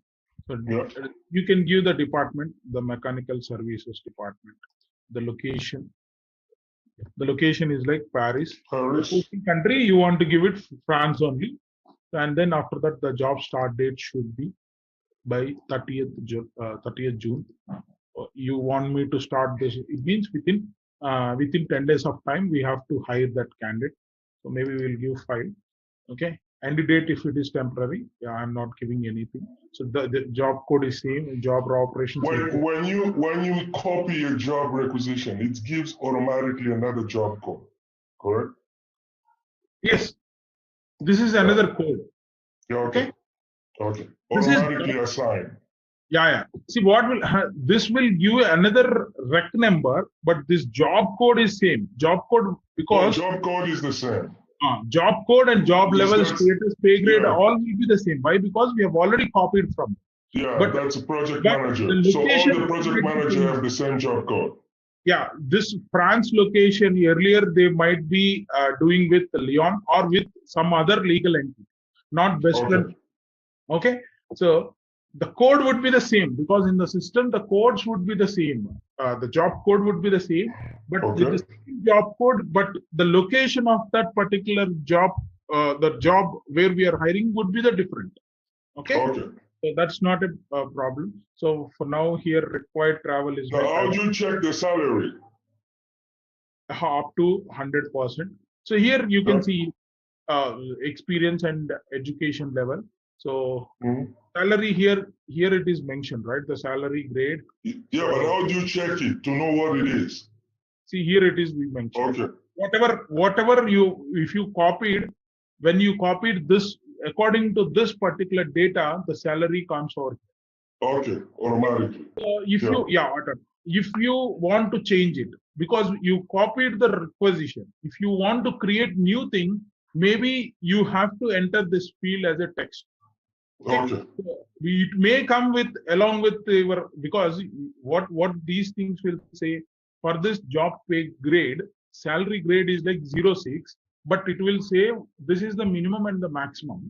But if you give it minimum or maximum amount, it will say it will object it also.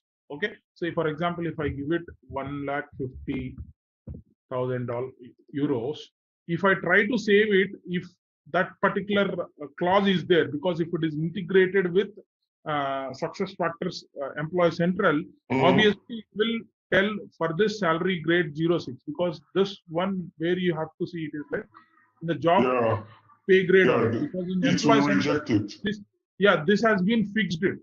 Okay, it is minimum and maximum it will be given. If you are going beyond the maximum, it will give an error if it is integrated. Okay, if it is not integrated, it will not give error. Why? Because they don't know the value, what it is being set under the salary grade, what is the minimum. Perfect.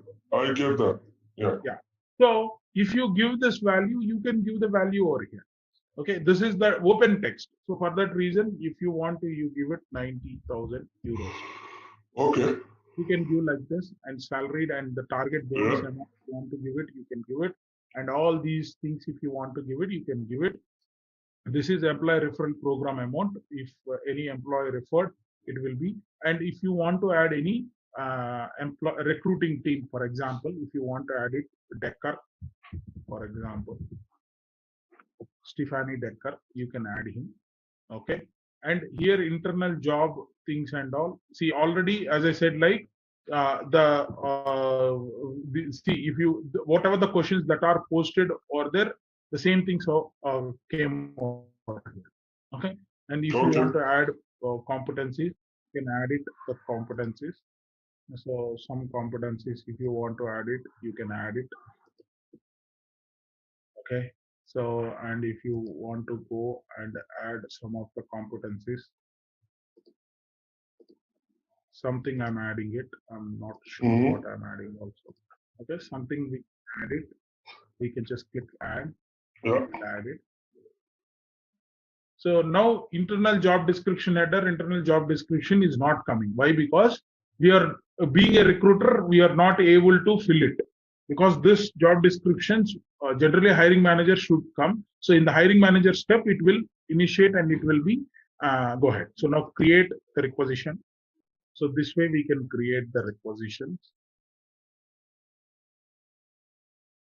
Okay, and it will go to hiring manager. So now hi Karen, please review rec and approve. Simply I'm writing something. Yeah. Okay, and I can create it.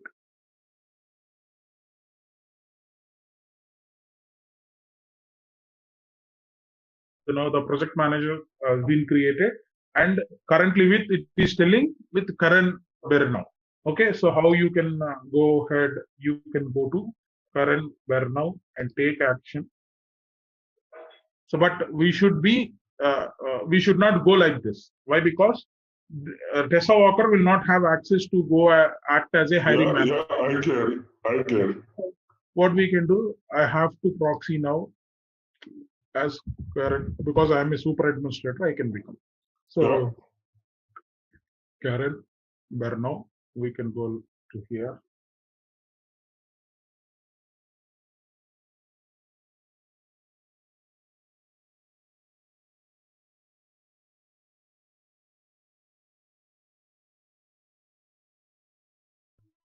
Project manager 12985 ask. Okay, we can click it here.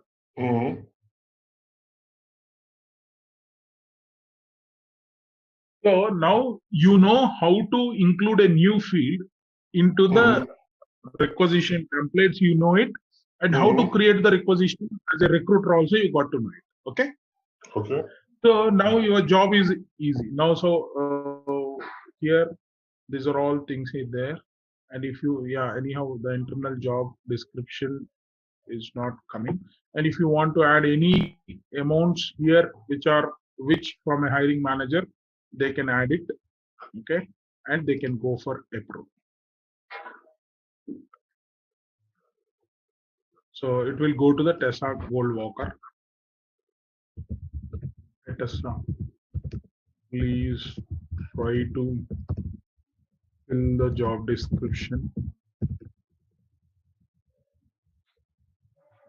Okay, maybe what was the thing here is like, while creating this requisition, we are acting as a job requisition originator.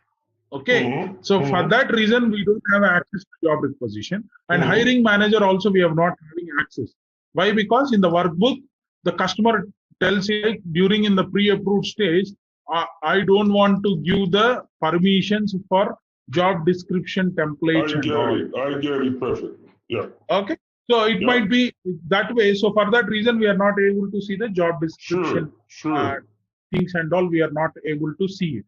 So see here is like from generally in the standard it is telling like, so give for originator give the right access, but for our template it is not be a right access. So we will just go and just check it out. So now before approving it, let me show it to you. Duplicate. Okay, the duplicates are not coming because I cannot open the system in other way. So okay, so now for job origin for the hiring manager and job requisition originator does not have permissions to create the job descriptions part. So they don't have permission. So now again I'm proxy now. Tessa Walker. Now we will see whether she is having or if not. Otherwise we will just go and try to give it. Try to give that things. So now here, once we click, okay. So now it has come to her bucket, okay. Tessa Walker bucket only. So now if you see here, we'll see whether she is having permissions now or not. See, still even the recruiter also is not having the permissions to do it. Internal job internal job descriptions like that. So now what we will do is like, we will keep it like this, okay, and we have to get the permission. So what we have to do, we will just go to manage templates, because this is the bug raised, okay. So for you, because though you are a end user, okay, and end user plus SuccessFactors support consultant, okay. So one of the recruiter telling that, hey, we are not having. As a recruiter, can you still access the managed template? No. That is the reason I am telling. Though you are a recruit, you are having a two roles. You are a SuccessFactors implementation support consultant and a recruiter. Okay. So for that reason, you are having access. Welcome to managed template means for Tessa Walker, she is not having access at all. Okay. So now what we have to do, we have to become self, because if you are a recruiter and if we have given permission, because in manage roles and permissions, what I've discussed, right? In that manage permission and roles, if I have given a permission, then you will be having it. Otherwise, you will not be having it. Okay. So maybe you have two accounts. One would be a recruiter account and the other one would be like SF admin account. You can log in as SF admin, and now you are trying to go for the changes. So how you can do it, because this is only one or two fields. So for that reason, instead of going through the provisioning, I'm just directly going over to the manage templates. What is the template name here is like under the recruiting management, the job requisition, we'll click and we will open standard job requisition.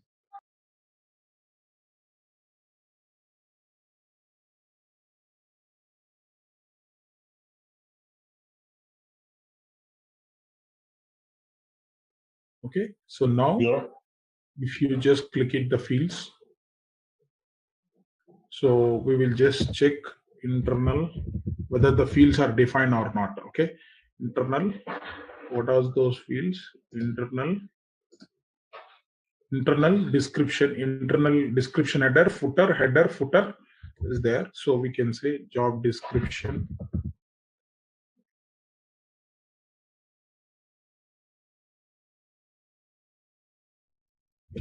We will search it like this. Internal job title is there.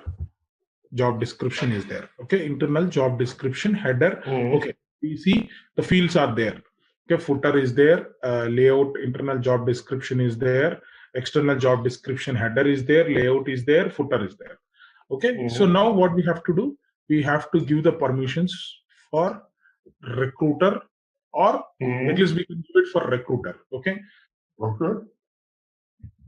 So now where we have to go and give it recruiter, here is like we will be coming to this particular place, and this during this place job code permissions. So for all the 3 times approved, pre-approved, and closed, here directly I just want to give it only for the recruiter, so you can give it over here. Or if I want to give it for job originator, or if you want to give it for the hiring manager team means there will be 2 people, hiring manager and upline manager. No, I want to give it for a recruiting team. I want to give it, for example, if I want to give it recruiting team, there are 2 things. One is like read permission and write permission. See, the following roles can be following roles in the approved recs. Okay, so now here I want to give it, so hiring manager, HRBP for recruiter and recruiting, a coordinator, I want to give it the fields called internal, where we want to give it all the places. So internal job description footer, okay, already there. So then why it is not coming, we have to check. Okay, so now job description footer, header,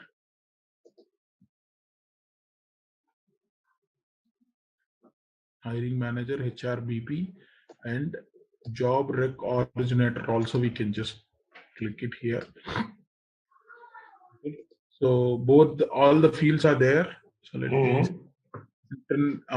internal job description footer, header, and other one would be like layout, right?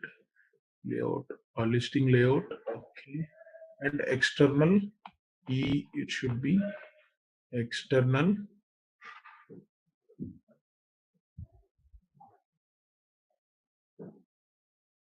Maybe it is defaulting it like whether we have copied, right? So for that reason it is not coming, right? But the can fields in approved. I think it's integrated because we copied. Yeah, it's integrated. The rec administrator can fields like, so like we will also try to give it over here. This it is there or not, we will just check it. Yeah, it's there. Okay, so let's see, because that was not there in the previous rec. So for that, but it should.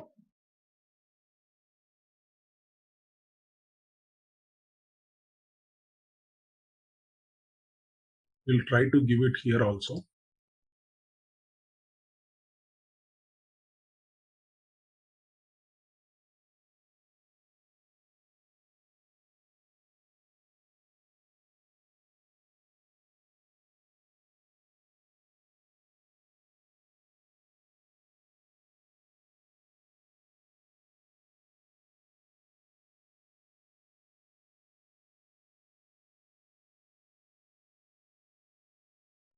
It will get saved. Let it be saved. So this way, if you found that any permissions are missing, you can come over here and you can give it. Okay.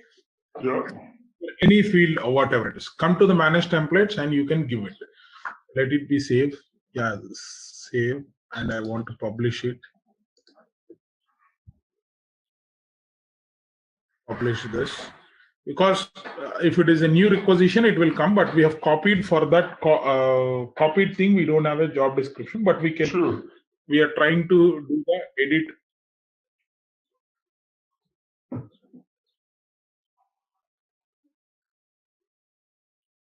Let's see whether it will apply for this particular requisition, because once after creation of the requisition, we have done these changes. Yeah, we go back to. Not reflect, I'm not sure, but we will try to do it here. Like Tessa Walker, see now, proxy now as Tessa Walker.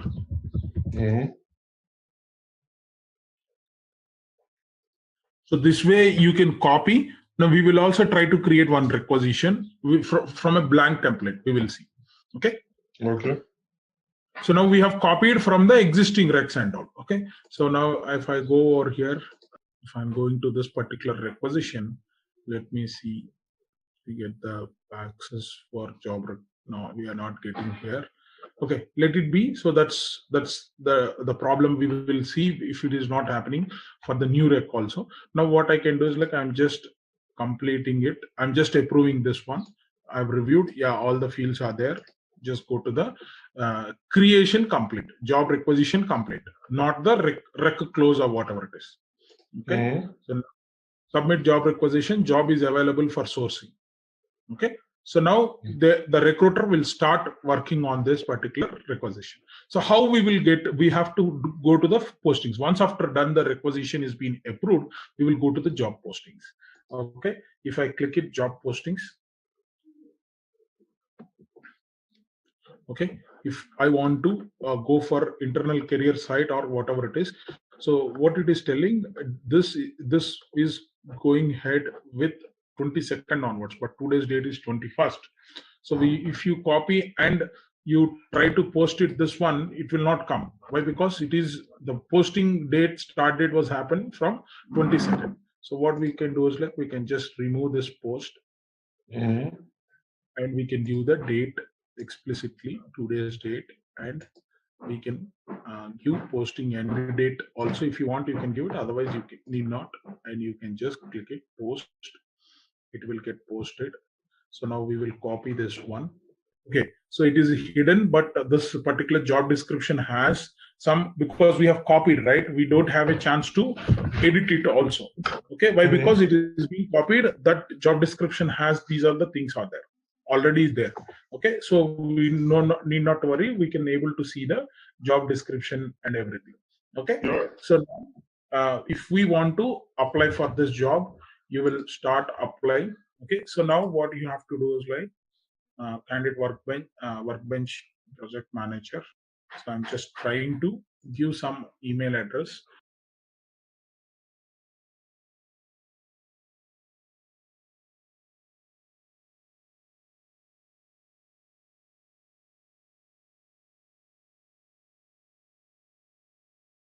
So now I can apply here. So this is the details I have to fill it and I have to apply. Okay. So this way, once we apply, we will get the candidate over here. Let me you can maybe you can try to apply it. Okay.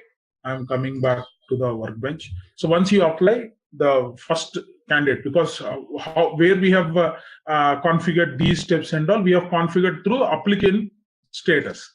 Okay. In provisioning, we have done this one. Okay, applicant status, create and configure applicant status. We have done it. We know we have discussed all. So from there, this is the things you are able to see it. Okay. So now the candidate workbench, each step we can move and we can go to the final stages. Is like we can give the offer and we can send it to the onboarding also. Okay. So that is what, because onboarding in the sense, onboarding in this particular system, it will get updated. If it is integrated, then that particular field, that particular candidate value will goes to the onboarding.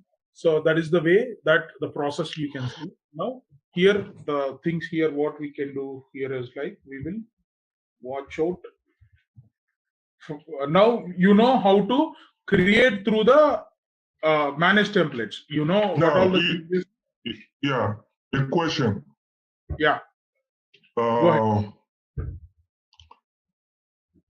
Let's assume that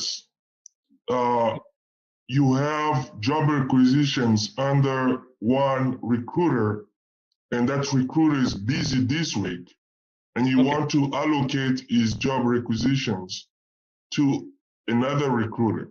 Where do you change that? You allocate in the sense, it means that Teresa is busy and she has like 6 job requisitions that you want to give to another new recruiter. You can come to this particular area and you can add a recruiting team, okay, or find another recruiter, find user. Okay, if you want to allocate it to the Stephanie, for example, or Stephanie Decker, and you can select and you can give it. Okay, Stephanie Decker, and you can update it. Okay. save changes. And then that It will means get, what's, yeah. yeah. And if you want to give it the same requisition, but you should be always recruiter, but you want to allocate it to your team, okay, recruiting team, for example, Yeah. you can choose here. Here in this particular, you have to choose. Okay, here you should be there, because if you add any recruiter over here means that recruiting access will go for you for this job requisition. So always you have to give it under the recruiting team only. Okay, got it? You should not remove yourself over here. Okay, you have to give it here, Stefan, if you want to give it for Ellen Racket. Okay, Ellen. See, Stephanie, we have already Ellen Racket. If you want to give it, you can do it, and you can just save it. Now that here means Ellen Rocket will what? Will see it, or we can work on it. Yeah, she can go and see it. Okay. Here you can give any number. If you want to give it, even Ellen also is busy. Okay. If you want to give it Stephanie Decker, you can give it like this. Okay. And what you can do, you can just save changes. That means all three of you can work on that. Yeah, all three of you can work on it. Okay. Okay. So that is what we can see over here.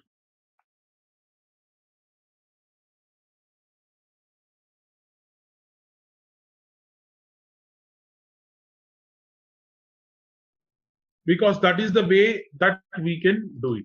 Okay. And start working further. Okay. So now this is done. So now how to enable the job requisition through provisioning template. Now we have seen how to edit the templates, the job requisition template, whatever the templates from the managed templates we have seen it. It means support consultant job, we have done it. Okay, SuccessFactors support. But we are started implementation. Okay, implementation thing should be happen from the scratch. So from the scratch means we have to start the we have to do the job, create the job requisition from the scratch.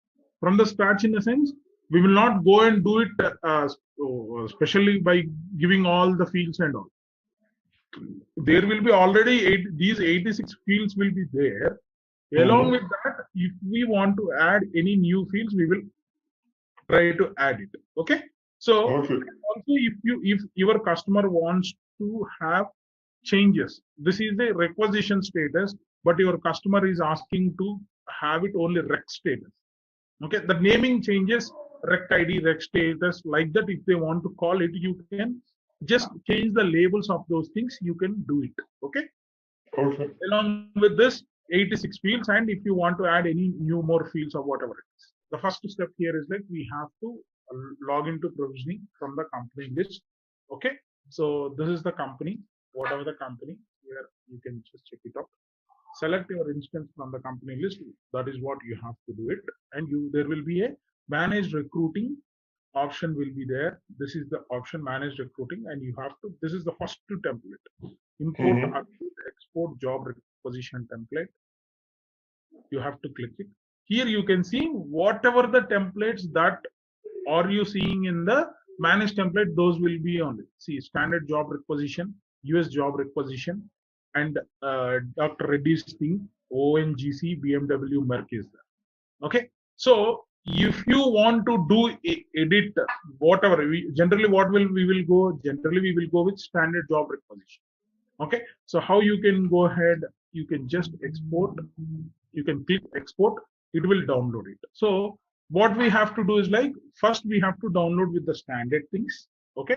So, and then we have to go, because we have to, once we locate this JRDM, so we will download this particular file. Okay. And we will go to, when we will go and give the things on this particular XML template only, we will be giving it. Okay. So for now, what we have to do here is like, we will be going here, download, export, standard job requisition, export. If you download it, save file. So I'm just saving this file. So it will be in the downloads. If I go to the downloads of this thing, I'll open containing folder. what I can do is like I'll cut this one, I'll paste it here, and I'll create a new folder. It is like RCM. Okay, so I can put it in this particular folder. I'll open. I'm opening with XML tag. Okay, so now this is the way how we can enable the job requisitions. We can see it, and after that, what we have to do is like we have to do the second step. Would be we have downloaded already. Okay, so now what we have to do here is like we see. So this is the way that we have downloaded. And if you just go to the table view, you can see all the fields. Okay. So if you see all the fields, if you want to see the fields, field definition, if you see there are 113 fields. We have already seen 113 fields are there in managed templates. The same thing you can see with 113. Okay. So now these are the 111 fields because already sourcer team was there. So that is the reason earlier when we tried to add it, it was not added. So if you want to add it, any new field or here, because this is though it is a standard template, what I want to do it here is like the standard template. What I can do is like, I want to add a few more fields and I want to save this as a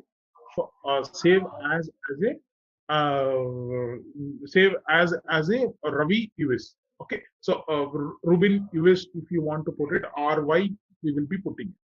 Okay, so that way we can put it, and again we will load it because this is a standard template we have downloaded and we have added few fields. So the fields, the new fields that we wanted, for example, the new fields if we wanted to have it. So what all the fields we can have it?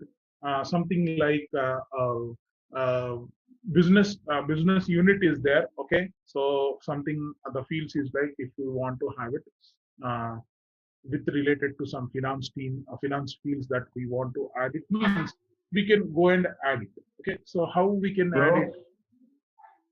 Let me tell you one or two fields with my customer. Some of the one of my customers is having those two fields. Okay, so those two fields, if I want to add it, okay, so what we can do is like two ways. Either we can add it here or we can add it in the managed templates also. Okay, so now if I want to add it here, so we will just go downwards here. This is like custom relocation amount.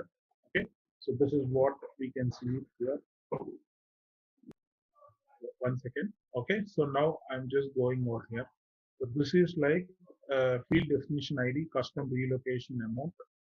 Okay, so field for me now it is the field definition is being completed over here. So I'm just to do this, it requires a little bit some knowledge of programming. Pardon? It requires some knowledge of programming. XML programming, you should require some knowledge. Oh, okay. Okay, so now because simple way here is like, if you don't know, you just copy the above one, because we are also trying to give a field, one field, two fields definition we want to give it. So at the end, or if you want to add in between also, you can add it in between. Okay, so for example, on the top itself, if you want to add it, okay, for example, if you want to add two text fields and all, okay, so if you have something called it like maybe your HRs are trying to identify the requisitions, identify the position details with some of the values. Like maybe if you are having client information, client bill rate, gross, what is the client name? If you are hiring for a client, okay. So some specific client, you feel like you are a tell me. Tell me, this language here, is it easily done through Java or C++? No, this is XML program. This is an XML program. Okay. But if you want to be good at doing this XML, you have to go through C++ or Java. Which of the programming language that helps you to do this? See, this is like an open source tool. Oh, okay, open source. In that you can learn from this particular. This is like a web design. Okay, web design. Tool. So this is like HTML only. But what's the difference here is okay, like, so it's part of SQL. No, not from SQL. This is like a HTML, hypertext markup language to design the the web page. This is also web-enabled tool only, web-enabled programming only. But what will happen is like simple understanding between HTML and XML is like now HTML also is working in that way only. But whenever you're trying to see, for example, whenever you're trying to sign in, okay, for Gmail login, okay, if you're trying to sign in Gmail login, what will happen? Earlier HTML, what HTML used to have it is like, let me go to some application. If you're filling some application, okay, if I just go to Gmail, sign up. If I want to go for Gmail, sign up, create account, okay. See, now for example, if I want to create it, so what will happen here is like, so for example, you are giving your first name and last name, and you okay. So what you have done, you have given this values, okay. So you have given some value over here, okay. So something called like this here, and you are done with this. So what will happen in between? You have closed and you went, okay. Once you log in, once you are trying to create over here again on this particular things, HTML, now these days HTML5 also is coming like that, but XML, what it is having, it will store this for a temporary time, okay. When you hover over here, what will happen? When you hover here, it will give some value over here. So it means that what will happen? XML is storing for a temporary data for some time, but HTML is not there at that time. So now HTML5 also came up, and that is it. So for that reason, why SuccessFactors is using XML means if employee might forget because he has given earlier, but he might forget. So that information, if you if you hover over here, we can prompting. We are just giving a prompting that you have entered earlier, Ravi. Okay. Yeah. If you want to enter the same thing, you can enter it. Or if you want to go for a different name, you can go ahead. So that kind of prompting technique is there in the XML. For that reason, SuccessFactors is using the XML for their web design center. Because if you see, this system is like a web-based system only. How you are seeing your Gmail, you are seeing the same way.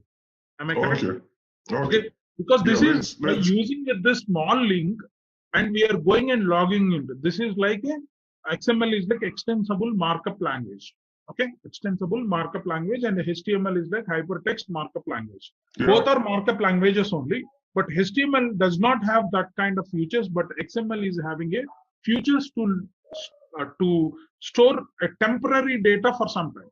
Okay, so for that reason, what will happen in your system, whenever you are filling that application, some information it will give it, or if you're typing here something, see for example, RER, for example. So some text it is coming, it will give some text to you with only one letter. This is a search bar, okay. But in the field list, if you go over here, if you just go to field, if you have filled something earlier, it will come over here. Okay, see here, if you try to fill it something over here, so you might have filled it. See, it is, if you try to type it some values over here, so it will try to give some value for your prompting purpose. Okay, it means it will give some prompting to you that you want to enter this one or this one, like. Okay, so that techniques are there for the XML. So for that reason, we will write. We have created our fields on the XML page, and this XML in the background will make it as this particular form. Okay. Yeah. Got it. So yeah, in the background, what will happen for this XML to come on to, because we are loading this XML in this particular system. Okay. we have created on the XML, and we have loaded into the provisioning system, and how the system, this instance is taking up, how it is taking with the Java engine only. It will read it through the Java engine only. Okay, web web services only. It will happen with the web services only, Java web services. Through that only, if you load it in the backend system, it is coming onto the front end system. But the page was designed on the XML.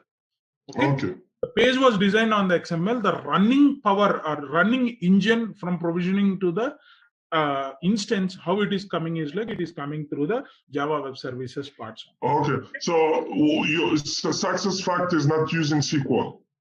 No, SuccessFactors is not using SQL. Oh, okay. Okay. See, SQL, why we want SQL? To store the data, but XML has that facility to store the data, and SuccessFactors having their own database system. Okay, so for that reason, whatever the data that you saved it here, it will go and sits over there. Okay, they have their own data system. Okay. Yeah, in their system itself. See, if see, for example, what will happen? You are integrating with your third-party systems. For example, HRIS data.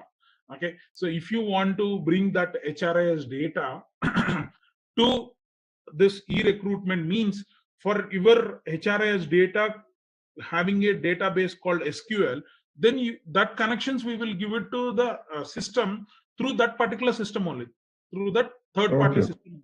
We are not directly connecting SQL to the SuccessFactors system. Okay. See, what will happen? You have some software called Adrenaline. Okay, Adrenaline will use employee database management system. For that employee database management system, they use their database would be like SQL. Okay, so whatever they entered on their Adrenaline application, that data will goes and stored into the SQL.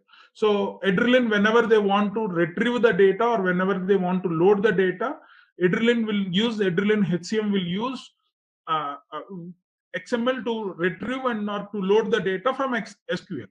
But we will connect Adrenaline to the SuccessFactors system, SuccessFactors recruitment system, with the help of a middleware called HANA Cloud Integration or Dell Boomi, or we may have, as you said, like some tool you have told, right? So with that particular tools, we can go ahead and we can integrate it. Okay, that's perfect. Let's continue with the requisition, because that is what it will happen. So now I'm just trying to open this. Okay, so if I want to give it, if I want to add a field called some field, if I want to add it under the position information, for example, okay, or a job location, I just want to tell here is like something. Maybe what we can have it here is like. Some field here is like some text field if we want to add it, for example. Okay, so some client name we want to mention it, or if you want to tell here is like whatever the way that we want to add it here is like under the requisition information. So there could be standard will be there. Okay, so now under the requisition information means we have to go to the top first thing.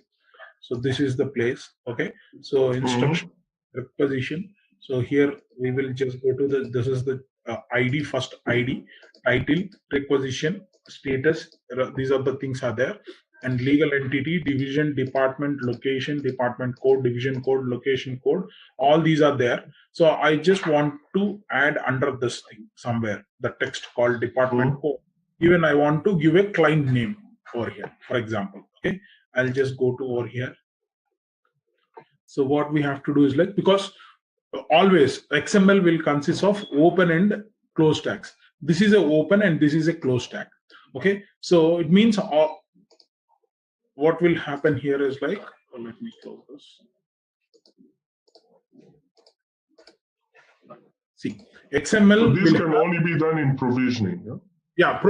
In once we download that file, we have to open with XML pad. Opening tag and closing tag will be there.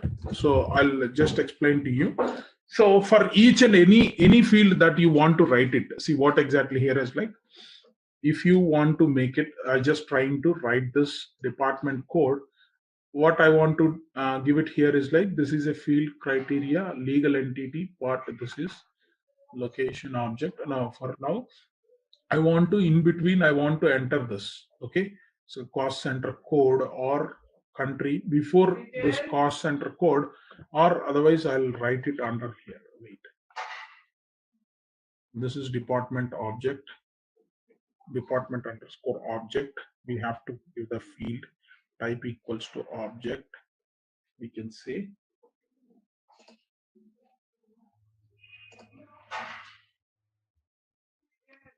why the differentiation we have given is here is like, okay, maybe somewhere above these things or somewhere I want to give it.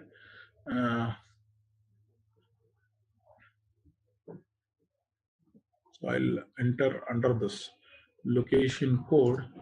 I want to, what I can do is like under this location object, or I want to give client code. Okay, some text value. Okay, some code, something like client code or client name that I want to give it, you can give it. Okay. So now what I can do is here is like, I'm just creating it, some objects, because these are the separate objects that we worked on it. Okay. So client name and a project name, or project name that we want to call it. Okay. So like that, if you want to add some two values, we can have it. So what I can do is like, I'll just copy. So under below here, I just want to add it.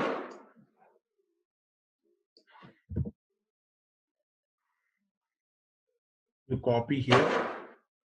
Okay.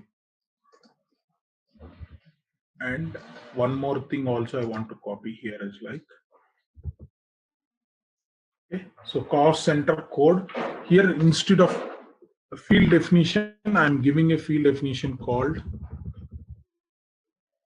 client name. Okay. Field definition ID would be is like, I want to tell here is like, field definition ID would be is like, I want to give it client name. Okay. So like this, and the type of this field is like test field only. Required, no, it is not a mandatory field. This is like a custom field. Yes, custom field only. Okay. Here I'll just name it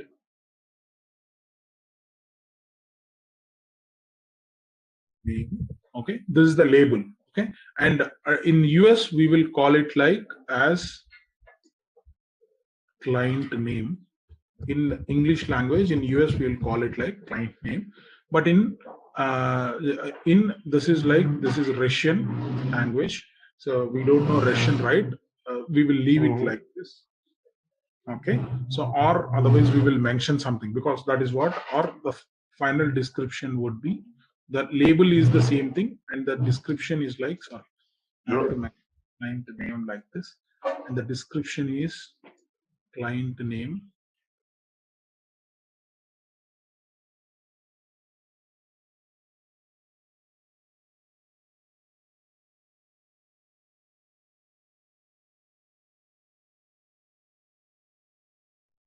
Client name. Okay. And the next one would be is like a project name. Okay. That is also a text part, project name, because we have to give it like this. Okay. The first value should be in small, and the next, whatever the values that we are giving, it should start with the capital letters whenever we are making it as a ID. Okay. Field ID, project name, we have put it, and the label here is like, we want to put it project name only. Project name, two fields. Okay, now example, we took it two fields. Maybe your customer having 5 or 6 fields that you want to add it. Okay, you can add it in this same way. Okay. So now you have added these things. Okay, filed. This is the place where we can add it here. So field definition ID, client name, and the project name you have given it here. Okay. So now field definitions is done. After that, what we have to do it, field definitions is done. Client name and project name has come. Okay. So now these two things have come into the picture here. And if you want to have anything called, so now the field definition is done. Now after that, what we have to do, we have to give the permissions. for whom we want to give the permissions. Okay, so now this is the place, the project name we have called it.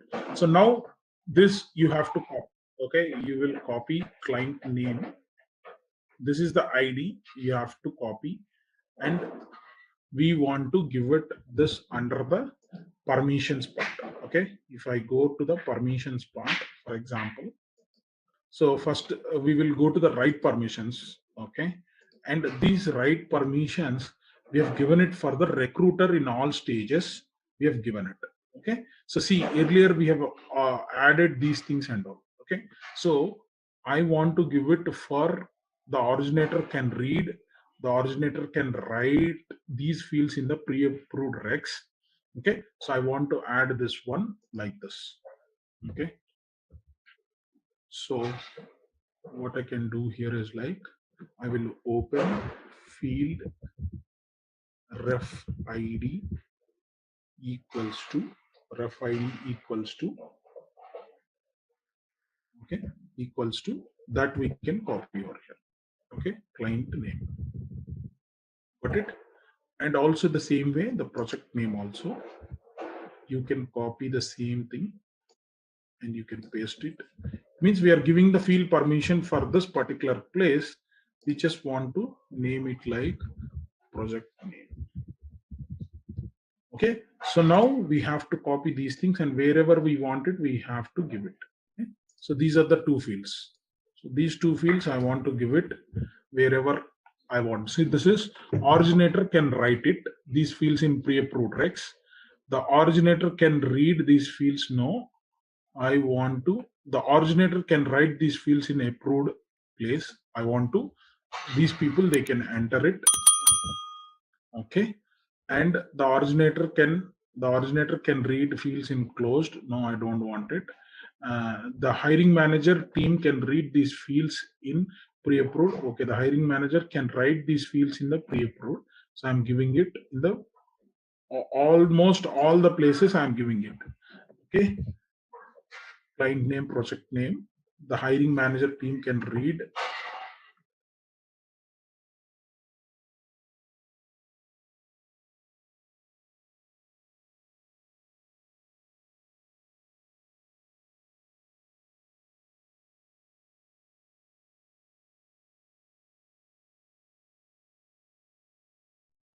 Okay, so now what we can do here is like,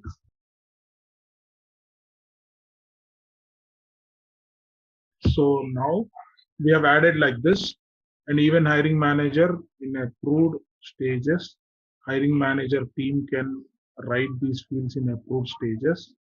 I'm giving like this. Okay, wherever write is there, I'm giving it because I want to enter some fields. So here also this one under the team recruit can read, the team the recruiting team can write these fields in the pre-approved stage. So we can, I'm just giving it in all stages. Okay, got it? Yeah. So here this is read for yeah, that's all. We have given it for all the people and write in approved stages. Okay, here also the recruiter part. So the recruiter also can see these two things. The recruiting team can read. I don't want it. I want it. Recruiting can write these fields in the here I don't want it. In closed, the recruiter is not required. The rec administrator can read these fields. The rec administrator can write these fields in pre-approved stages. Yes. Recruitment administrator. And the rec administrator can read. Okay, the write, all write access, if I give it, automatically read will be there. Okay, so need not to give it at the read stages. Okay, and in the closed I don't want to give it. The rec administrator can write these fields. In closed I don't want it. Who is allowed to close or reopen the requisition? Okay, these are all other things and all. Okay, so here and all we don't want it. I don't want to give it. That's all. Okay, so now this is perfectly created. So first thing what we have to do, we have to validate this. Okay, some errors are coming here, some job requisition template Anyhow, we will change this. Okay, template, job rec template type here. The naming convention, we have to change it. So I'm just changing standard only, but I'm just putting PR. Okay, or not RV. We can put it RV. Okay? RV standard job requisition. Here also I'm putting RV standard job requisition. The template. So to become an implementer, it's important to understand the XML language. Pardon? To become an implementer, it's important to know the XML language. Yes. So P or V. Yes, we should be knowing. Okay. Okay. So this is the changes that we have done it. And here on the initial stages, see, there could, maybe we can continue this thing. Now, for now, I just saved it. We have added 2 fields. What all the things that we have to do it for other fields and all, I'll be right. All right, let's test your knowledge. Here's a question for you. Which tool in RCM helps to filter and identify the best candidates for a job requisition? Option A, Applicant Tracking System, ATS. Option B, Performance and Goals. Option C, Succession Planning. Option D, Compensation Management. Take a moment to think, and when you're ready, choose the correct option. Remember, each choice holds a key to unlocking the answer. Good luck. Type the correct answer in the comment section. Hey there, ready to master SAP SuccessFactors Recruiting Management RCM training? Our course is here to guide you through it all. Take it at your own pace right here on our platform. In this course, you will dive deep into SAP SuccessFactors Recruiting Management RCM. It's like a Swiss Army knife for managing hiring, ensuring you have the right people in the right roles. Our course covers everything you need, from the basics to some nifty advanced techniques, crafted by seasoned experts who know their stuff. Your instructors are seasoned professionals with heaps of experience. They are here to guide you every step of the way and answer any questions you might have. And hey, our students love this course. People just like you have found it incredibly useful. And the best part, it's super affordable. Quality learning that won't break the bank. Ready to level up your skills in SAP SuccessFactors Recruiting Management RCM? Sign up now. For more details, visit ZaranTech's website